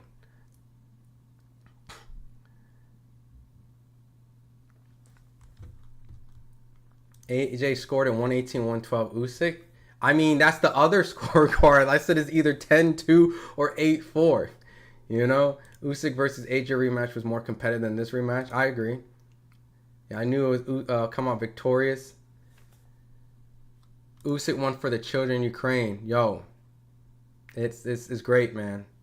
It's great that he was able to go from avenging the last Ukrainian heavyweight, Vladimir Klitschko, but also do it at a time where it's very critical for his country. He's a G, man.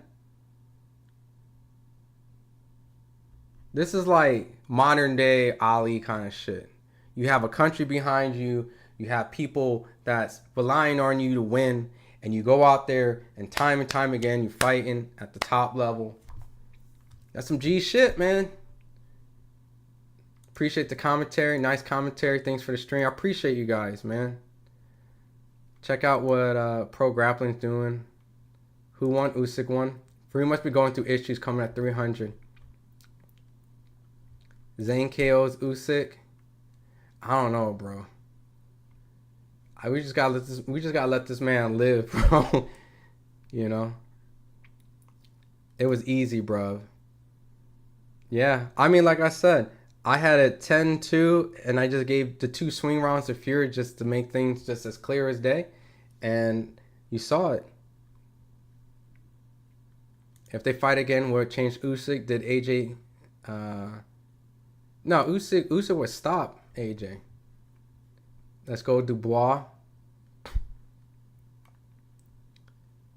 And Frank Warren just straight up like, yep, I think you won the fight. No controversy. Dubois will beat Usyk if they fight again. Fury got robbed again. True, Dubois beat Usyk. Fury drew first one and 1 point. No way Fury lost that by boxing. Thanks for the 30 odd tears wasting on you. No way Fury lost that? Fury definitely lost that. Dubois did not beat Usyk. I think it's more of the controversy of was it a low blow or was it a fair shot? You know?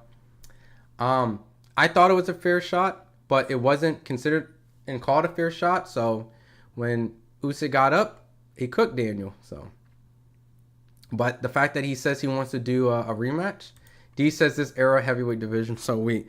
I don't want to take away from Usyk's moment right now. You know, I want to give him his flowers, but you know, I do have similar opinions. But as of right now, I'm going that boy Usyk different, man. Dubois clearly beat him. It was clear body shot. Fury loses again. He's getting ready to lose. Klitschko needs money. AJ's finish. That's why Turkey trying to bring Klitschko back. The heavyweight division's weak. Ukraine is in ruins. AJ should fight Fury. How bad is Deontay Wilder? AJ, Fury, Wilder should be forced to commentate for every Usyk fight now. Wilder lost hunger for boxing. Joseph outboxing. Frank's ready for the next heavyweight. Usyk said no problem. We fight again on some G shit. Wilder's done. I wonder if Usyk will call it a day. King of the heavyweight, Usyk, retirement. Keep commentary going. Give us Lakers play-by-play. I would have to watch basketball again, man. I'm a Bulls fan, so I think you guys can understand my pain a little bit. But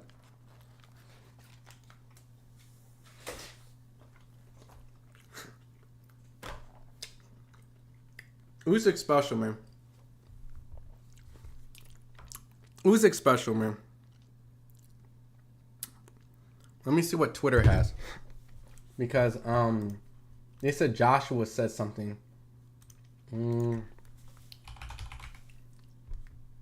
Anthony. Let's see what Anthony Joshua said. Basketball sucks? Nah, I can't watch that shit.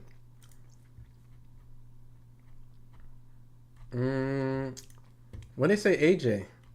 AJ said, was it on his Instagram? Usyk won. Usyk won.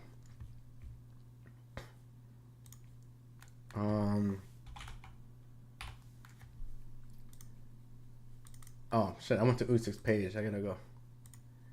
You know, this will be a moment where Michael Benson will be having all these damn tweets out. So, Anthony Joshua. Who won Usyk? Usyk pound for pound? Yeah. I don't see why not.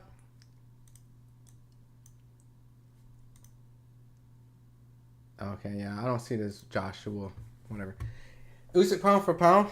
Yeah, I got Usyk as my pound for pound right now.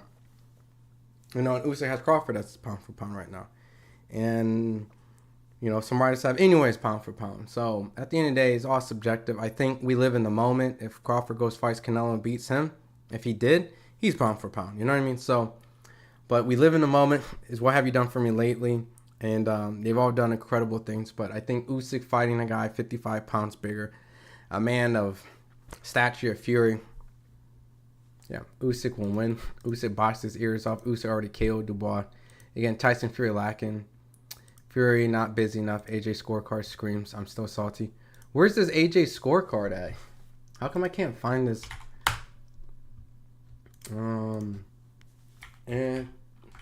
Anthony Joshua scorecard.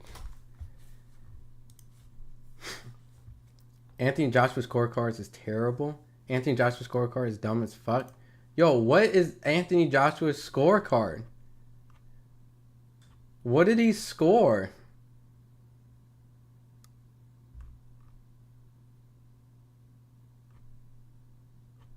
Hold on. His scorecard was this bad?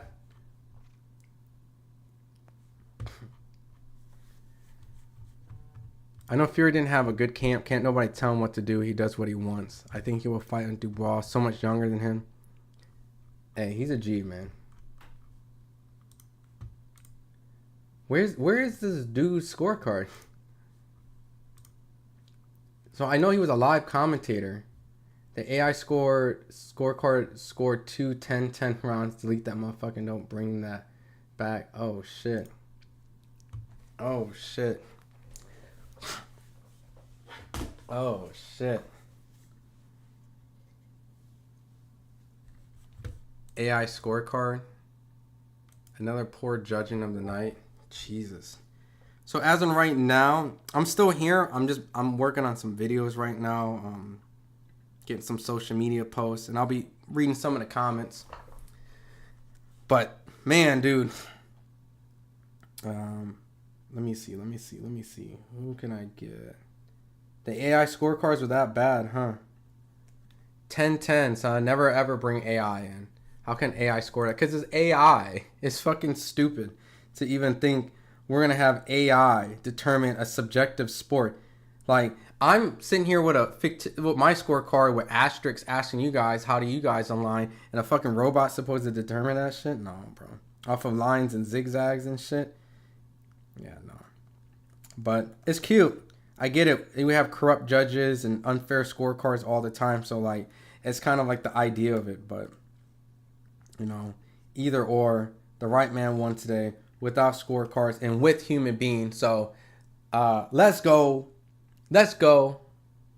So, that's a win for boxing. Human judges get all agreeing on the same scorecard, right? That's a beautiful thing at the end of the day. So, boom, boom, boom, boom, boom, boom, boom.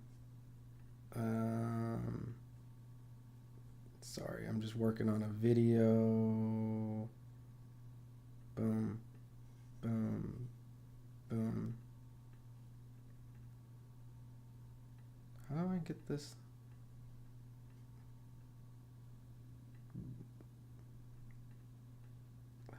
Boom, boom, boom, boom. Okay. Boom. What time's the fight starting? The fight's ending. This is fucking. Go review the match. This is fucking nonsense. What do you mean? Political stuff here. The war in Ukraine. You think Fury won the fight, David? Did you think Fury won the fight? I don't see that. I don't think it was done. I picked Fury to win the fight. So, like, nothing's better than me sitting here going, I was right. You know what I mean? Like, so, at the end of the day, like, it would benefit me to be like, yo, I told you guys. You know? Even though I'm terrible at picking heavyweight fights. I'm terrible at it. So, I always tell you that. Don't take my heavyweight fights seriously. But, I thought Usyk won the fight, fair and square. I didn't see any political shit. I didn't think no war stuff. I think Fury had the same opportunities that Usyk did. I think Usyk Usyk wanted it more, man. Like, he fought to the last second of all these rounds. Fury picked and choose. Well, I need new glasses, bro. Sorry, it's true. Well, I'm sorry to say it, David. We differ. You know, I respect your opinion. You know what I mean? But I had Usyk winning the fight. The 3 judges had Usyk winning the fight. Majority of people, had Usyk winning the fight. Like, maybe he didn't win, but he didn't lose, did he? You're talking nonsense now, my friend. I'm sorry. I know Fury's crying. I had Fury winning 2 rounds. Okay, so I'm open for debate, right? Because I'm not gonna be like a pompous asshole and say like my way or the highway, right? I'm open to hear other people's opinions, right? I scored at 8-4, and I could potentially see if someone was really wanting to give Fury some more love, 7-5. But I can't see 7-5 Fury. I just can't see 7-5. So if you guys give me your guys' honest opinion about, I'll be open to hear it. I'm Ukraine, bro. Okay, that doesn't matter. Like, at the end, I know what that means. Like, you're trying to say, like, you're trying to be objective. You know what I mean? But at the end of the day, I know very well what is going on here. Hee hee. Haha. Okay. 8-4, really? Does not matter if you fight to the end. What matters is what happens to the fight. Well, I scored it 8-4 to Usyk. So, no non-Fury fan thinks Fury won. I guarantee that. Well, of course, no non-Fury fan thinks that. And I also think no non-Usyk fan thinks the other way around. You know what I mean? So,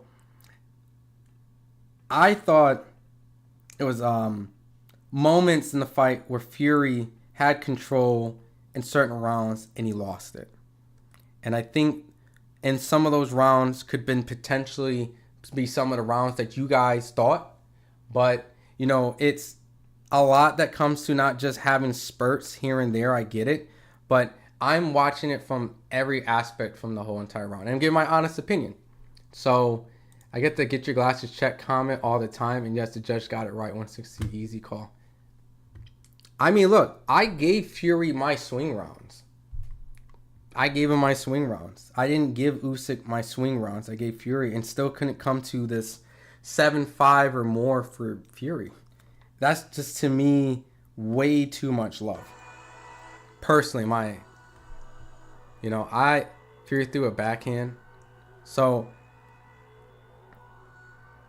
trust me, I'm 0-4 against picking Usyk. Like, what more can I be objective in a sense, right?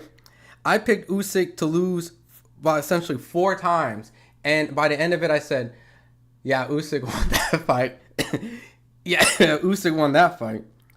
But in this rematch with Usyk and Fury, I have a feeling. And I said my brain told me Usyk, but I'm going to go on the whim and my feeling, I'm going to go Fury. Because, 55 pounds, I think Fury's going to, be a lot more aggressive. He's going to do certain stuff. He didn't do that shit to the second half of the fight. Like, he didn't do that shit to the second half of the fight. And he didn't do it all second half of the fight. Come on, everyone saw Usyk take the back half of the fight. Yeah, personally, at the end of the day, I know that people's going to have different opinions. But, I've been watching boxing for a very long time. I've been covering boxing for a very long time. And I really don't give a fuck who wins this fight. Like, I truly do not care at the end of the day. But what I can tell you is what my honest opinion is. And it's just honest. I don't have no strings attached to this shit. I could care less. You know what I mean? My whole goal is to give you guys an honest commentary breakdown from a person who covers boxing. If you feel like check your glasses is good enough, that's fine. My glasses was the same glasses apparently the judges saw. The same judges that his own promoter saw. Frank Warren. He also said, yeah, Tyson Fury lost the fight. So what more do you want me to say? You know what I mean? I'm trying to have you guys give your case. No one's in here telling me what he did so much better.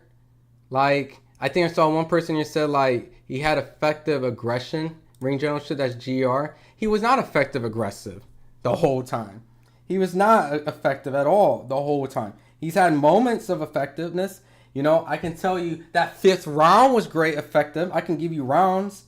You know what I mean? But at the end of the day, like if his own promoter's walking away saying, "Yeah, Fury lost," what more?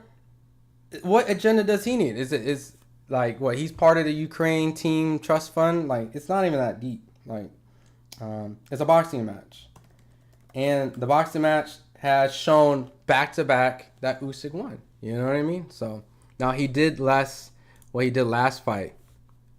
I thought Fury had a better case the first fight, and Fury got fucked up, in the second half. I've seen many people claim Fury won every round, fancy what they want to see. I don't even see that. I would be more content with a draw. But even then, it's still like, that's still like, I'm like, to me, I'm still like, I don't see it. Like, if someone can legitimately tell me besides saying conspiracy, politics, this and that, because all I know is going into this fight, everyone told me Usyk was going to lose off of politics. Usyk was going to lose because of Eddie Hearn and Turkey and the changing of the judges and everything stacked against them. Everyone told me the conspiracy theory was on Usyk. But now Usyk loses. See, I'm not even a draw. I don't even see it. But even if Usyk loses, when Usyk won, now I'm hearing the other side that, oh, it's because of this and that. I don't believe in that. I don't. I saw the fight. I didn't see anything that made. You know what I saw? I saw fucking Dave Allen beat Johnny Fisher. Nobody out here screaming that shit in the chat. Dave Allen didn't get justice. That motherfucker dropped him. Was beating his ass all fucking night. Where's the justice for that? Nobody want to talk about Johnny Fisher though, right? Right? But this fight is corrupt in a sense. Come on, man. Was Usyk kissing the cross in the corner? I don't know. I didn't see no cross. If I see a cross, and conspiracy, what they call it, an inhaler before? The arena wasn't full. Dude came in close to 300 pounds and got 70 mil. Yeah, it almost felt like he was a little unmotivated. You know what I mean? Like, I don't want to be that guy, but it kind of seems like part of his mental, toughness went away. But I saw Usyk. Shortest heavyweight reign in boxing. Usyk's the greatest heavyweight of this generation. At this rate, you have to give him that. Fury was gassed late in the fight. Fury won that fight 7-5. Usyk won very close. Yo, Bailey, what was your scorecard? Because Bailey's a fair guy too. And he also gives people a lot more benefit of doubt than I do. I give him that. So, what'd you have, 7-5? Because I had 8-4. If I want to be Team Usyk, 10-2, but I gave it 8-4 Usyk, and the generosity 7-5. But Fury winning, I just didn't see that. Usyk was kissing the cross, looked like an inhaler to me. That's what they were saying. I wasn't there, so. Fury never wanted to fight Usyk. He only took the first fight because Saudi made him an offer he couldn't refuse.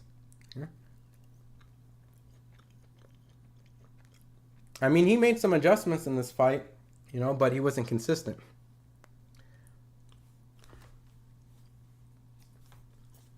Usyk got that 99 stamina. He did not tire out.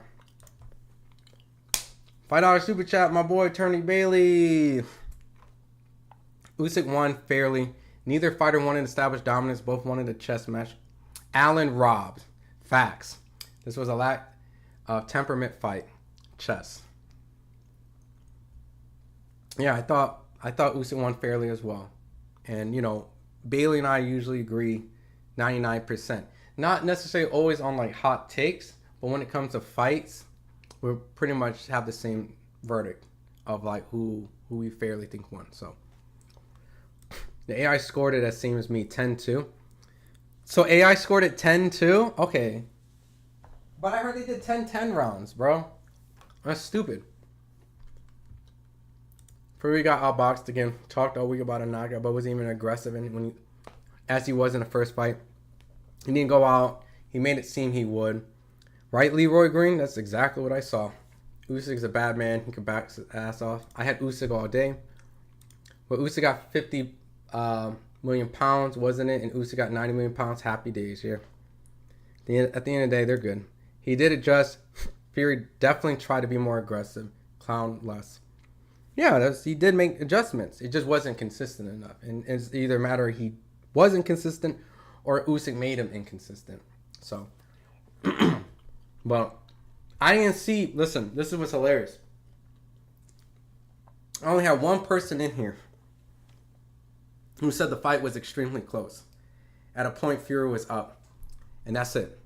And that was where is it? Where's my guy at? I think it was Murd15 was in here saying, but even he said at the end they both need to win the last rounds, right? The second Usyk wins, right? I get flooded with a whole bunch of Fury won this fight shit and all this type of stuff and conspiracy. Where was that the whole entire time of me calling the fight with the whole chat? Because the chat would have called me out on my bullshit. The chat would have called me out on my bullshit because when I was doing Richardson, Hitchens, and Paro the other week, right? And I thought Hitchens won the fight, but I kind of gave a little bit more credit for Paro than a lot of other people did. And so at that point, a lot of people were like on my ass and debating. Nobody was debating the card but one person. It was Murd15. And even then, he's still kind of roundabout and somewhat of agreement. So I don't know. GR, I know you probably just watching the fight and now you're just kind of jumping in. So I ain't gonna really not like that. But I'm telling you, the chat, people were saying it was close or lying, man. I thought it was 8-4. And that's me giving Fury the swing rounds.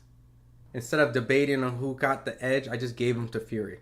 Because I felt that the way it was going, that Usyk was going to win the fight. And so I wanted to have a stronger case of saying I gave Fury more of a benefit of the doubt. They didn't watch Fury's bobblehead the whole fight. Anything Fury threw, Usyk answered. And more, stop lying, guys. I thought it was fair. At a point, I wanted to give it like 9-3, to be honest. Like, I wanted to give it 9-3 Usyk. But because of 2 close rounds, I just said, fuck it, give it a Fury. And let it work out at the end. And it worked out at the end. Usyk won practically all the last rounds, Fury had the second round was swung, I gave to him. And Fury's 12, 11, 10. And I gave Fury the 9th round as a swing. Fury won the 10th and won the 5th definitively in my book, especially the 5th. But other than that, I didn't see anything else. So, at the end of the day, the right person won in my book. And Daniel Dubois got in the ring. And if Usyk wants to smoke again, he's going to give him the smoke again. Now, I think Daniel Dubois is going to be a guy who's going to go for broke. And provide a lot more aggressive styles that can give Usyk problem. But, that's neither here or there. Usyk won tonight, Fury lost. So, you show Usyk no respect, lost twice, and he say he was robbed. Even Frank Warren said that he knew that they lost. So, Fury headed back to the gutter. Pre-Wilder, he was 300 pounds when Wilder challenged him to lose. Fury was very dirty in this fight. Usyk won fairly. It reminds me of Usyk's second fight with Joshua. I mean, he had to be a little dirty, Darth Kong. But, there was like 2 low blows I saw. Not saying that he done intentionally, but there were 2 low blows, right? But at the end of the day, man, Usyk won. Yeah, Usyk definitely won the championship rounds.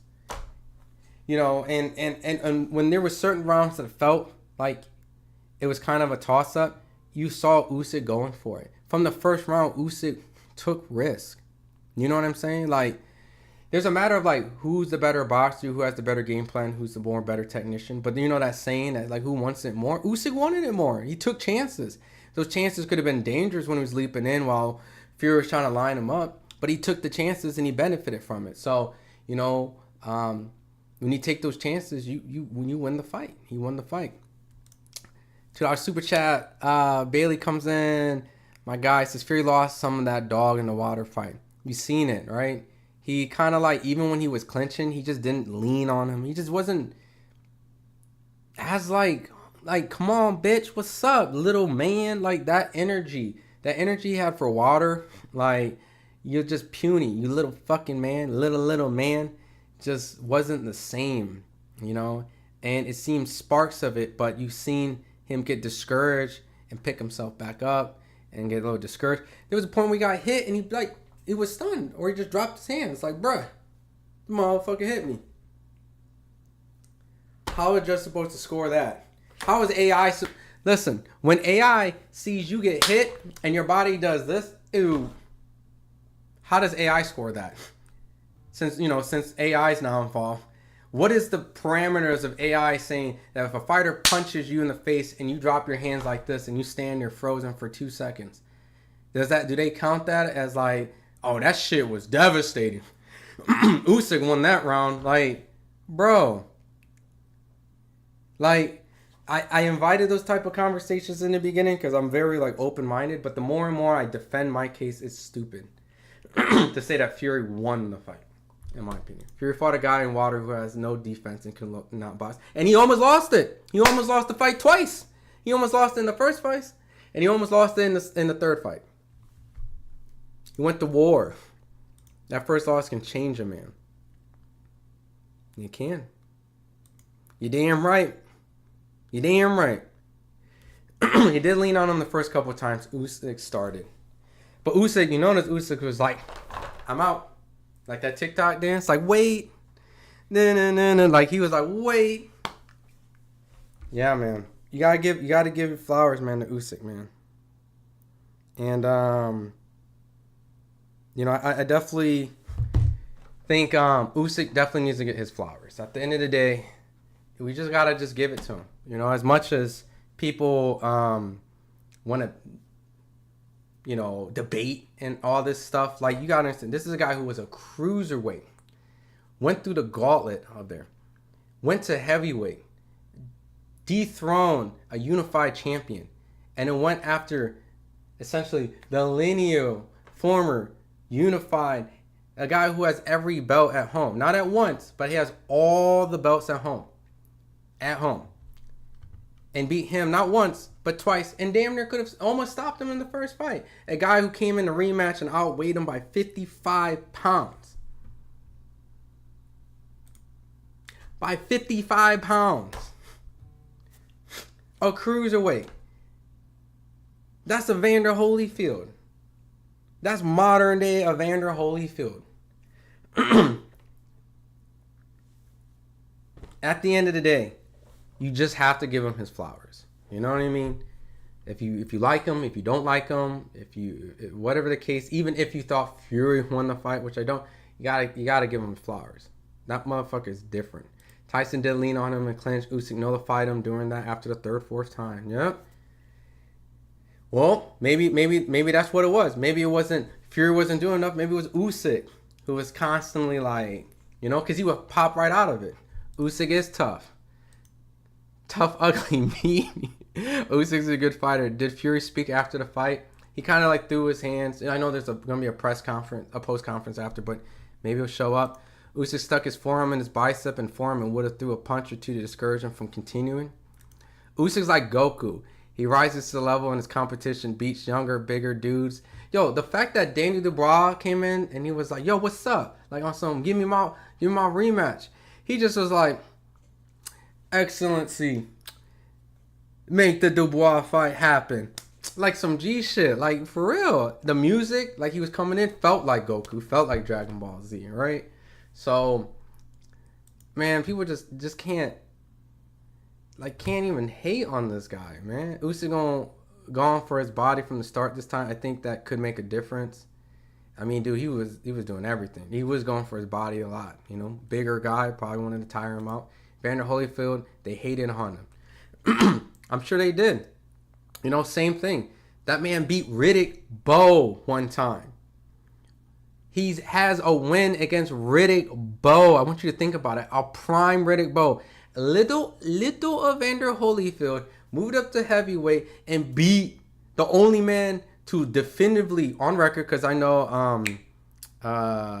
Andrew Galata essentially beat the shit out of him, but the low blow was like crazy. But by all means, in his prime, right? Because, I didn't think Riddick Bowe was in his prime. In his prime Riddick Bowe, Evander Holyfield went to war 3 times and beat him one of those times. That's fucking insane for a little guy to go up and do that. That's what Usyk just did tonight, bro. That's what Usyk did tonight. On a bright side, Fury versus Chisora again. That's on a dark side. That's when it's nighttime. That's when everyone is asleep. I don't want to see no Fury Chisora. That's what you want from a fight. I agree. Usyk won 7-5. Okay, like that's the stretch in my book, but I'm okay with that. See, another Usyk win. Holyfield had to fight harder with tenacity like Usyk to win. Takes more skill. Grit. Like, bite down on the gum shield. Like, the first Fury fight, you can see Usyk was getting just battered in that first half. Battered and punched and beat up and just pummeled. And something still couldn't, demotivate him and derail him. That was a tougher... The first fight was tougher. And he went through the fire and went right after Fury. Damn near almost stopped him. That's that gum shield biting down energy. That's that cruiserweight biting down, wanting to get through it. You know what I mean? So, special. I said before a fight, Usyk has the most craziest tenacity I've ever seen. Does, man. It's like almost like you can't mentally break him. Like, you can't. Like, they did like a 10-minute stare down, and Fury was like, man, fuck this shit. Then they did a stare down yesterday, and Fury just looked at him for 3 seconds like, man, fuck this shit. Like, Usyk, even though I know like Terrence is a mad competitor, Terrence is a different type of competitor where he kind of like wears it. Like I'm trying to think of like some superheroes, right? Okay, maybe the Dragon Ball Z comparisons are good, right? I'm not talking about power levels because technically Goku's stronger than Vegeta, and by all means Usyk is bigger than Crawford, so I guess if Usyk and Crawford fought, yeah, Usyk would beat Crawford, right? The bigger man. But like Crawford is like Vegeta, right? Like very like menacing and like he's gonna let you know for sure. Prior, he's gonna beat your ass. He's gonna let you know while he's beating your ass, and after you're done, he's gonna say he beat your ass. Usyk on some Goku shit, just sitting there like cool, calm, and collective, and it's like challenge, another challenge. I would take that challenge, and like that's Usyk. Very goofy, very he'll do the 10-hour staring contest. Like whatever you do, like he will be more than happy to do it. Like happy, ecstatic. $5 super chat, my boy Bailey coming in. Teddy Atlas said it best. Athletes like Jordan, Ali, Kobe, Brady never lose that dog, no matter how much money or wars. Usyk may just have Fury's number. I think it's more than just number. Maybe it's just Usyk's just that guy. But I get what you're saying. Like, it's just that. Like, think about it. You just pretty much sealed not just an exclamation, but an exclamation next to the last exclamation, after the last exclamation, after the last exclamation that you've been doing. And then this young motherfucker who just beat the shit out of AJ worse than you did comes up in a controversial situation. People feel like you didn't beat me, blah, blah, blah, blah. And he looks at him at his crowning moment and goes, well, let's do it again. Like, let me just get another exclamation mark. Like that, he didn't lose hunger. Most people be like, oh, bro, this is my night. Get out of here. I don't want to hear that shit. He was like Bossa Nova said, challenge accepted. Bring the strong opponent. Bring him here. Your Excellency is how he spoke, right? Excellency. Looking around. Where he at? Where the damn dude with all the money? Where are you at? Where are you at? Where are you at? Okay. Make the Dubois fight. Like, bro didn't even, like, he's like on to the next. Like, right after that. So Zeus says what? You're weak. 0 gains. I don't know what that means, Zeus. You don't have to come and use another form of language. I don't know what your weak 0 gain means. Blueprint was worried they would rob Usyk because they wanted a trilogy, right? That's what, so everyone had that worry, and he beat that conspiracy, that need of a trilogy. He had a fight against those odds. Fury brought his game tonight, but Usyk adjusted and been saying Usyk is the best heavyweight since Ali. Well, I mean, there is a Larry Holmes in there. There's a Larry Holmes and a Lennox Lewis. You know what I mean? You're entitled to your opinion. I'm not saying, you're wrong. I'm not saying you're right. I'm just saying, there is a Lennox Lewis, a Larry Holmes in there between two. So, but Usyk definitely belongs as an all-time great by far. And I think that win, let's see how BoxRec scores. Because BoxRec does this weird calculation shit, which I don't even know how it works. But let's go heavyweight. Let's do all time. Let's see how much more points Usyk got. Where did Usyk get placed up to? Usyk's ranked number 15. Yeah, underneath Max Schmeling. Max Schmeling has the win over Joe Louis. The first time they fought. So Usyk's way better than Holmes and Lennox skillfully. I guess I see what you're saying, because he's a cruiserweight that had to come up, so he has a lot more adversities to overcome. So because of that, that's what you're kind of mentioning. He didn't have the luxury of being like a big heavyweight and fight people naturally his size. I get what you're saying. But the question is, can Usyk beat Larry Holmes and Lennox Lewis? If we brought in Joe Louis, Muhammad Ali, Lennox Lewis, Evander Holyfield, does Usyk get out of there unscathed? Vitaly Klitschko. I mean, Vitaly's reign is nowhere near like Usyk because he got the injury, but you know what I'm saying? Like, does he leave there unscathed? You know what I mean? Usyk has a grappling wrestling background, so that shit Fury was doing wasn't gonna work. I'm worried for Usyk. Dubois too, hopefully. I mean, that's a style that Dubois style is more beneficial for Usyk, especially this version of Dubois, right?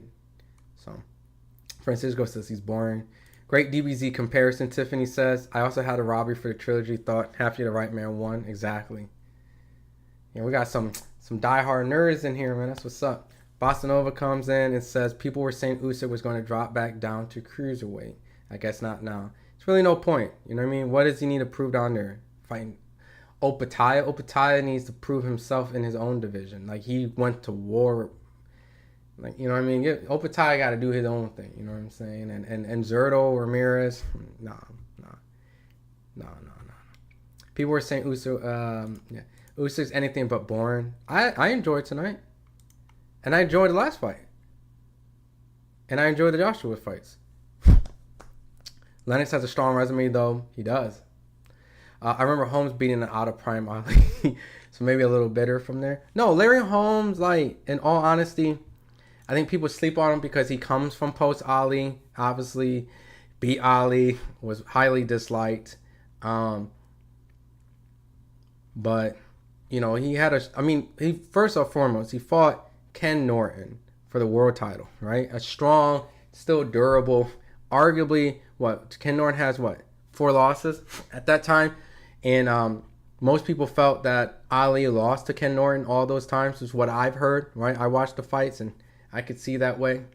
And then I think he lost to George Foreman too. Yeah. And George Foreman mentioned somewhere that he was terrified of Ken Norton. He was scared of Ken Norton. He was so scared of him. The fact that he got him out so quick, he was shocked. But he fought Ernie Shavers for the WBC title eliminator. Ken Norton, Mike Weaver, Ernie Shavers again. Obviously Muhammad, Trevor Burbank, Leon Spinks, Ronaldo Snipes. What y'all forgot about Ronaldo Snipes? Yeah, and Larry Holmes got dropped in that fight. Jerry Cooney, Randall Cobb, Tim Witherspoon. Yeah, we could skip the Marvis Frazier fight. Come on, bro. Like, you gotta give him his... And arguably beat Michael Spinks, bro. Like, he beat Michael Spinks. They just didn't give it to him. Like, come on, man. Come on, man. Larry Holmes had one of the best jabs in heavyweight history, man. So, but At the end of the day, I just don't see Usyk better than Larry. That's my personal opinion.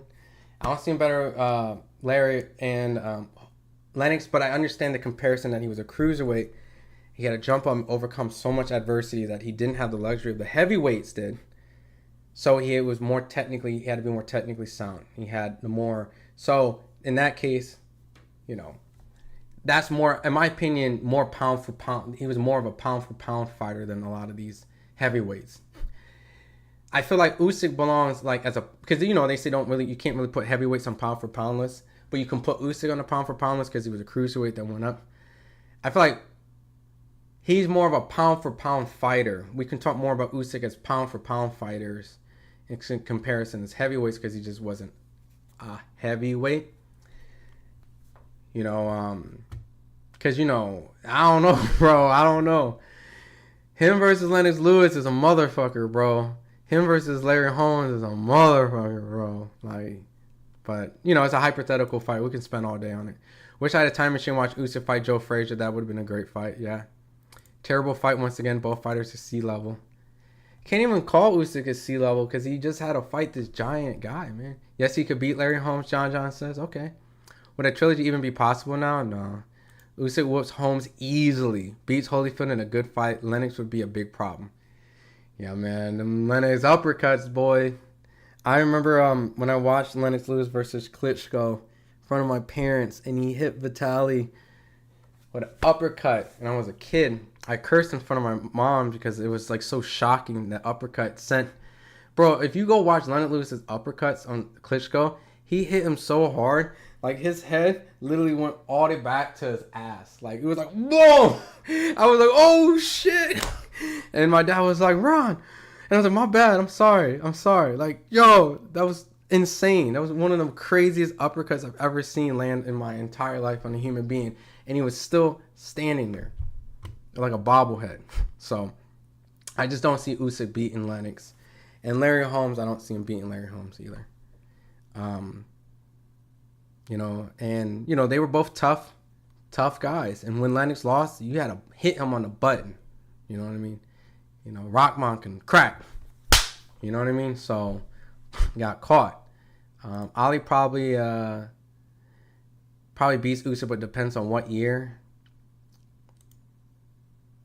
Yeah, I mean, I think Ali's chin is incredible. You know what I mean? So, I don't think Usyk would have slept him. Usyk deserves the win. Fury can get retirement. Yeah, he definitely deserved the win. And Fury should retire. If Usyk stays in heavyweight, will make more money than in cruiserweight. He should just retire soon. Usyk better than Holmes, really? Better than either Foreman? Better than Ken Norton? You know how many years Holmes held the heavyweight title? Talk to him, Bailey. Talk to him. And I speak this like as if I lived through the Larry Holmes era. No, I just went through a hard Larry Holmes studying film. I went through all his opponents. I watched all his fights. I went and watched his opponents' fights. I did so much Larry Holmes studying, like in 2015. I spent like a legit 3 weeks literally studying the fuck out of Larry Holmes. I don't think Usyk beats Larry Holmes. My personal opinion. But, great fantasy fight. We love David versus Goliath that Usyk gives us. He's still David in that battle, even though he has the belt. Usyk is not better than a single fighter you just mentioned. Not one. He's a cruiserweight with no power. That's what I'm saying. That's what I'm saying, RC. I'm saying. That's we on the same page. You know what I mean? More gifted in the chin. Usyk's better than young Riddick Bowe, trained by Eddie Futch. That version of Bowe, one of the greatest inside punchers in the game. That's what I'm saying. Like, Evander Holyfield was able to beat Riddick Bowe in his prime, dude. No one's ever been able to beat Riddick Bowe. Minus Galata out of his prime, but he still lost by the low blows. I always have to throw that in there. But Evander Holyfield took 3 fights, wars. One of them had a heart problem. But regardless, fuck it. Still took it. And you got to give Bowe the credit. I mean, David and Goliath, that's a David and Goliath, in my opinion, personally. That's Lewis would KO Usyk inside 3 rounds, no debate. I got Lewis. Nah, Lewis didn't have a great chin. Usyk will land and few to kill him. He didn't have a great chin? He didn't have a great chin? What? Because he got knocked out? Because he got knocked out by Oliver McCall. Okay, hold on. Real quick. Lennox had many phases, right? Are we talking about the Lennox train? We're talking about Lennox Lewis with Emmanuel Stewart? Which version of Lennox are we working with? Because there is many different versions of Lennox. So there might be holes in this argument, right? You know, if it's Crunk Jim Lewis, I don't know, man. I don't know about that. Lennox Lewis is the best heavyweight of all time. That's what my boy Zad says. Bailey said Usyk would be a regular contender during all time. Maybe he could not beat Jerry Quarry. Yo, my man hitting him with the that's dang. I mean, let's look at the box rec, right? Which is just points. It don't really matter. They put Jerry Quarry at 39, so they put Usyk, but yo, man.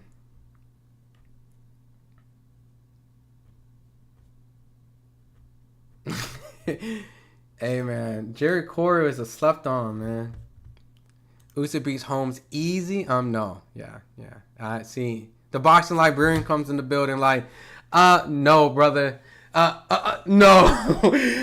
No. That's what I'm saying. Like, dude, I spent a whole fucking month of my entire life, because I wasn't born in the 80s, like, fully indulging in Larry Holmes' opponents and him. And there's no way.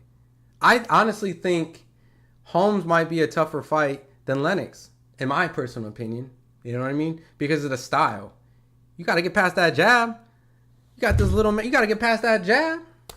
You got to get past that jab, brother. Larry gonna jab the shit out of you. And usually what floored Holmes was power punchers. Winging power punchers that just, so, he would have took a chance, but, oh, man. I studied Holmes, man. He's one of the most disrespected heavyweights of all time. It's almost like when you talk about these type of conversations, Lennox always gets brought up, rightfully so, but he has a lot of sexy marquee names. Holyfield, Mike Tyson, etc. You know what I mean? Like David Tua. He has a Klitschko, Vitaly. He has essentially what like Floyd did. He beat a Canelo and dipped. He fought Vitaly and dipped. Like, so it's easy to remember that, but oh shit, post fight. I think we have some post fight stuff. I'm sorry, guys. We just went in this hard. All right, we got some post fight footage right here.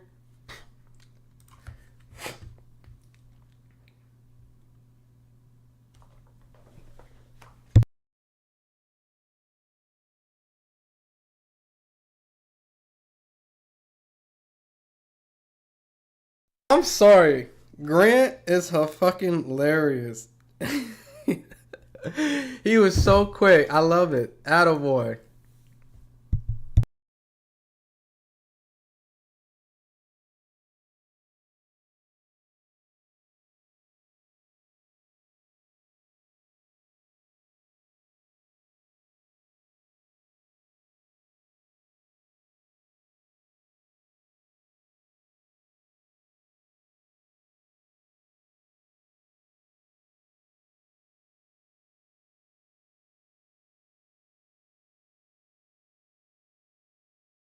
Quick for some people that don't understand that analogy. Larry Holmes fought a cruiserweight. My bad. A light heavyweight. That moved up. And ended up beating him twice in a row when he felt that he won both. So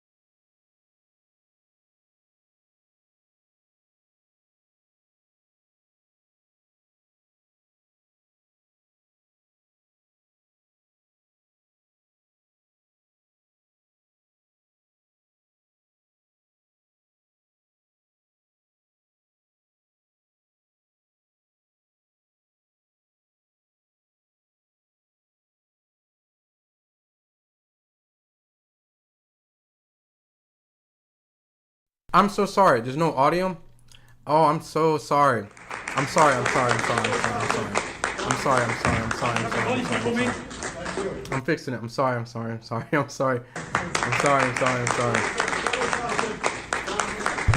everybody for coming. Appreciate it. I'm sure you've all got some questions, as have I. Fire away. Tyson, FightHype.com here, mate. First of all, congratulations on a great fight. Yeah. Going into the last round, was you confident that you were ahead? Yeah. I was quite confident. I thought I won that fight again. I think I've got Larry Owens here. I thought I've won both fights. But then again, I've gone home with 2 losses on my record now, so there's not much I can do about it. I can just fight my heart out and do the best I can. But again, I'll always believe until the day I die I won that fight. Did you feel that, this time you had him more on the back foot, you're a bit more aggressive? Aggressive on the back foot. I was on the front foot all night, yeah. Yep. Landing body and head. Listen, sometimes it's hard to score. Keep quiet at the back, please. Show some respect. Come on, guys! Come on! So obviously, you thought you were dictating the fight, which I thought you did too. I had you winning 7 rounds to 5. I think a lot of people did as well. Same score. Frank had me 3 or 4 rounds up. Yeah. A lot of people had me at least 2. I just don't know. Listen, it is what it is. I'm not going to cry over spilled milk. It's happened now.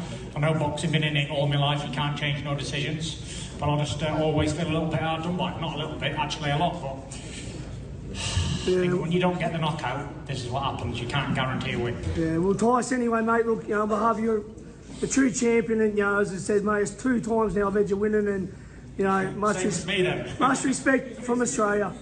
If anybody's seen Thank you. God bless you. do you mind keeping quiet? This is Tyson talk.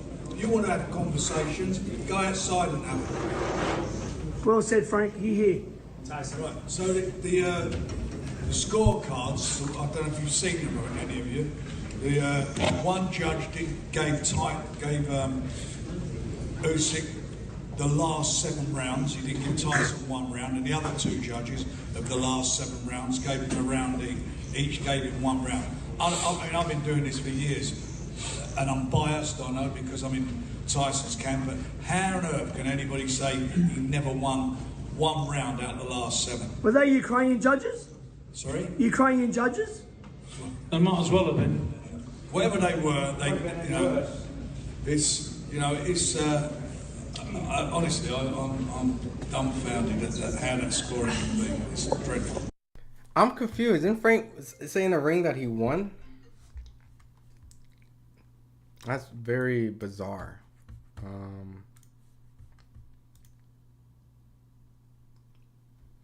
Let's see. Sorry.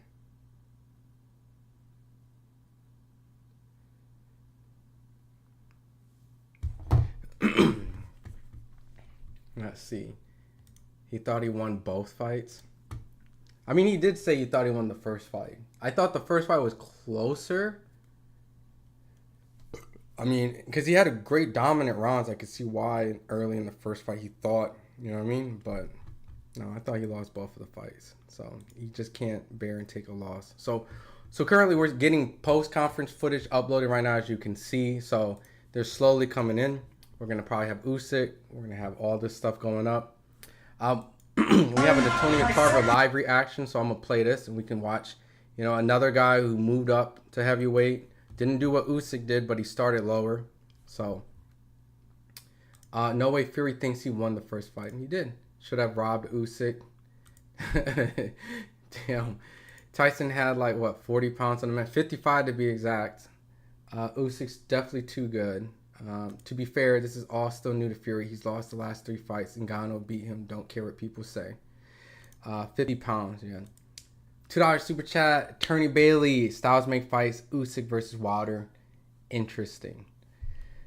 Usyk was better in all departments. Yeah, I agree with that. He's still getting used to the idea of losing, understand what to say and do what he loses a fight. I mean, as a fighter, you fight your heart out. So at the end of the day, like you said, he's still trying to adjust. He's trying to figure it out. So, there's he's had moments in there. You know what I mean? And I scored an 8-4. So, You know, maybe he thought he won an extra round or two. Like, there could have been, you know, in his mind a couple rounds where he felt I hurt him more than he hurt me.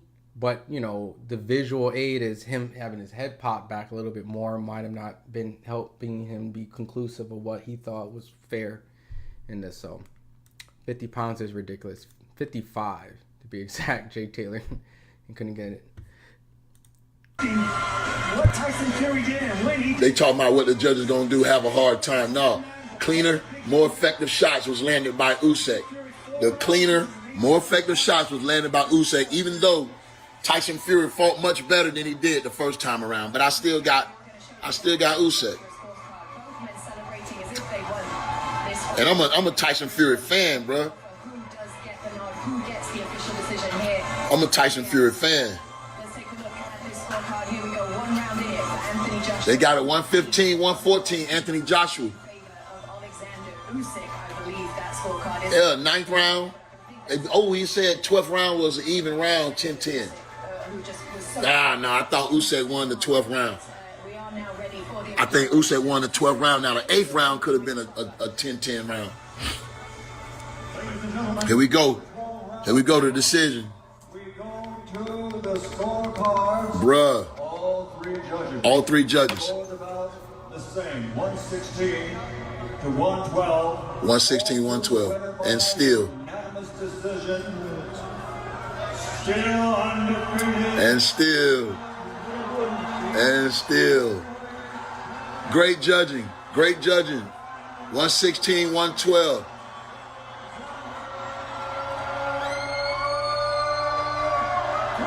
Tyson Fury fought much better, but Usyk still won more rounds. I think that's how you sum it up. Where they go from here, like I said, man, Usyk done did everything he could do. You know what I mean? I wouldn't be surprised if he called it a career, man, wrapped it up. The same result, but it is wider. 116, 112. 116, 112. All three of us felt Usyk won it. Tight, competitive rounds, Barry and Darren, but he deserves it. Yeah, he does it. That's the same score. Yeah, it wasn't no controversy in that one, man. That's fair scoring. Fair scoring. I'm curious to see what AI had. I'm curious to see what AI had. Hey, man, I hope you guys enjoyed the live Tarver's Take. You feel me? I appreciate you guys tapping in. But Usyk, just a world great.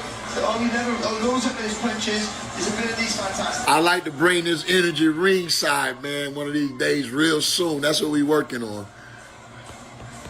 But stay tuned for Tarver's Take, man. The recap gonna be pretty much what I discussed tonight. You feel me? I'm gonna do that probably tomorrow. I'm getting ready to get out of here, man. I gotta go to a Christmas party tonight. I'm just waving back at my people that took the time to wave at me, man. I appreciate it. Happy holidays to everyone, man. Be blessed.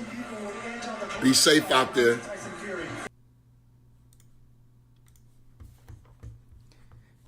Yeah, I think it's fair. I think it's been consistent what everyone's saying. I have to go on Twitter to look a little bit more. But it's harder to see it until you see the footage. I think that's why people feel differently live.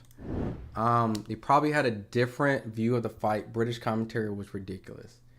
Yeah, I didn't really listen to the commentary. You know, I was obviously here, but you know, it's always different when you see it in person. But I don't know. Like, you got to keep in mind, everyone keeps saying like, is this like a Ukrainian fix? But I think what's also like what people have to be in consideration is like, a lot of this is like British broadcasting. British fighters that used to fight, who fought Usyk. I saw apparently AJ had a scorecard. British commentary. Eddie Hearn said that he's rooting for Fury. So there is probably bias there too. And, you know, at the end of the day, like if you watch boxing, you know, it's easy to be engulfed into your own bias for a certain degree. But eventually the truth settles in. Like, if you're a legit boxing fan, no matter how much you try to deny your pick that you had or the person you thought was going to win or whatever the case is, like I said, I came into this fight saying that my head pick it's going to be Usyk. Like, if I told you to bet money, is Usyk. Is a head. That's the head pick. He should be the favorite. But sometimes you get a feeling in heavyweight, and I went with a feeling, which, you know, Fury attempted and tried, just wasn't good enough. And you can't deny what you see. You can lie to yourself. You can lie to people. You can try to make a case for somebody. I made a case for Fury and gave him 2 of my swing rounds. I could have fucking said 10-2 to be the ultimate hater, right? But I knew that wasn't fair. I didn't think, all right, 2 of these swing, there has to be Fury swing rounds in one of these or 2. So I gave them to him. And sure enough, I got the same one that they did. So ultimately, that's me giving Fury the benefit of the doubt, really trying to honestly see every different type of perspective and score for both. And I thought it was fair. I think Fury got a fair shake with the 4 rounds he got from the judges. And if he got one more, then cool, you know. But looking at Usyk, you can pressure him as long as you can, clip him, get him from the body, but he will always come back 10 times harder. Just the determination, grit, and mental discipline too. It's the grit. We talked about this the other day, Khan. That man walks through fire barefoot. You're going to have to kill this man. He does not change facial expressions in the heat of battle. He does not change strategy. He does not do anything. He comes to win. And he show what a winner does. Win, win, win, win, win. This dude constantly wins. And he wins at the highest level in all different type of stages of his career. The highs of the high. Every time it's to come to the plate and swing and hit, he knocks it out the park. It's not even a question how consistent he is. So, you know, you got to look into that. We all saw the fix was in. What fix? Fury's good. Usyk just leveled up a bit more. Fury knew his game had to improve. Usyk wasn't going to stand still and watch Fury out-train him. I'm a Brit, and there's a level of bias in our favor. Even when breaking down the stats live on air, they were trying to say Usyk's stats were better because he was throwing more body shots, but that Fury's was boxing better overall. Body shots add up, to be honest. Yeah, they do add up. He was landing a lot of solid body shots. And I know that there's a British fighter and there's British bias and things like that. I think British fans can be delusional, just like American fans can be delusional. But there's British fans can be some of the most intelligent boxing fans out there. And I already see the split in opinions. You know, you got the fans, but then you got your boxing fans. And it seems like the British boxing fans have came to terms like the right person won. You know, the Mexican fan base, similar. You know, Puerto Rican, similar. They're going to tell you if you lost, even if you're your countryman. So, we just can't really just fall into that trap, in my personal opinion. Hey, yo, get out of my stream. Get out of my stream, bro. Get out of my stream, E. Get out of my stream. You know I had a pick against him one more time for good old times. Watch the time. Listen, E. The time I pick Usyk is when he loses. So I'm going to keep picking Usyk to lose so he can keep winning. I'm doing him a favor. You get what I'm saying? I'm giving Usyk my energy, right? My energy. Look, I know you came in late. I said throughout the week that my mind is telling me Usyk, the betting line should have him as the favorite. Everything screaming Usyk.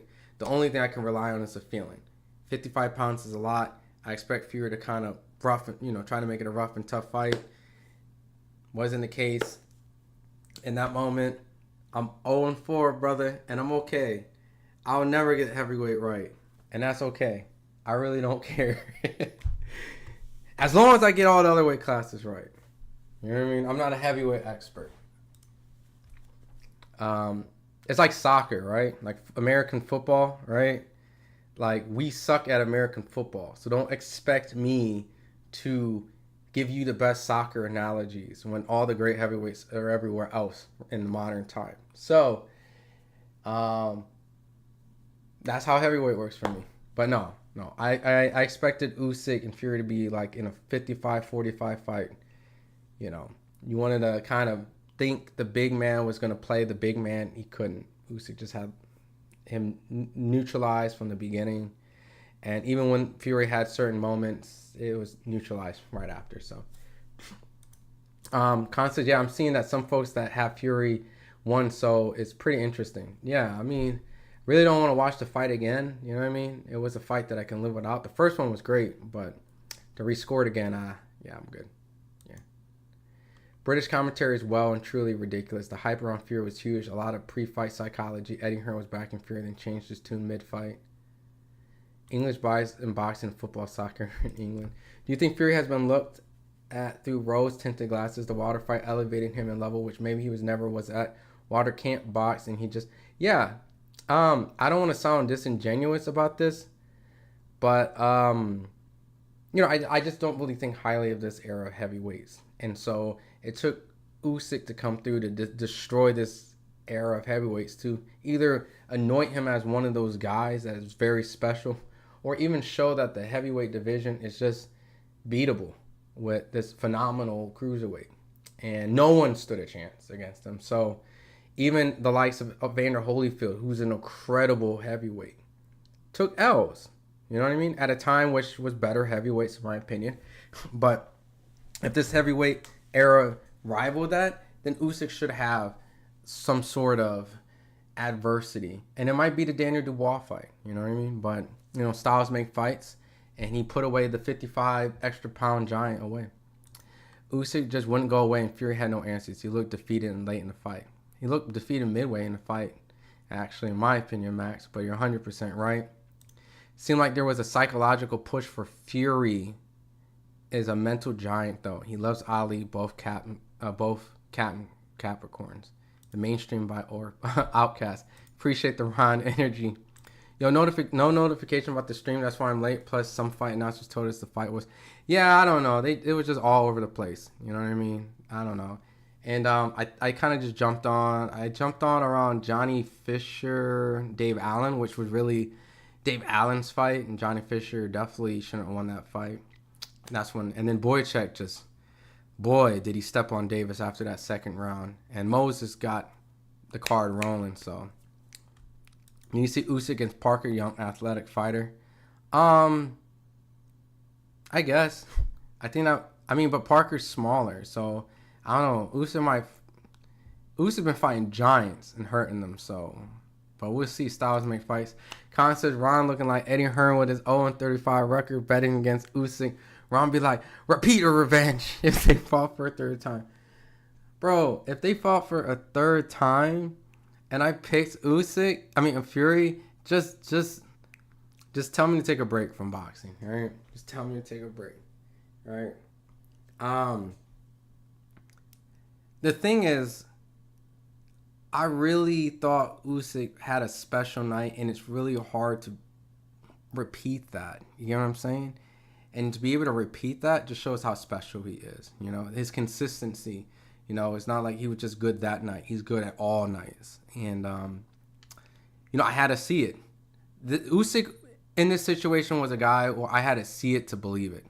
And I believe it. I genuinely believe it. And I have nothing but positivity prior to this fight because I said he was my pound for pound. As goofy as that sounds, to say someone's like your pound for pound, you know. Interchangeable between Crawford, you know, it depends on what you like, or anyway. But, you know, I recognize him moving up and fighting a big guy like Fury warranted that type of achievement in my books. And, you know, this only pushes it further. And it would take Crawford to beat like a Canelo to massively dethrone this. So, you know, it's a tough task, you know. I could have... Like, it's like a lot of people have Crawford. Like, Usyk has Crawford as his pound for pound, you know, in his eyes. So, Canelo's a tall task to ask for Crawford. So, a lot of people who do have Crawford for pound might not feel like he beats Canelo. And in this case, it's just one of those situations where it's like pound for pound, but does he beat this massive giant? And he proved it tonight. So, Well said, buddy. These guys are nothing. Bacoli's a beast currently. Nobody want to fight Bacoli. Bacoli has the style. That style. You know. Now, can he beat Usyk? You know, we'll see. Right? Usyk has been consistent on all these type of levels. But Bacoli's style, strong, offensive counter puncher, not afraid to trade, walk down all night. That's the style. That's the style that Usyk needs to face, you know, tonight. And Fury couldn't do it. So, and when I say couldn't do it, I'm not saying that Fury didn't do it. Maybe Usyk neutralized him. So I'm giving him credit. Where these heavyweights would have been marginal when you had Ali, Foreman, Frazier, Norton, Lyle. So many big punches with heart below them. TM, you thought Fury won? What was your scorecard? Because I had 8-4. You know? I'm trying to understand the Fury 1 perspective. So, Usyk seems always be fighting for greater purpose internally. Can't wait. Yeah, I agree. It's something possessing him. Can't wait till the Masters English and gets rid of that baritone lunch style before he speaks. Crawford would beat Canelo as long as he don't get caught early. Yeah, you know, and that's the type of performance Usyk put on tonight. And if Crawford can match that, I mean, we're watching modern greats then, you know. Like, Usyk's a great, all-time great. D says, I agree. Usyk feels like he's still getting better and pushing higher. When Fury fights, it's like he's trying to go back to his peak of better days and falling short. You know, I said this yesterday. I felt like Fury was trying to enter a darker space, kind of enter, like you exactly said, back into that well where he dug deep for the Wilder fights, and it just couldn't happen. You know, the saying over and over, it's not my saying, it's cliche, everyone always says it, but you know, how many times can you go to the well before the well dries up? And you keep going to it over and over and over, and you finally go and essentially, when you should have been kind of storing water or collecting water, right, in other aspects, you just go to the well and pick up. Next you know, there's nothing left in there. You know what I mean? And you just can't continuously rely on that. And this was a time now where when he tried, he fell short. Usyk's just a beast, you know? You know, and he's been through a lot of wars, you know what I mean? And it's nothing to take away from Fury. Fury's continuously fought good competition, you know, strong competition. 3 fights with Wilder would do it to you, regardless of his style and technique. Bro, I was at Wilder Fury 2 and 3. Wilder hits like a motherfucker. I've been at Brazil. I thought he killed Brazil in Barclays Center, beating the shit out of Ortiz. Like, Wilder is scary. And regardless of his lack of technique, he took punishment to those 3 fights. He took punishment in the Francis fight, as weird as to say. He took punishment in the Otto Wallin fight. He got dropped by Steve Cunningham. It's just, it wears on you. You know what I mean? So, and Usyk is an accurate puncher. You saw hurt him too in the last fight. So you're taking all that, you know. Fury doesn't seem to be all in anymore. He seems himself as accomplished king and doesn't need to beat Usyk to think he's rougher and tougher guy. We'll see in hindsight, you know, when time goes on, because I know, you know, he's dealt with a lot of mental issues. So we'll see how the loss affects him. You know, winning would have probably helped, but we'll see over time. Hopefully, he finds peace, doesn't overstay his welcome in boxing, because you know, you don't want to see guys get hurt.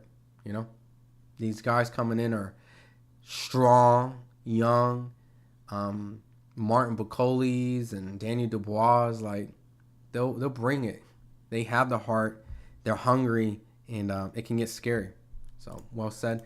Looking like we may get Fury AJ next, though. I wouldn't mind either. Go against Big Bang, especially against Fury, my lord, fireworks.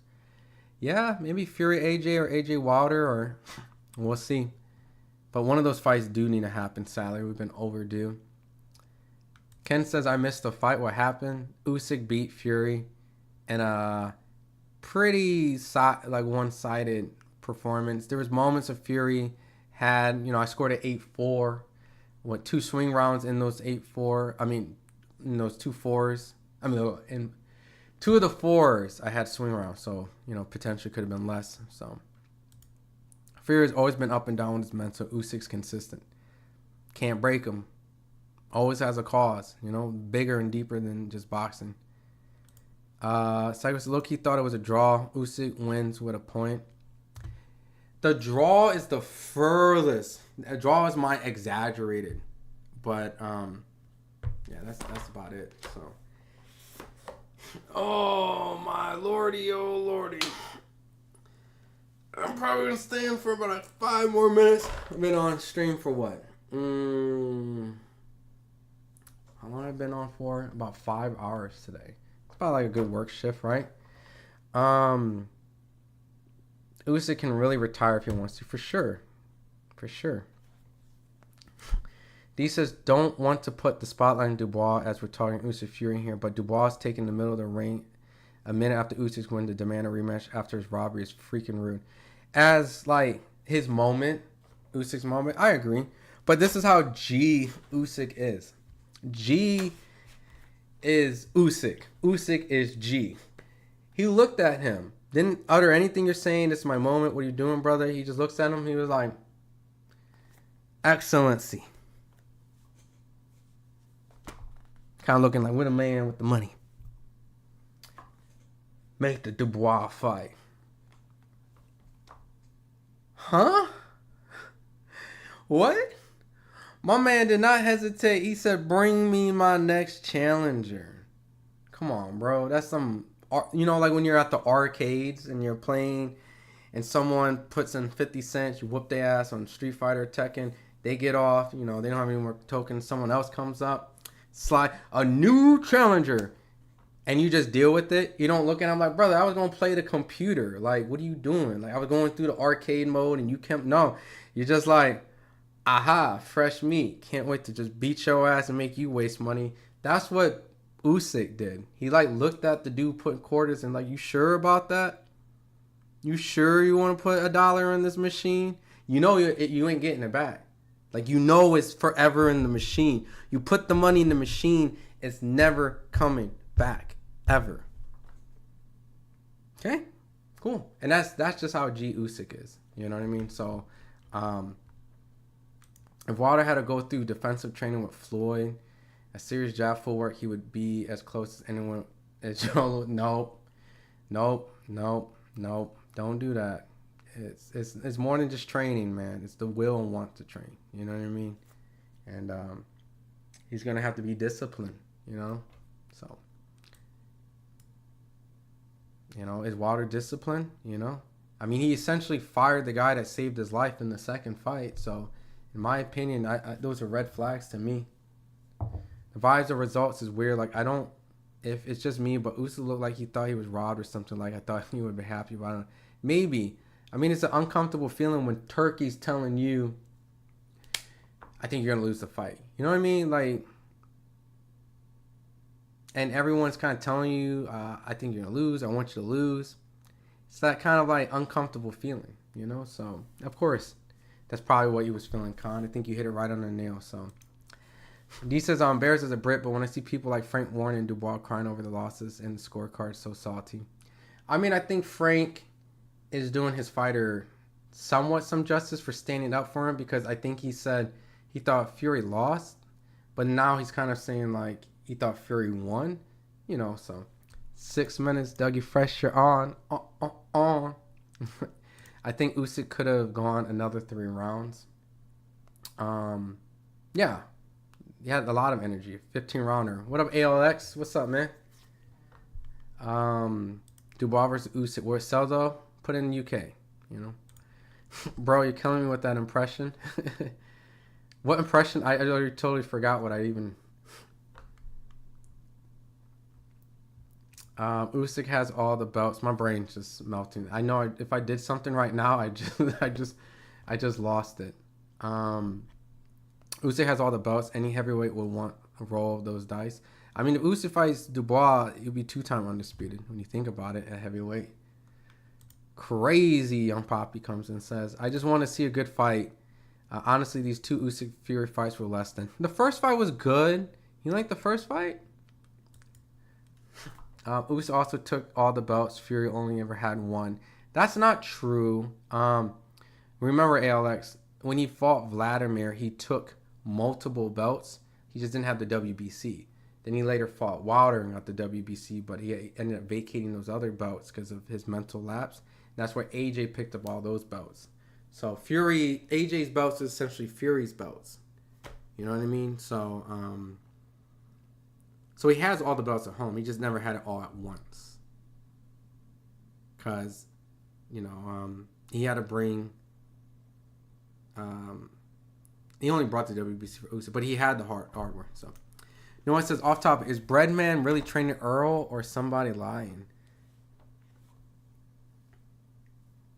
I mean, I don't know. I mean, I can hit up Breadman. Like I got his number. You know what I mean? So I just did a whole bunch of interviews with him, Noah, as you just saw. So if he does, I'll make sure I do an interview right away. He's training Earl, so if he's training Earl, I'm gonna get Breadman on the phone. Like, we gotta do an exclusive. So Usyk's gas tank is crazy though. It is insane.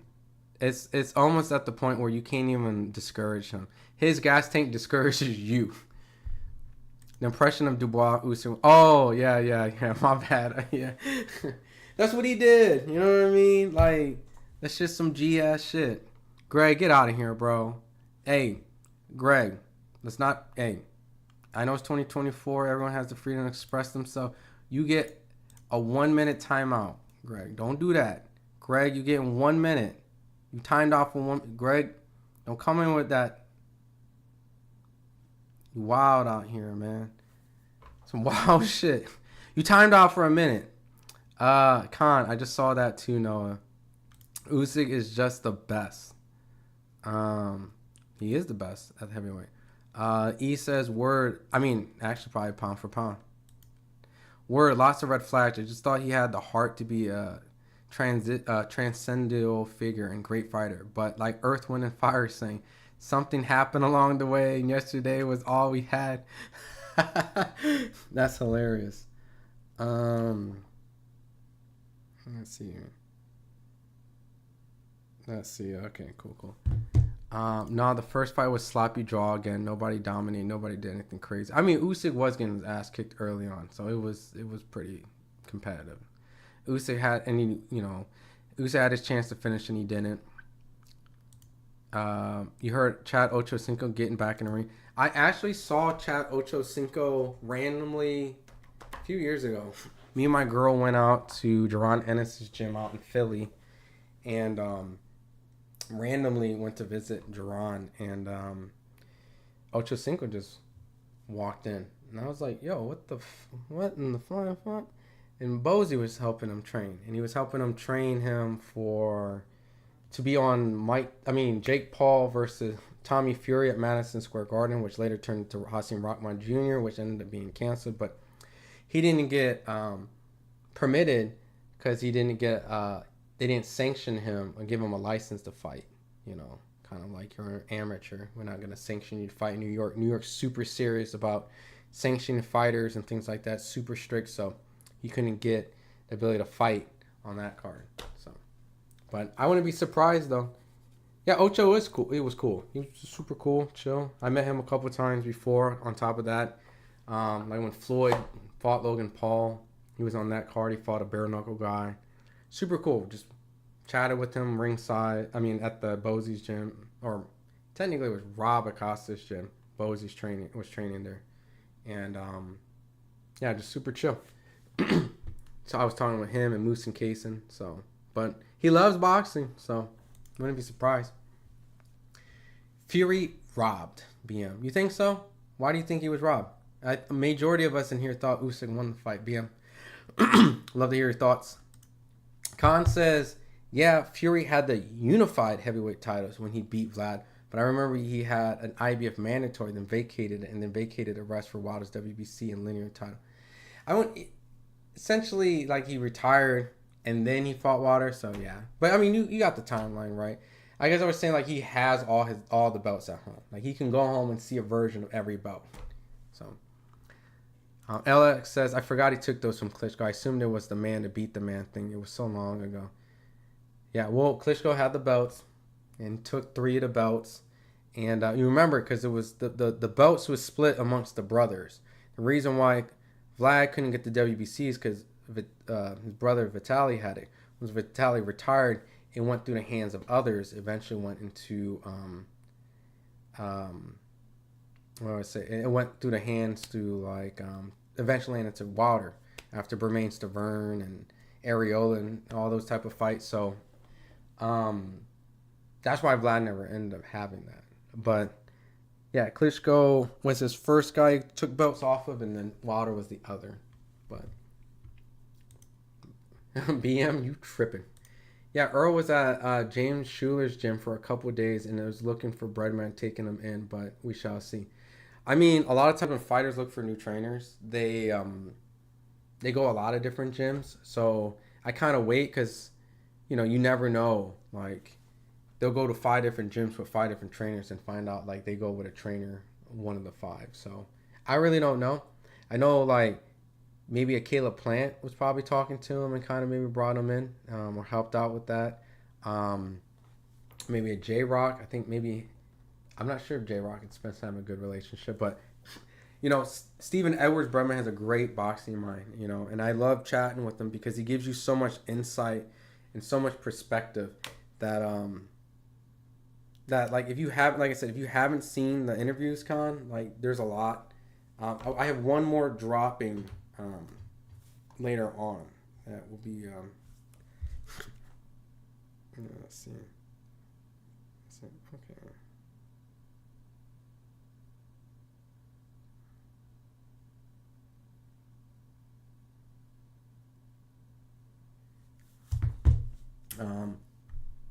But yeah, we'll see. I think it'll be interesting. Who's the coolest cat you met, like as a boxer or just like a celebrity? Alex says, I was in Southpaw TV's live during the fight. Most of the chat thought Fury was winning and then switched up. I'm trying to think. Was it? I don't know. I don't think I've ever had a point in the fight where I had Fury winning. So, but it's a matter of opinion. You know what I mean? So I'm not gonna knock people's opinions. I just really thought Usyk was in control since the first round. So he was never behind. What was your scorecard, Batty Man? Mine was 8-4. I had 8-4. Fury didn't dominate the fight like he promised, and the champ held firm. I think John David Jackson would be great for Earl. I was actually been thinking about reaching out to John David Jackson to do some interviews because we've had some really good sit downs, and I've been on this like kick of like doing interviews with a lot of trainers recently. Been talking to a lot over the phone, so maybe I'll do that for you, Noah. Maybe keep an eye out. Maybe I'll ask him would he ever consider training Earl Spence. Right? So I'll shout you out in that too. Let me make a mental note of that.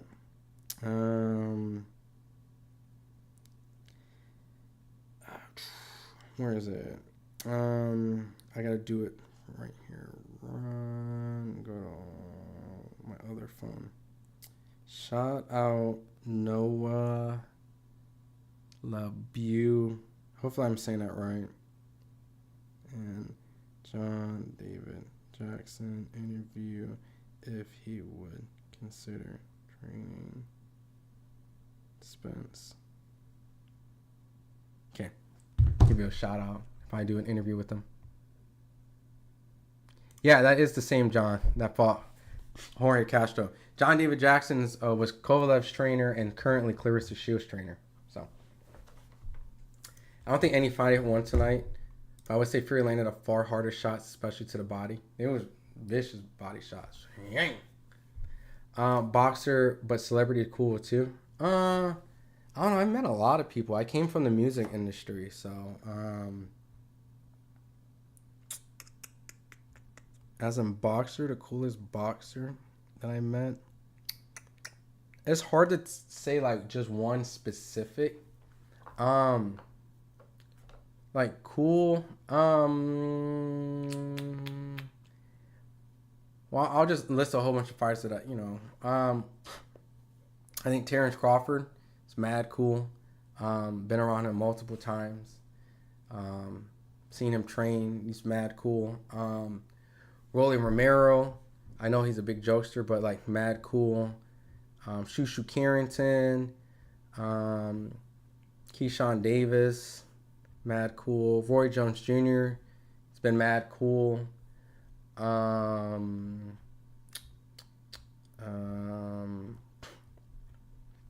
to go down the pipe. Just the laundry list of names. I'm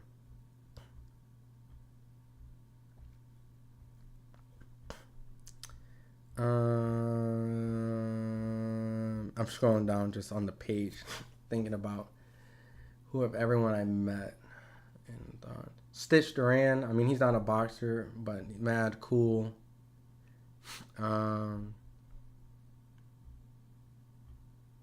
Yeah, just so many. De La Hoya's mad cool too. Like, fuck what people say.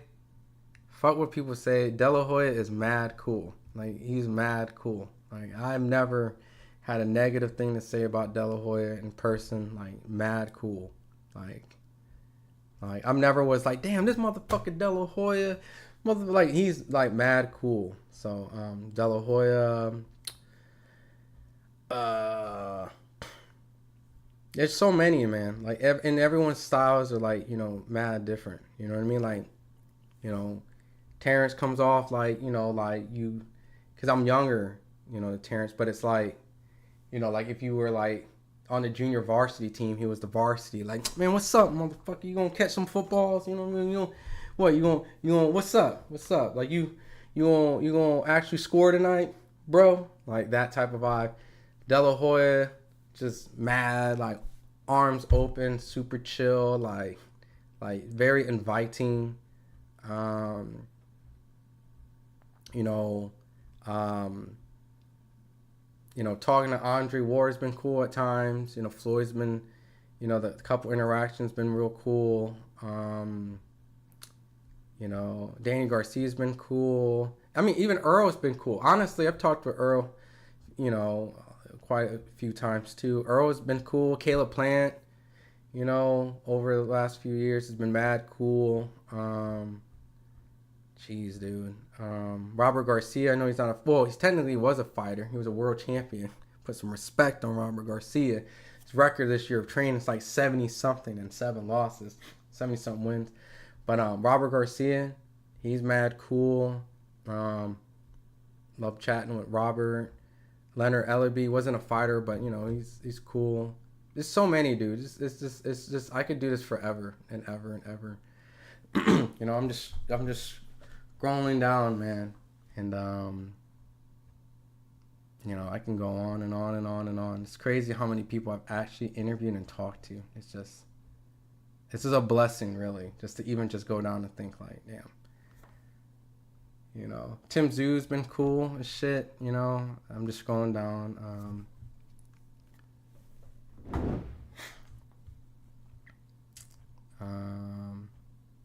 Yeah, I can do this. And I've practically talked to a lot of these guys. And just because I don't say certain people's names while I'm scrolling, don't mean like they're not cool. It's just like, you know, Blair Cobbs is cool. Just my my own relationship and interactions is what I speak on and just going off of. Yeah, so anyways, like I said, I'm gonna pause right there and let's see. I thought it was crazy to think Usyk was winning most of the fight. You weren't. I thought Usyk was winning most of the fight. Yeah, he fought Jorge. John David Jackson was a friend of mine. Jeff Johnson started training in Jeff Johnson's gym when they were young. Word? Ask John about that fight. Let me screenshot that. Because I was actually thinking about hitting him up about maybe... Let me do that. Like, I haven't actually had like a legit sit down... I mean, there would probably be a Zoom with John. The last time I saw John David Jackson was I went out to Michigan for a Clarissa Shields media workout when she was fighting. I can't remember who she was fighting. But, yeah. It was actually one of my Facebook pictures, me and John David Jackson. But, yeah, it's been a hot minute since... We need to get some John David Jackson up on here. Yeah, it's been a minute. This sit down right here was 5 years ago.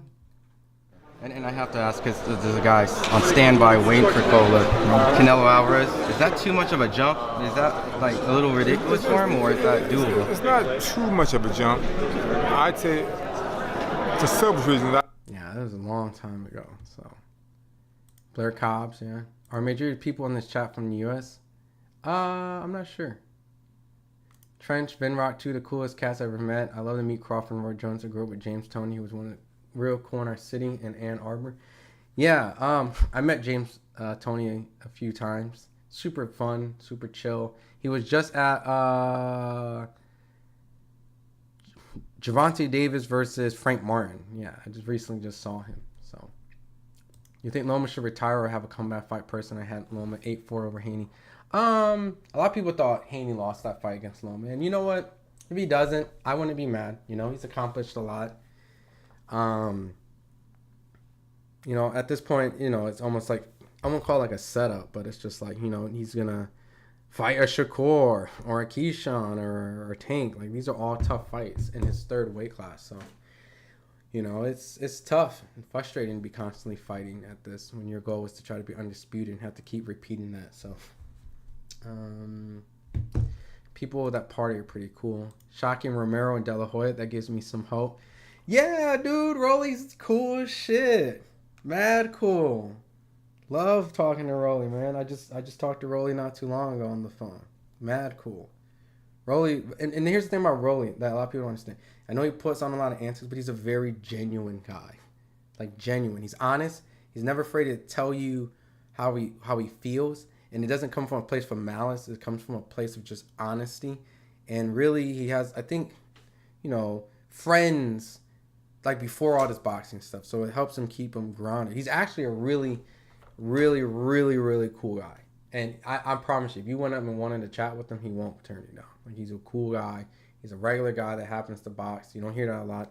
And then De La Hoya, you know, I'm not saying it's like De La Hoya's need to be like well loved and liked, because I don't really think he's in that phase. I think he's at a point where, like, deal with me or fuck you. I don't care. But I think he's happy.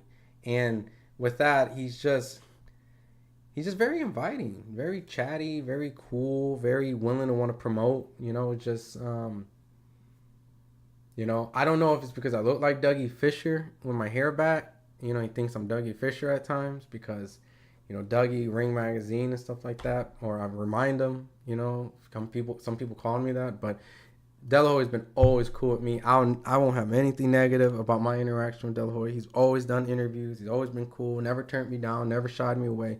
Always made sure mad cool. Always answers my questions. Never shies away. Yeah. Really cool guy. Mr. Leonard Irby has to be on the list. He just that swag, man, for sure. Leonard's another guy that's always been super cool with me and always showed me a lot of love. Obviously, you know, he shows FightHype a lot of love. So, you know, but outside of that, you know, Leonard's been super fair with me, you know, and I've been fair with him. I think that's where our respect level. But he's also a cool guy, you know, so won't have anything negative about him either. And even if I had something negative to say about someone, I wouldn't address it out, like, you know what I mean? Thoughts, it too must fight next coming up British. You know, just slowly step up. Maybe he can fight Johnny Fisher, right? Because that shit was a bunch of bullshit today, BM. You know, I thought Dave Allen won the fight, even though I thought Fisher was supposed to win. But maybe Johnny Fisher and Moses could fight, right? Only makes sense. Wow, maybe you just have an effect on people too? No. Well, I mean, I have some fighters that I don't get along with, and I have some fighters that don't like me for X, Y, and Z. But, you know, I squashed those situations and got, you know, worked those things out. But no, it does not mean I have an effect on people. Sometimes I don't have, my effect is the opposite in rough, sometimes the opposite way. So, but you can't make everyone happy. So you just got to be yourself. And that's all I work on. Myself. You like me, like me. If you don't, you don't. Whatever. At the end of the day, I can still cover you, and you can still, you know, not want to talk to me. It's perfectly fine. I can still cover boxing without engaging with you. So, but that's not my goal. It's the beef. So, and I pretty much can count on my hands I don't even think I have a current beef with anyone, so I think I'm good. Is there maybe some that I'm annoyed with, but beefing? No. So, no. We good. This hand, I think this year was probably like this. And I managed to get it down. So, I had one that was lingering really hard. So, anyways. And no, you can't guess it. While maybe have interesting listening to you watching this stream because the overwhelming majority in UK had Fury winning, including basically all the pundits, commentary, and teams. I mean, what'd you have, Danny? Like, all the scorecards had it Fury 2 on British TV. Yeah, I don't know. I really thought Usyk won. Like, I don't know. Let me. I would have to see what some American pundits say. Like, see, Shakur picked Fury, right? See, Shakur picked Fury like I did, and he said, "My apologies, Usyk, you different." He's an American, right? So, Crawford obviously congratulations. Usyk happy for you. I'm sure Crawford already picked Usyk. Well, actually, I don't know. He likes both guys. He has a good relationship with both. Tyson Fury is some man. Anyone else against that version of Tyson gets smoked very close. So enjoyable. Yeah. So Conor McGregor. Yeah. I just I don't know. It's definitely a bias, right? Because it'd be great for Fury to win and take the legacy fight into a trilogy, but I would have to see. I would have to see what they saw, but what I saw without commentary on was Usyk won. I didn't have any influence. It was dead silence. I was watching a fight by my own standards, so. And I did see their scorecard constantly popping up, and I didn't agree with it. Fury looked better than the fight that last, in my opinion, Danny. But yeah, the commentators were off Fury. Well, good thing I didn't listen to that shit. I would have been like, what are they even talking about? All scorecards had it Fury 2 on British TV. Dope life, you making music? Yeah, I used to be heavy into the music industry. I used to be a DJ and wanted to pursue like a music career, but I kind of chose another path, and obviously you can see what that other path is. So I think it's for the better. Be free 2025. I know. I feel like 2024 is be free right now. But honestly, I feel like in 2025, I feel like I'm going to ignite some fires because I'm doing these lives more. So personally, I think that I'm going to probably get some people's feelings hurt because nobody likes to have someone speak in a way, which I don't think I speak disrespectfully. I just speak honestly, and that can hurt feelings. So I had Fury winning, but not much. But all my friends in group chats also had Fury winning. Maybe we're subconsciously influenced by UK media and commentary teams on the screen and scorecard. Maybe, or maybe we just like different things. You know what I mean?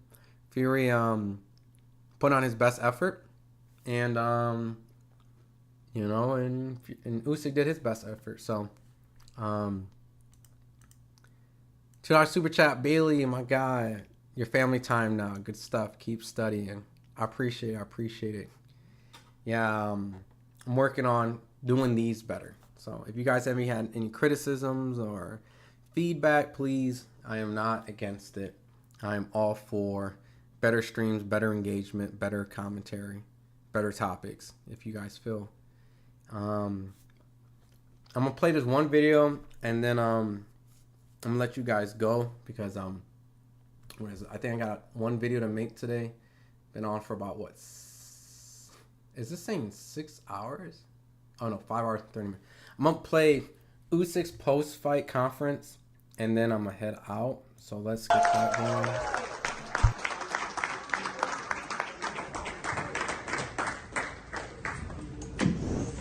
Good evening, ladies and gentlemen. Again, here we go. Here we go again. Let the best man win again, and here he comes. The best man in boxing. You are welcome to talk to him. Oleksandr, FightHype.com. Going into the last round, did you feel like you was in front of the fight? And Second question, was this a tougher fight than the first fight for you? One question, Ron. Can you ask? I consider this is the perfect moment. No, this is the perfect moment to go to sleep. Can you ask the question once again, but without the Irish accent? Australian. Okay, so FightHype.com here. Did you going into the last round? Was you sure that you were ahead on points? Was you comfortable that you were winning the fight going into round 12? Ти коли підходив до 12 раунду, ти мав впевнення, що ти виграєш за очками? I don't think about it. I'm just boxing. I'm just continue my plan. What say Yuri, my coach? You know. Yeah. So, Он спрашивал еще один вопрос. Был этот поединок тяжелее, чем первый? Или... No, its fight was Easy. easy. Not easy, but not easy. Easier. easier than the first one. Yeah. Thank you very much. And congratulations too. Mike. Hey, congratulations on another great performance. You're clearly the best fighter in the world, regardless of weight. And look, afterward, Tyson Fury kissed your head and you were complimentary of him. Do you feel some sort of connection to Tyson Fury after 2 amazing fights in 24 rounds? Привітання, Тайсон Ф'юрі тебе поцілував, тебе обнялися, була дуже дружня атмосфера. Чи відчуваєш ти якийсь зв'язок із Тайсоном Ф'юрі після 24 раундів в ринку разом? This is my best friend. Yeah. I very respect this guy because I think it's very tough my opponent. Tyson Fury make me strong. Tyson Fury continue not like motivated for me, but Tyson is a great opponent. It's a big man. It's a tough boxer. It's a good man. Tyson a lot of talk, yeah. It just show. I am very respect Tyson Fury. 24 rounds. Listen, now it's already history.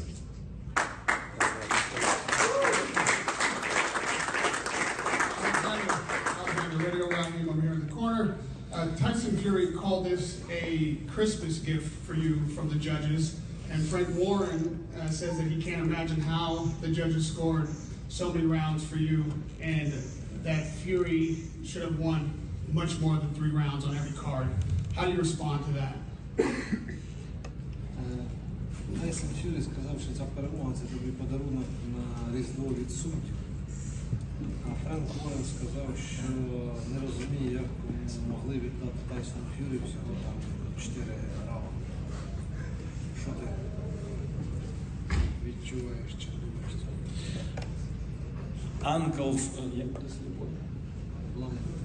Uncle Frank, I think blind. If Tyson says Christmas gift, okay, thank you God, not Tyson. Thank you God. Thank you my coach Yuri. Thank you my coach Kuba. Thank you my team. Listen, Frank crazy man, you know? I think. That's my opinion. Okay, no problem. I win. All right. Well, look, like I said, I see you say E says you're doing a great job, only getting better. Look, I appreciate it. I got some interviews to knock out tomorrow. I might maybe do a live tomorrow only because I have to schedule some of these interviews in. So I really don't know, right? And I might do some family time. But the lives are coming back this week. I took a little break. you know, from the Richardson Hitchin time. I was doing a lot of phone calls, working a lot of stuff. So, lives are back. Got some cool stuff working out. And as always, I really appreciate you guys supporting me. You know, you guys are really making this fun, easy, consistent. Knowing that you guys hop in and show me a bunch of love. And there might be more stuff dropping on FightHype, so just keep your eye out. There's videos, you know, all over the place. I'm sure there's so much content out there to consume if you need. But I think we pretty much hit about 80,000 views today off this stream. So incredible.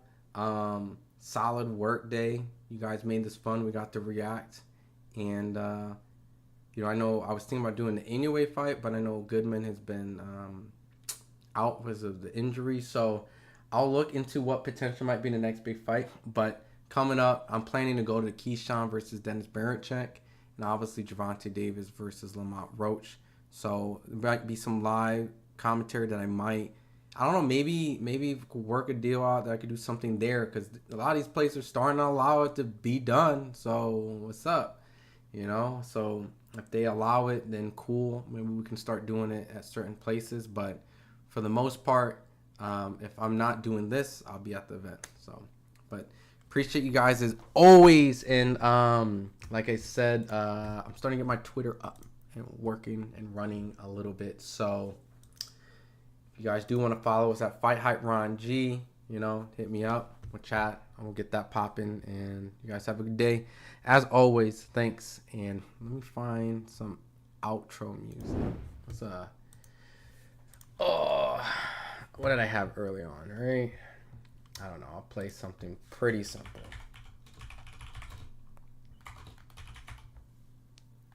Yeah. Can never go wrong with Street Fighter Select music, right? All right. We gonna end it like this. There we go.